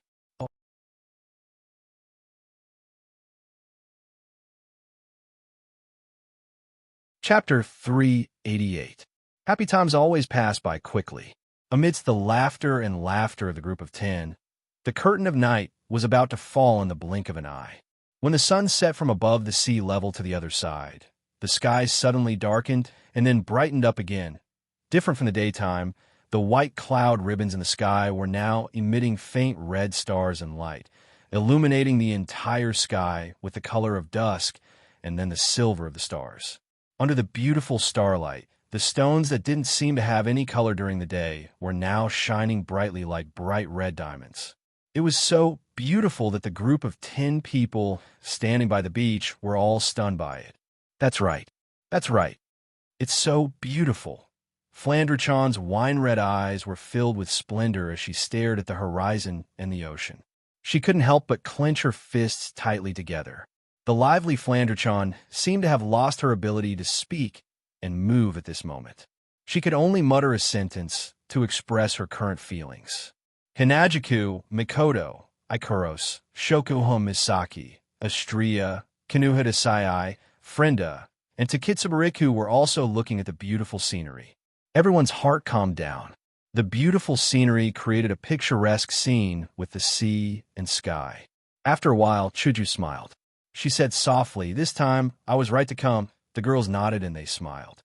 Wu Yan's heart blossomed when he saw the smiles on the girls' faces. He put on the most comfortable smile, and the 9 girls looked at him in a daze. Nana, Oni-chan, Flandre-chan tugged on Wu Yan's hand. She stared at Wu Yan's face with her ruby-like eyes. She looked at him with a hopeful expression. Next time, bring Flandre-chan and the other sisters to the beach, okay? Chuju, Mikoto, and the other girls turned to look at Wu Yan. Their eyes were filled with hope. Just like Flandre-chan, they were all hopeful. It seems like they are also hopeful. They can go on a beach trip like this again. Wu Yan smiled. He squatted down and picked up Flandre-chan. He looked at the girls and said in a half-joking, half-serious tone, "So, did you girls have fun today?" Hinajika laughed, Mikoto laughed, the girls all laughed. They all looked at each other before turning to Wu Yan and said in unison, "Of course." Wu Yan laughed out loud, and he hugged Flandre-chan even tighter. "All right then, let's do it again next time." Yay, the girls cheered. As night fell, the 10 of them returned to the villa. They laid out the barbecued meat that Wu Yan just finished roasting in the living room along with the desserts, snacks, and drinks that they prepared beforehand. The 10 of them formed a circle as they laughed and joked around while destroying the food in front of them. Each of them had a wide grin on their faces. Of course, they weren't always harmonious. For example, Mikoto and Shokuho Misaki were eternal rivals. They would quarrel every now and then, and they would turn their fire on Wu Yan. Wu Yan was under a lot of pressure. Flandre-chan, on the other hand, got together with Astrea. Flandre-chan looked like a child less than 10 years old, while Flandre-chan looked like a young lady in her prime. However, both of them had the same naivety and intelligence. Therefore, it was a perfect fit for both of them to be together. Of course, that's if Astrea doesn't teach Flandre-chan how to eat. Kinuhata, Sai, Frenda, and Takitsubariku have been in the same organization ever since they were in Academy City. That's why their relationship is so good. No matter where they go, they get along very well. After that, they got together with Shokuho Misaki in Silverio World Institute. That's why they're not as unfamiliar with each other as they were in the beginning. On the other hand, Hinajiku and Ikaros are actually able to chat and laugh together. This really surprised them. But it's not that strange. Hinajiku may be at Sundara, but she still has an unconcealable gentleness in her bones. Ikaros is the same. She's as gentle as water towards the people she cares about. In a way, they are similar in some ways. In fact, strictly speaking, the 9 girls present more or less had some similarities. Even though their personalities were quite different, they were all the same. They wouldn't hesitate to do stupid things for the people they cared about. Perhaps this was the reason why the girls were willing to come together despite the constant friction on the surface before the party ended. Shokuho Misaki frowned. She tugged at her swimsuit and turned to Wu Yan. Yen, where's the bathroom? My body feels sticky after soaking in the seawater. It's a little uncomfortable. Hearing Shokuho Misaki's words, the girls quieted down and started to frown. Indeed, after hearing Shokuho Misaki's words, they started to feel a little uncomfortable. Wu Yin paused for a second before nodding his head. He mused for a bit before smiling. I remember that when I rented this villa, I saw in the introduction that there was a hot spring in one of the rooms on the ground floor. The eyes of the girls brightened up and their spirits jolted. Their faces showed traces of excitement, which made Wu Yin chuckle. He knew it. Girls have zero resistance to hot springs and whatnot. The room on the ground floor? I got it. Mikoto stood up impatiently and pulled Hinagiku over. Chuju, let's go soak in the hot spring together. Hinagiku nodded immediately. She was also looking forward to the hot spring. All the girls were the same. After soaking in the sea water, they could soak in the hot spring. It must be said that this was a very tempting experience. So one by one, they stood up from the floor and ran towards the hot spring in groups. We haven't finished eating yet. Wu Yin was stunned when he saw all the girls running out. He quickly called out to the girls, but what he got in return was a voice that came from afar. Let's eat later. In the end, only Wu Yin was left. He sat in front of a pile of food and watched the girls running away. He didn't know whether to laugh or cry. Sighing, Wu Yin picked up a feather from Estria's wing and mumbled, Aren't you a foodie? Why are you attracted to the hot spring as well? Wu Yin saw another feather on the ground. It was pink in color. Wu Yin sighed again. All right, even Ikaros abandoned her master for the sake of the hot spring. Well, Wu Yin didn't know that even if all the hot springs in the world were placed in front of Ikaros, it still wouldn't be as important as her master. The reason why Ikaros isn't here is because Hinagiku conveniently dragged her away. Finishing his drink in one gulp, Wu Yan's mind started drifting away. After all, it was so lively just a moment ago, and now he's the only one left. More or less, he's not used to it. Wu Yan looked at the direction where the girls disappeared. He rolled his eyes and whispered, How about I go soak in the hot spring too? They're all my wives anyway.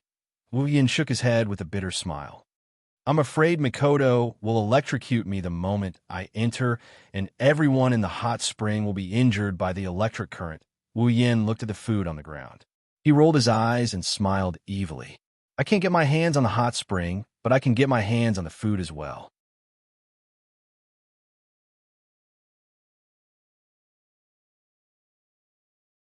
Chapter 389. Inside a room on the ground floor of the mansion. When the girls pushed open the wooden door, they were greeted by a wooden changing room. There were 2 similar wooden wardrobe racks on both sides of the room. There was another wooden door on the other side of the door. Warm air seeped out from the gap between the wooden door and steam filled the room. The girls' intuition told them that there must be a hot spring behind the wooden door. Flandre-chan's face was filled with joy. Her nose sniffed the air. It smells so good inside. Estria mimicked Flandre-chan and sniffed the air. A fragrance entered Estria's nose, and her face lit up. Ugh, it smells so good. Is there anything good inside? It's not good, dummy. Kinuhata Sai shook her head with a smile. Estria wasn't happy with the word dummy. You're the dummy. Dummy. Dummy. Kinuhata Sai's mouth twitched. She couldn't keep her cool. I feel like I'm such a failure. I got called a dummy by a dummy. Shokuho Misaki walked into the changing room and picked up a bottle from the corner. This is probably the reason. This isn't a proper hot spring hotel. The hot spring must have a strong distilled smell. If we don't remove the distilled smell, the hot spring won't work. Whatever, it doesn't matter where the smell comes from. Mikoto walked into the changing room impatiently. Anyway, let's soak in a hot spring first. The girls couldn't help but nod and walk into the changing room. Daisy, who was at the back, pulled the wooden door and hesitated for a moment before locking it. It seemed like she was guarding against a certain wolf's sudden attack. The girls began to slowly take off their clothes. To be more precise, it should be swimsuits. Therefore, the swimsuits were taken off quickly. White and tender bodies suddenly appeared in the air of this space. Some were naked, some were young, and some were young. The body odor of the girls merged with the processed fragrance in the air. It was as if a pink atmosphere bloomed in the air. In front of the hot spring, the low-breasted women no longer looked at the big-breasted women. They pulled open the wooden door, and a hot spring covered in steam appeared in front of them, causing them to laugh in unison. Yo! Flandre-chan and Astrea jumped into the hot spring, splashing water everywhere. The hot spring has different depths. The hot spring reaches up to Astrea's chest. It didn't completely cover Astrea's breasts, but it wasn't enough to make Astrea shiver. The shallower part is only up to Flandre-chan's shoulders. It's just enough for her short stature to move around. Ugh, it's so comfortable. Flandre-chan and Astrea closed their eyes and exhaled in comfort. The other 7 girls who haven't entered the pool yet were itching to get in as well. They all started running towards the hot spring. Wow, it's so warm.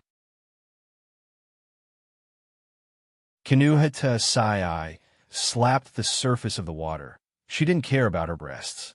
Her body floated on the surface of the water. She didn't mind if it was unsightly. In the end, I should have brought some drinks in. Drinking drinks while soaking the hot spring? Ah, I'm almost drunk. She held her cheeks with both hands. There was indeed a slight blush on her cheeks, proving that she was indeed intoxicated.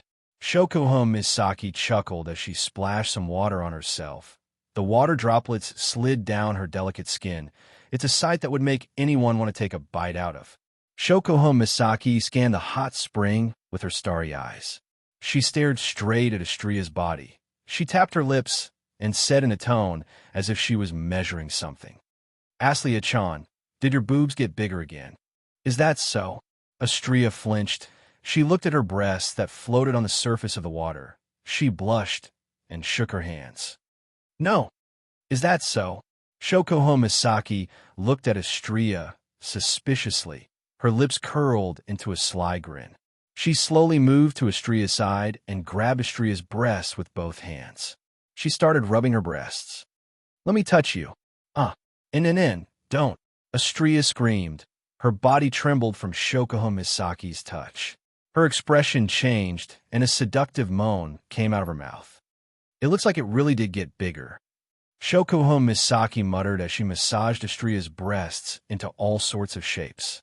Seriously, they were already bigger than me, and now they got even bigger. I can't accept this, stop it. Astrea collapsed onto Shokuho Misaki's body. She pressed her back against Shokuho Misaki's ass. She started panting when she heard Shokuho Misaki's words. Aikaro-senpais are bigger than Astrea's. Is that so?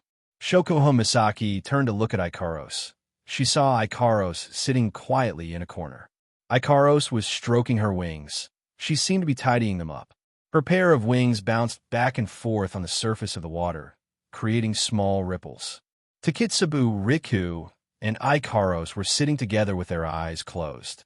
The two women didn't like to talk, so they didn't participate in the conversation. They didn't seem to have heard Shokuho Misaki's words either. Shokuho Misaki shook the water off her blonde hair. She asked in confusion.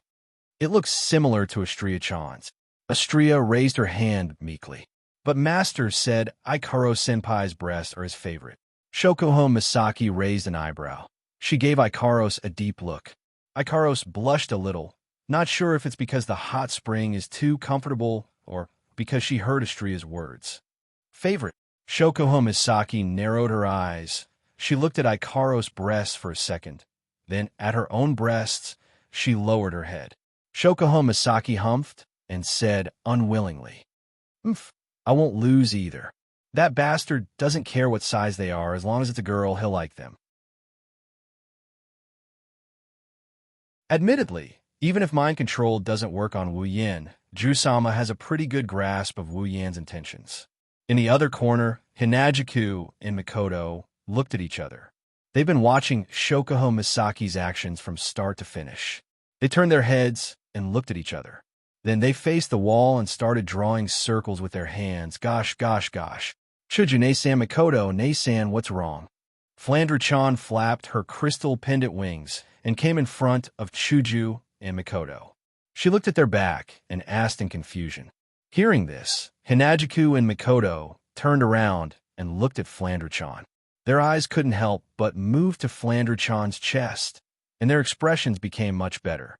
Have we fallen to the point of comparing ourselves to a child? Chuju and Mikoto cried for a while before forcing a smile. And nothing. Oh. Flandre-chan didn't suspect anything and started playing with the water again. Chuju and Mikoto were envious of Flandre-chan's happy face. It's great to be a child. You don't have to worry about anything.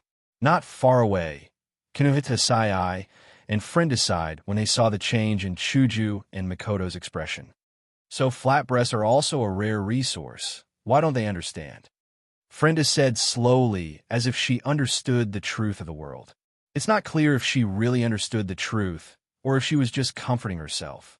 Kinuhata Sai pouted and continued to wander around.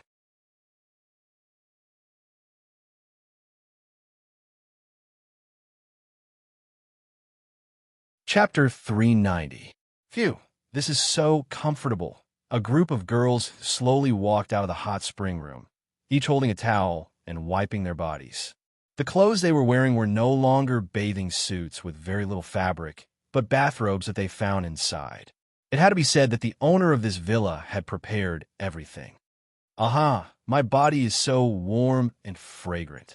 Flandre-chan skipped in front of the girls and ran towards the living room. Let Oni-chan smell you. You're super gonna let that guy smell you? Kinuhita Sai pouted. Isn't this super convenient? The girls laughed. Frienda said. Well, it's good to be a kid. You don't have to think about anything. Chuju and Mikoto nodded in unison. Frienda's words are exactly what they're thinking. Of course, the meaning is different. Under Flandre-chan's lead, the girls started to walk faster towards the main hall. After all, they've been soaking in the hot spring for more than an hour. However, when the group of young ladies returned to the hall, the scene that appeared before them caused them to be stunned and astonished. Wu Yin is sitting in front of the pile of food with a glass in his hand. It's exactly the same as when they left. The only difference is that there's a lot of beer in the middle of the pile of food. The glass in Wu Yan's hand isn't filled with soft drinks. It's filled with yellow beer. You girls sure took a long time to take a bath. Wu Yan rolled his eyes, and he gulped down the beer in one gulp. He also exhaled a huge mouthful of air. The girls looked at him in shock. Chuju asked in surprise. Yin, you're drinking? What's wrong? Is there something wrong? Wu Yin looked at Hinajiku with a puzzled expression. At the same time, he filled his cup to the brim with beer. His actions looked so natural that the girls exchanged glances with each other. Mikoto walked up to Wu Yin and sat down. She grabbed a bottle of beer and frowned. Why do you suddenly want to drink? The other girls also looked at Wu Yin with the same doubt in their eyes. That's to be expected. Even Hinajiku, the oldest of them all, has never seen Wu Yin drink, so it's normal for her to have this kind of doubt. Wu Yin didn't think much of it. He sipped his wine and continued. I don't have any particular reason. I just suddenly felt like drinking. Wu Yin looked at the girls and said, You don't have to be so surprised. I'm in my 20s. There's nothing strange about drinking. But I've never seen you drink before. Chuju said. She stared at Wu Yan's carefree drinking. Her yellow-green eyes were filled with worry. Yin, you haven't been drinking since we left, have you? Wu Yin laughed. I'm not that tough. I might be an adult, but I don't drink often. I can't hold my liquor that much. The girls released a sigh of relief, but Wu Yan's next sentence made them choke on their breaths. Well, you girls soaked for more than an hour. I only drank for an hour. An hour? Chuju and Mikoto raised their voices in disbelief. Hey. You really drank for an hour. Kinuhita Sai's jaw dropped. Beer's alcohol content isn't that high, and there are plenty of people who can drink for an hour without stopping. But at the end of the day, out of the 9 girls here, at least 5 are underage. That's excluding Flandre-chan, Ikaros, and Estrella. There's also Shokuho Misaki. Her age will always be a mystery, At least no one would believe she's a middle school student. Since they have never had a drink before, of course they wouldn't know the extent of drinking beer for an hour straight. It's just that Wu Yin has never had a drink before. Now that he's drinking for so long, it's quite a surprise to them. You girls are exaggerating. Wu Yin couldn't help but laugh at the girls' shocked expressions. It's just beer. It's not something with high alcohol content. Even if I drink for an hour, I won't get drunk. It's not like I can say that. Drinking is bad for the body. It's not good to drink too much. Chuju said hesitantly. Wu Yin chuckled at Chuju's words. Well, it's fine to do it once in a while, right? The girls went silent for a while before they reluctantly accepted it. Wu Yin narrowed his eyes and raised the glass in his hand, finally revealing a hint of his wolf's ambition. Do you girls want some as well? The girls flinched. Shokoho Misaki suddenly smiled and stared at Wu Yin. Her eyes seemed to be able to see through a person's heart. Shokoho Misaki giggled at Wu Yin. I say, Yin, are you planning to get us drunk? That's why you brought out so much beer, right? The other girls flinched again. When they regained their senses, they glared at Wu Yin. It's clear that they believed Shokoho Misaki's words 100%, because with the Wu Yin they know, he's definitely capable of doing such a thing. Ignoring those piercing gazes, Wu Yin admitted to it in a straightforward and honest manner. That's right. I want to get you all drunk. The girls were stunned. Even if Shokoho Misaki said what Wu Yin was thinking, they didn't expect Wu Yin to admit it so easily. Wu Yin smiled. He knew from the start that he couldn't hide it from these smart girls, so he didn't plan to hide it. Wu Yin picked up a bottle of beer and said to the girls with a smirk. His tone was disdainful, as if he didn't care about anything. Do you all dare to drink? The girls were angered. Wu Yan's disdainful tone successfully made the girls who had made up their minds not to let Wu Yin have his way. Now, they were angered by Wu Yin. It's just super beer. I, Kinuhata Sai, am a member of the Super Dark Department. I'm not afraid of death. Why would I be afraid of a bottle of beer? Kinuhata Sai immediately stood up, narrowed her eyes, and stared at Wu Yin. She grabbed a bottle of beer and poured it.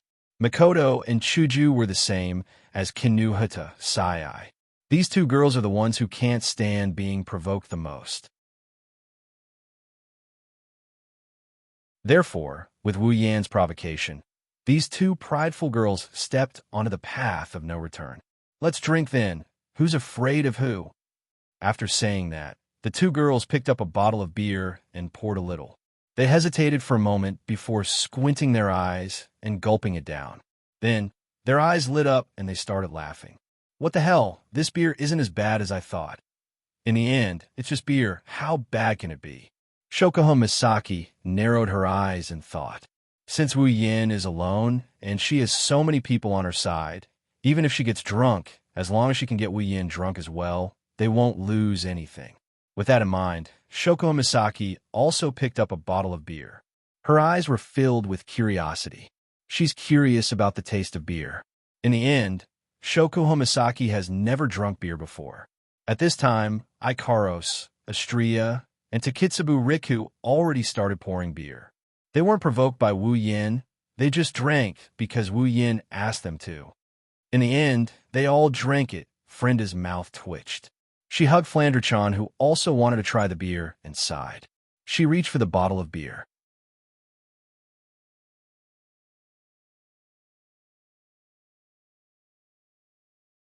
Chapter 391.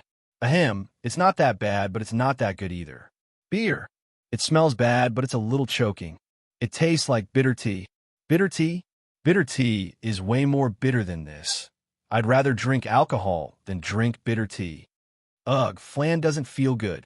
But kids can't drink it. My head feels a little dizzy. Ugh, I think so too. Astria passed out. Astria, wake up. Sis, flan feels dizzy. I told you kids can't drink it. As time passed, the faces of the girls who picked up the beer bottles began to turn red. Although the alcohol content of the beer wasn't much, the girls here had never drunk alcohol before. Therefore, just ordinary beer was enough to make them dizzy. The more the girls drank, the more blank their minds became. They couldn't think of anything else. At first, they only took small sips. Later on, Whenever Wu Yin raised his glass, they would reflexively gulp down the beer. They didn't notice that when they drank a glass, the empty glass in their hands would be filled up with beer without them noticing. Astria, who didn't know when to stop, and Flandrichon, who didn't know what was going on, had already collapsed on the floor. The other 9 girls were blushing and their vision was blurry. They didn't even care about Astria and Flandrichon, who passed out on the floor. They kept pouring beer into their mouths and started talking nonsense. This is a sign of drunkenness. Wu Yin, who has been drinking with the girls, is also feeling a little dizzy. However, Wu Yin didn't bother to deal with this feeling. He even allowed himself to stay in this state. Since he decided to have a good time, Wu Yin decided to indulge himself for once. The feeling of being drunk is a little uncomfortable, but for Wu Yin, this is a way to relax because he doesn't need to think about anything else. Perhaps a group of girls also had the same thought. Therefore, they subconsciously didn't use their own abilities to keep themselves awake. Of course, they would definitely regret it after this. The moon began to slowly climb into the sky, proving the extent of the night's progress. Empty beer bottles littered the ground. Hinajiku, Mikoto, Ikaros, Flandrichon, Shoko Misaki, Astria, Kinuhida Sai, Frenda, and Takitsuriku were all in the same state as the beer bottles. The girls were speechless at the sight of this. Wu Yin looked at the girls lying in front of him. Their faces were flushed red, and their mouths were pouting. Wu Yan's wine-red eyes flashed a little before he smiled proudly. You want to compete with me in drinking? I might have lost to you 9 in the past, but now, I'm a true ancestor. Even if I don't suppress the alcohol in my body, I won't lose to you girls, Wu Yin muttered while shaking his head. His gaze landed on Flandrichon, and he bitterly smiled. I didn't think even Flandrichon would get drunk. This is a huge sin. Wu Yin wobbled as he stood up. He may have knocked out the girls, but he drank quite a bit as well. He didn't try to suppress his drunkenness. He's a bit drunk as well. He's trying his best to maintain some semblance of sanity. He knows that he can't let Flandrichon sleep on the ground. Wu Yin got up and picked Flandrichon up. He staggered into a room and covered her with a blanket. Looking at Flandrichon's blushing face, he smiled. She still had a smile on her face. It was as if she was dreaming of something good. Good night, little cutie. Wu Yin kissed Flandrichon on the forehead before he walked out of the room and closed the door behind him. Well then, Wu Yan's red eyes landed on the girls on the floor. He put his hands on his hips and laughed. This is such a good opportunity. If I don't throw you girls into a bed, I'll be letting myself down. With a chuckle, Wu Yin finally started the busiest night of his life. He carried 8 girls into another room and tossed them into a bed. He then walked out of the room and picked up another girl. Again and again, he tossed all 8 girls into the room. This room is the biggest room Wu Yin has seen since he came to this villa. Moreover, the bed is also the biggest in this villa. It can fit the bodies of 8 girls. Wu Yin couldn't help but feel sorrowful. Could it be that the owner of this villa also had the idea of sleeping together under the same blanket? Looking at the beauties in front of him, Wu Yin didn't have the time to think. He snickered and pounced on one of the girls. Coincidentally, it's Astria whom Wu Yin hasn't gotten his hands on yet. Wu Yin flinched when he realized that his casual pounce landed on Astria first. Then he felt the softness of the body beneath him and the feeling of those large breasts pressing against his body. He took a deep breath and then, with a violent tug, he tore Astria's clothes apart. Due to the effects of alcohol, Wu Yin didn't hold back. He tore off her clothes again. In the blink of an eye, he was naked with Astria. Lowering his head, Wu Yin kissed Astria on the lips. At the same time, his hands slid across her smooth skin and he rubbed Astria's large breasts. You. Astria whimpered as she felt something entering her mouth. She subconsciously responded to Lin Sanjiu's words. The two kissed each other with their tongues intertwined. Both of them tried their best to squeeze and lick each other's bodies. Astria started following her body's instincts even though she was in a daze. Burying his face into Astria's chest, Wu Yin felt so blissful that he almost wanted to sing. The result of this action is a suffocating feeling as if all the air in his body has been sucked out of him. But Compared to the fatally slippery feeling, the suffocating feeling is nothing. Finally, Wu Yin sucked in the crimson red he coveted. Astrea moaned and straightened her body. Under Wu Yan's relentless assault, Astrea moaned repeatedly. Her crimson eyes slowly opened. There was a misty look in them. Under the influence of alcohol and her body, Astrea's brain, that wasn't good at thinking to begin with, lost its ability to think. She looked at Wu Yin, who buried his head in her chest, and she moaned in a daze while moaning softly. Master, the delicate master, ignited the fire in Wu Yan's heart. Wu Yin pulled Astrea under him and straightened his back. Astrea's cries of pain echoed throughout the room. Aside from Flandre Chan, this gluttonous angel who didn't fall for Wu Yin finally became a true sister to Chuju and the others. You, master. Astrea hugged Wu Yin tightly as she kept moaning. Her crimson eyes turned misty as she followed Wu Yan's movements. Her body moved up and down as she moaned incessantly.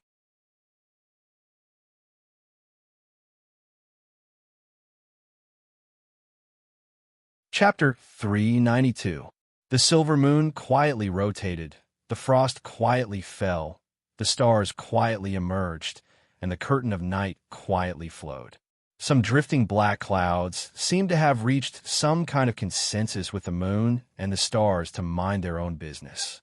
You occupy your territory, and I occupy mine. There was no sign of the two sides converging at all. The waves surged onto the beach. As they rose and fell, the beach at the front was unusually wet. Compared to the dry sand at the back, there was an unusually clear difference in color. Some small animals were hiding in some corner, silently making their presence known and making their own noises, filling the night sky with lively chirping sounds. Inside a certain room in the mansion, the atmosphere was unbearably calm. Pain is unavoidable for a first-time experience. However, when the pain subsides, Astrea's body and mind are filled with satisfaction. She couldn't help but moan in pleasure. Astrea was like a small boat in the middle of a storm.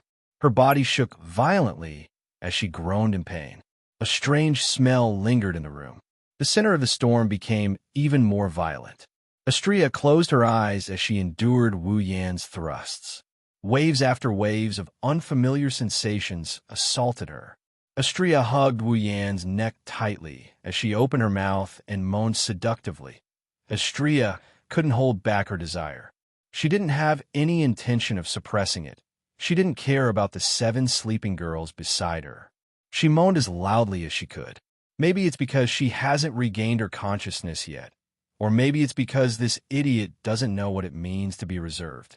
Wu Yan's evil fire burned brighter as he listened to Astrea's sweet moans. His thrust became even more violent as he pounced on Astrea. The two of them slowly climbed to the top of the world. When the climax arrived, Astrea let out a long moan. Her long moan echoed throughout the space. The space rippled with a faint pink hue. After lying on top of Astrea for a few minutes, Wu Yin got up. Astrea's crimson eyes glanced at Wu Yin subconsciously. Exhaustion flooded Astrea's mind. She slowly closed her eyes and fell asleep. This time, Wu Yin was lying on top of the body closest to Astrea. It was Ikaros. Wu Yin reached out and caressed Ikaros' skin that has been caressed countless times. He kissed Ikaros on the lips. His tongue slid in her mouth and captured that little tongue that is slowly moving around. Slowly, they started entangling. He gently tugged on the belt of Ikaros' bathrobe. Ikaros' bathrobe slid down to reveal her body. He lovingly caressed Ikaros' body until she moaned and her skin turned pink. Wu Yin hugged Ikaros and pressed her body against his. His chest pressed against Ikaros' body. He skillfully penetrated her. The forceful entry caused Ikaros to moan. Ikaros slowly opened her eyes, and her indigo-colored pupils landed on Wu Yan's face, who was right in front of her.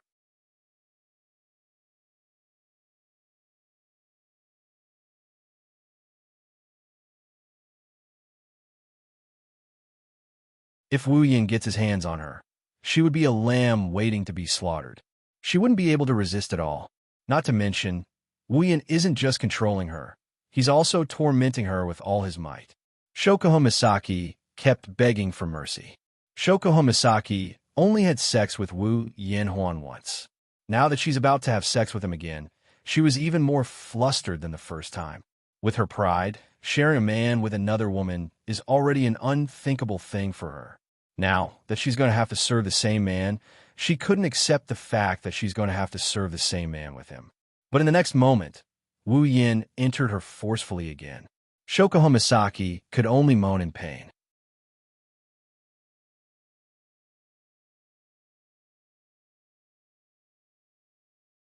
Chapter 393. Unlike Ikaros, Shokuho Misaki already had sex with Wu Yin once. Even though it wasn't that long ago, a man and a woman who tasted the forbidden fruit for the first time are like firewood and fire. Once they meet, it's only a matter of time before they start a fire. Therefore, with Wu Yan's entrance, Shokuho Misaki once again experienced the familiar yet strange feeling she had back in the Tokuwadai dorm. Her sensitive body made Shokuho Misaki completely lose her mind. Her heart was filled with pleasure. Even the shame of sharing a bed with another girl was dispelled. She was panting and gasping for air. Her wine-red eyes were filled with resentment. That was Shokuho Misaki's silent complaint against Wu Yan's tyrannical behavior. However, as her body was pounded by Wu Yan, her resentment slowly faded away. What replaced it was a misty look, and her eyes started tearing up. Shokuho Misaki has always been a sports idiot. Among all the girls, she's probably the weakest. Even Flandre-chan with her powers sealed is better than Shokuho Misaki. Shokuho Misaki quickly reached her peak. She took a deep breath and slowly calmed down. She slumped on the floor, unable to get up again. Shokuho Misaki can't stand up anymore. She took a deep breath and slowly calmed down. She collapsed on the floor, unable to get up again. Ugh. He's not sure if it's because Shokuho Misaki's voice was too loud or if it's because of his bad luck, but when Shokuho Misaki surrendered, another soft murmur came. Wu Yan's hand that was about to touch the other girl froze in place. Under Wu Yan's gaze, a pair of brown eyes slowly opened. Unlike Shokuho Misaki, Mikoto didn't regain her ability to think the moment she woke up. Maybe it's because Mikoto's alcohol tolerance isn't that good. When those brown eyes opened, there's a hint of drunkenness in them. Yin, not sure if Mikoto realized what's going on, but when she saw Wu Yin, she subconsciously called out and sat up on the bed. But Wu Yin didn't give her the chance. If Mikoto realizes what's going on, it won't be something that can be solved with just a few words. This violent and arrogant cis-canon. Ever since the first time he raped her together with Chuju, she refused to sleep with her best friend in front of Wu Yin. If she finds out that there are 8 girls in this bed, she's going to make a move. But that's not important. What's important is that there's an existence in this bed that Mikoto can't tolerate, Shokuho Misaki. If Mikoto finds out that she's about to receive the same treatment as Shokuho Misaki, and it's after Shokuho Misaki, she's going to go berserk. So without waiting for Mikoto to get up, Wu Yin pounced on her and pinned her under his body. He reached out his hands and grabbed her breasts and started rubbing them. At the same time, he lowered his head and pressed it against her breasts, silencing her scream. Ugh! Ugh! Mikoto's tea-colored eyes widened as she looked at Wu Yin, who was so close to her. When her pair of bunnies fell into Wu Yan's hands, Mikoto's face instantly crumbled and turned into ripples. However, due to her prideful nature, Mikoto naturally couldn't accept Wu Yan's doting, so she quickly struggled to break free from him. Let me go. Let me go. Ah, ah, ah. Before she could finish, Wu Yin waved his hand, and Mikoto's clothes and a belt flew into the air and landed below the bed. Wu Yin went straight in, silencing Mikoto's words, leaving only a soft moan in her throat. All that's left is Wu Yan's thrusts, and thrusts. Following Wu Yan's assault, Mikoto's body's desire grew stronger and stronger. In the end, Mikoto's resistance grew weaker and weaker. Gradually, her resistance turned into resistance, and resistance turned into desire. All the words that came out of her mouth were transmitted within the room by those two simple words. Then thrusts, thrusts, and thrusts. Where her body's desire completely drowned her, her rationality collapsed. Her two hands uncontrollably climbed onto Wu Yan's back. She closed her eyes and began to accept Wu Yan's assault. From start to finish, Mikoto didn't notice that there were a lot of bodies scattered around her. Among them, there were her good sisters. There were also her enemies. One has to say, this is a miracle. Soon, Mikoto welcomed her climax in her own moans. Under Wu Yan's unbridled assault, Mikoto finished everything in one go. The feeling of floating in the clouds, along with the tipsiness from before and the drowsiness of the night, caused Mikoto to fall into a deep sleep. At this time, Wu Yan's hand was already touching Chuju. This time, the accident didn't happen. Hinajiku was still drunk. Wu Yan gently lifted her up from her bed. Her bathrobe flew away without her knowing anything. Her body was also ravaged by a certain asterisk shoal without her knowing anything. She was also ravaged by a certain asterisk shoal. In her sleep, Chuju felt like she was in a hot spring. The water in the hot spring was very comfortable. It warmed her body. Moreover, it kept caressing her body. The warm water flowed into her body. The comfortable feeling made Chuju moan softly. There seemed to be waves in the hot spring. Her body could only go with the flow, up and down. However, the warm feeling was still there. After a long time, Chuju felt that the waves in the hot spring were getting stronger and stronger. The warm feeling in her body became clearer and clearer. Chuju kept moaning until a certain important string in her body was touched. Chuju let out a long moan and sank to the bottom of the hot spring. Placing the sleeping Hinajika back into his chest, Wu Yan reached out with his perverted hands and caressed Takitsubu Riku's voluptuous body. She seemed to have sensed something as she frowned, and her eyelids fluttered open. Confusion flashed through her eyes. Fragments of memories came back to her. Takitsubu Riku regained her vision. She was shocked when she regained her vision. This was to be expected. When you see a few girls with red skin and panting breasts beside you, you would also react the same way. A scream rushed up to Kitsubu Riku's throat. However, before she could say anything, a hand blocked her mouth. Wu Yan covered her mouth with his hand and made a gesture. Takitsubu Riku knew what was going on when she saw this. Her pretty face turned red and she lowered her head, not daring to look at Wu Yan. Chuckling, Wu Yan picked up Takitsubu Riku and placed her on top of his body. He said in a gentle voice, "Little Riku, be a good girl, okay?" Takitsubu Riku's face turned red. Before she could react, her bathrobe flew down and overlapped with the bathrobes of the girls in front of her. She could no longer tell which bathrobe belonged to who. At the same time, Takitsubu Riku's delicate body was lifted up by Wu Yan. Takitsubu Riku's heart raced. She couldn't help but cover her breasts with her hands. She knew what was going to happen next. Hence, she could only close her eyes. Under Wu Yan's pressure, she raised her head. After a crisp sound, Takitsubu Riku landed on Wu Yan's body with a flushed face. Her breasts were held by Wu Yan and tossed up and down. Takitsubu Riku moaned with him. Very quickly, Kanuhata Sai and Frenda were also dragged into the battle by Wu Yan. With a simple wave of his hand, 2 more bathrobes appeared on the ground. 2 more moans could be heard as well.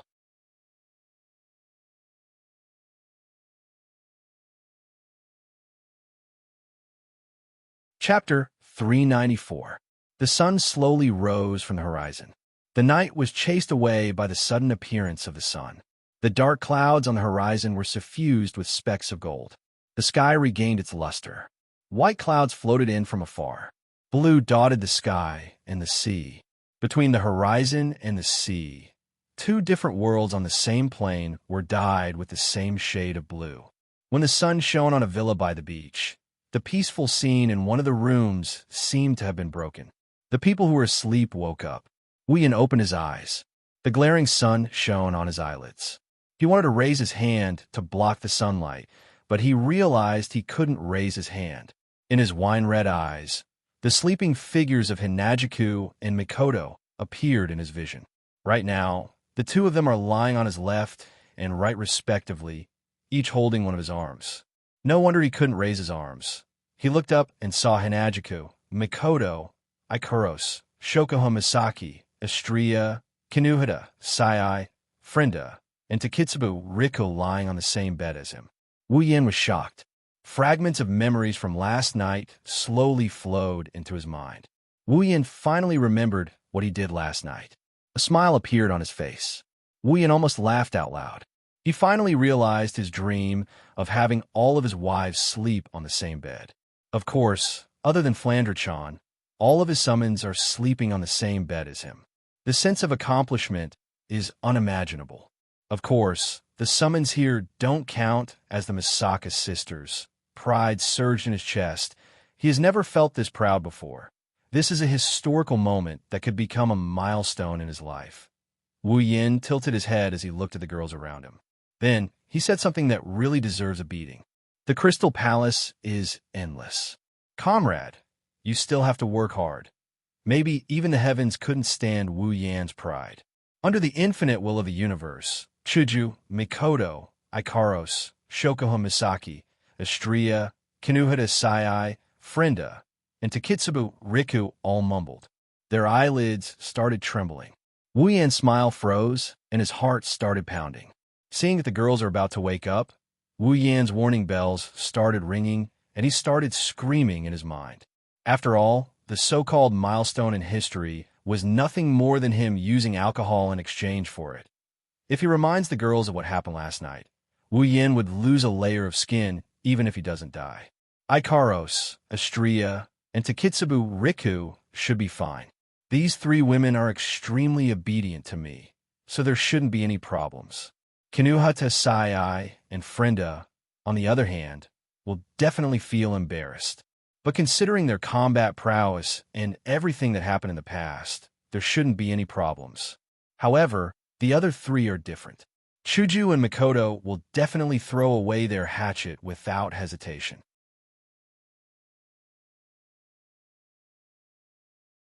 As for Shokoho Misaki, even though she won't throw away her hatchet, she will definitely find a way to get him a hatchet and willingly throw herself at it. The danger level was simply S-class. Wu Yin chose to run away without hesitation. But the moment he moved, Wu Yin froze. Because his hands are being held by Chuju and Mikoto. No, while Wu Yin screamed in despair. The 8 girls shuddered and their eyelids fluttered open. Their eyelids fluttered open as well. 8 pairs of eyes scanned the room and looked at each other. After seeing each other's miserable state, the memory of last night finally returned to their minds. Then, under Wu Yan's gaze, the 8 girls' faces turned red. Between the beautiful horizon and the sea, on the deserted beach, inside the villa, a few extremely shocking voices gathered together and let out an earth-shattering scream that pierced through the clouds. Bang! The door to the room was violently flung open. Wu Yin came out of the room with his clothes in a mess. At the same time, Hinajiku with a crystal sword in her hand and Mikoto with an iron sand sword in her hand also flew out of the room with their clothes in a mess. The only difference is that the former is running away pathetically while the latter has a face full of killing intent. Wu Yin, who was running away, was shocked. He leaped away from his original spot. Almost at the same time, a crystal sword and an iron sand sword slashed at the spot where Wu Yin was just a moment ago. A strand of hair fell to the ground. Wu Yin was scared witless. He yelled at Chuju and Mikoto. "You two, are you trying to murder your husband?" Chuju gritted her teeth. Her face still had a trace of anger. She raised her white cherry and said with a murderous look, "This is called cleaning house." Wu Yin couldn't stay calm anymore. "Who taught you to say that?" Mikoto took 2 steps forward, her other hand also materializing an iron sand sword. Her face was gloomy. "You can stand there obediently, and let's chop you up or wait for us to catch you and chop you into 18 pieces. You decide. You can't do this." Shokoho Misaki came out of the room with a group of girls. Except for Ikaros and Takitsubu Riku, who had a worried look on their faces. The other 4 girls had a cold look on their faces. Shokoho Misaki straightened her clothes and sneered. "Little Yin, you have the body of a true ancestor. You can't die. Why don't you just let us vent our anger on you? To make the always smiling Ju-sama speak in such a tone, one can only imagine how angry Ju-sama is. Wu Yin swallowed his saliva and forced a smile. Must it be so bloody? Of course. Other than Ikaros and Takitsubu Riku, the other 6 girls answered without hesitation. This made Wu Yan's scalp tingle. You, Oni-san, it's so noisy. The door opened and Flandre-chan rubbed her eyes while hugging a pillow. She told Wu Yan how cute she is. The girls were stunned by her cuteness. Wu Yan's face lit up, and he rushed to Flandre-chan's side and hugged her. Flan, did I wake you up? It's Oni-san's fault. Are you hungry? Yes. Yes, Flandre-chan is hungry. Looking at Wu Yan hugging Flandre-chan, the girls couldn't help but curse Wu Yan's shamelessness. With Flandre-chan in his arms, who would dare to make a move? The girls stared at Wu Yan with a dark expression. They wanted to stare him to death. Wu Yan chuckled awkwardly. Spalier World Academy, Villa District. Inside one of the villas, a bright light flashed without warning. The next moment, Wu Yan's group of 10 appeared in the hall. Oh, I'm back. Wu Yan sighed. He sounded like he had gone through a lot of ups and downs. It's as if he didn't go on a vacation, but instead, he went for an exam. Humph.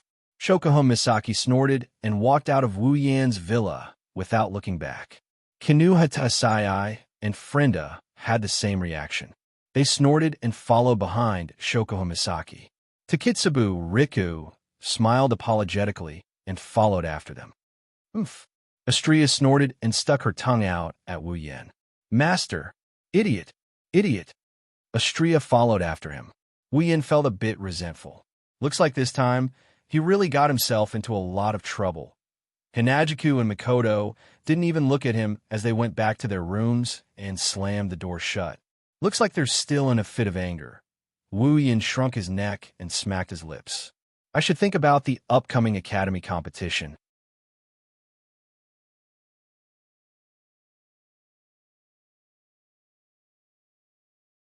Chapter 395. 3 days of time quietly passed under the anticipation of the Spalier World Academy students. On the 3rd night, when the last of the moon disappeared from the horizon, a faint light began to drive away the darkness. The bright golden light seemed to indicate the arrival of a new round of competition. As the first ray of morning light sprinkled into the Spalier World Academy, the quiet atmosphere of the academy suddenly broke.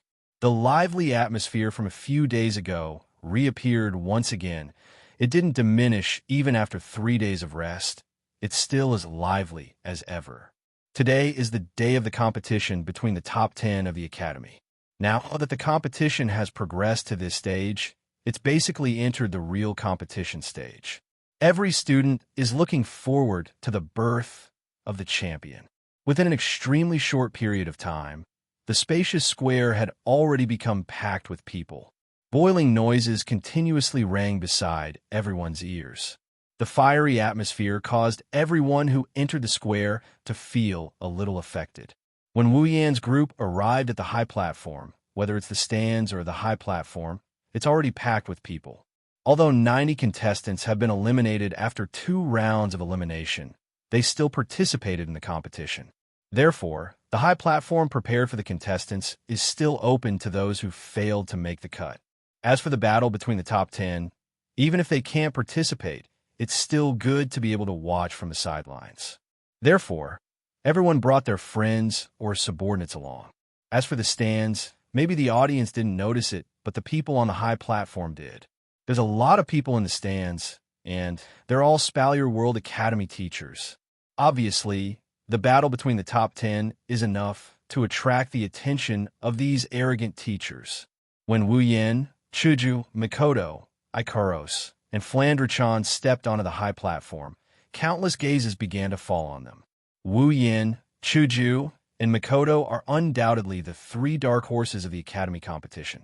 In less than a month since they entered the academy, they're already in the top 10.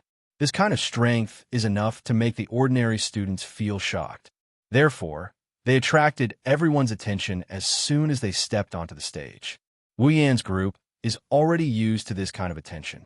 Compared to Shokuho Misaki, who got a lot of support as soon as she stepped onto the stage, this kind of attention is nothing. Ignoring the surrounding gazes, Wu Yan's group came to the spot where they stayed a few days ago and calmly looked around the place while chatting with each other. Not long after they arrived, two beautiful figures appeared at the entrance of the high platform. One black, one silver, two dazzling hair colors. They're walking towards Wu Yan's direction. Lulu ran over, and she picked up Flandre-chan in a practiced manner. She rubbed her face against Flandre-chan before giggling at Wu Yan. She's a very lively girl. Wu Yan glanced at Lulu's smiling face. Wu Yan felt helpless towards this crazy Lulu, but at the same time, he liked her from the bottom of his heart. Although Lulu always does things that make people tired, he has to admit that this Lulu is really cute. But right after that, Wu Yan was shocked. From what Wu Yan can sense, Lulu's aura is faintly emitting a powerful aura. Although it's not at the level that Wu Yan needs to pay attention to, but compared to a few days ago, it's completely different. Plum Lulu. Lowly. Level 50. Tier 6. Wu Yan looked at Lulu in shock. The information from the system was enough to shock Wu Yan. After all, 3 days ago, Lulu was only around level 40, and a month ago, she was only level 44. And in just 3 days, Lulu has already reached Tier 6? You found out. Seeing Wu Yan's shocked expression, Lulu proudly raised her head. The shock on Wu Yan's face faded, and he rolled his eyes. Lulu, how did you reach Tier 6? Chuju and Mikoto also saw Lulu's level and asked curiously. With this kind of strength, even if it's not enough for them to pay attention to, it's still very eye-catching. Hearing Chuju and Mikoto's question, Lulu pouted and said with a little dissatisfaction, "It's all because of Grandpa.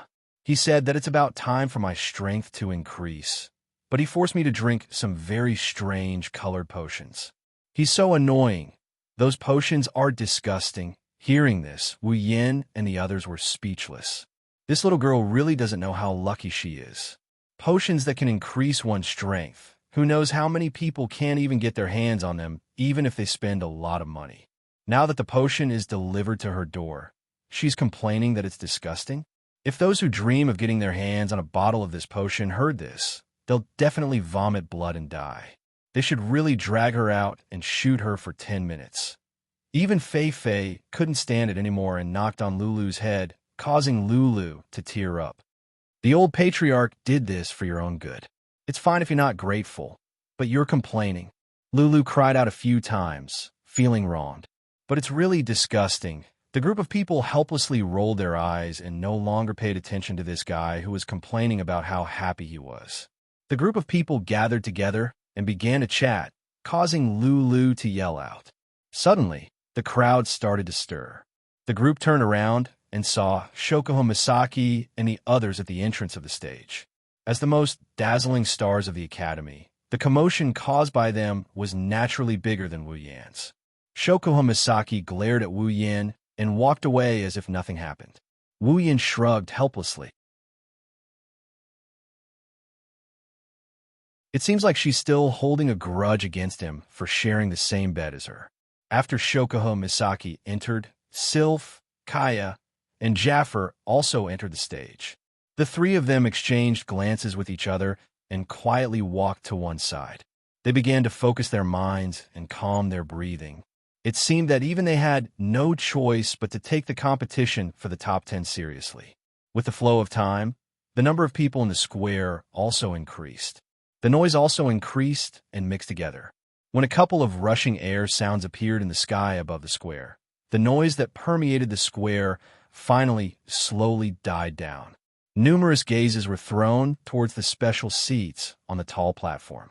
Over there, the upper echelons of the academy, led by the Thunder King, also took their seats.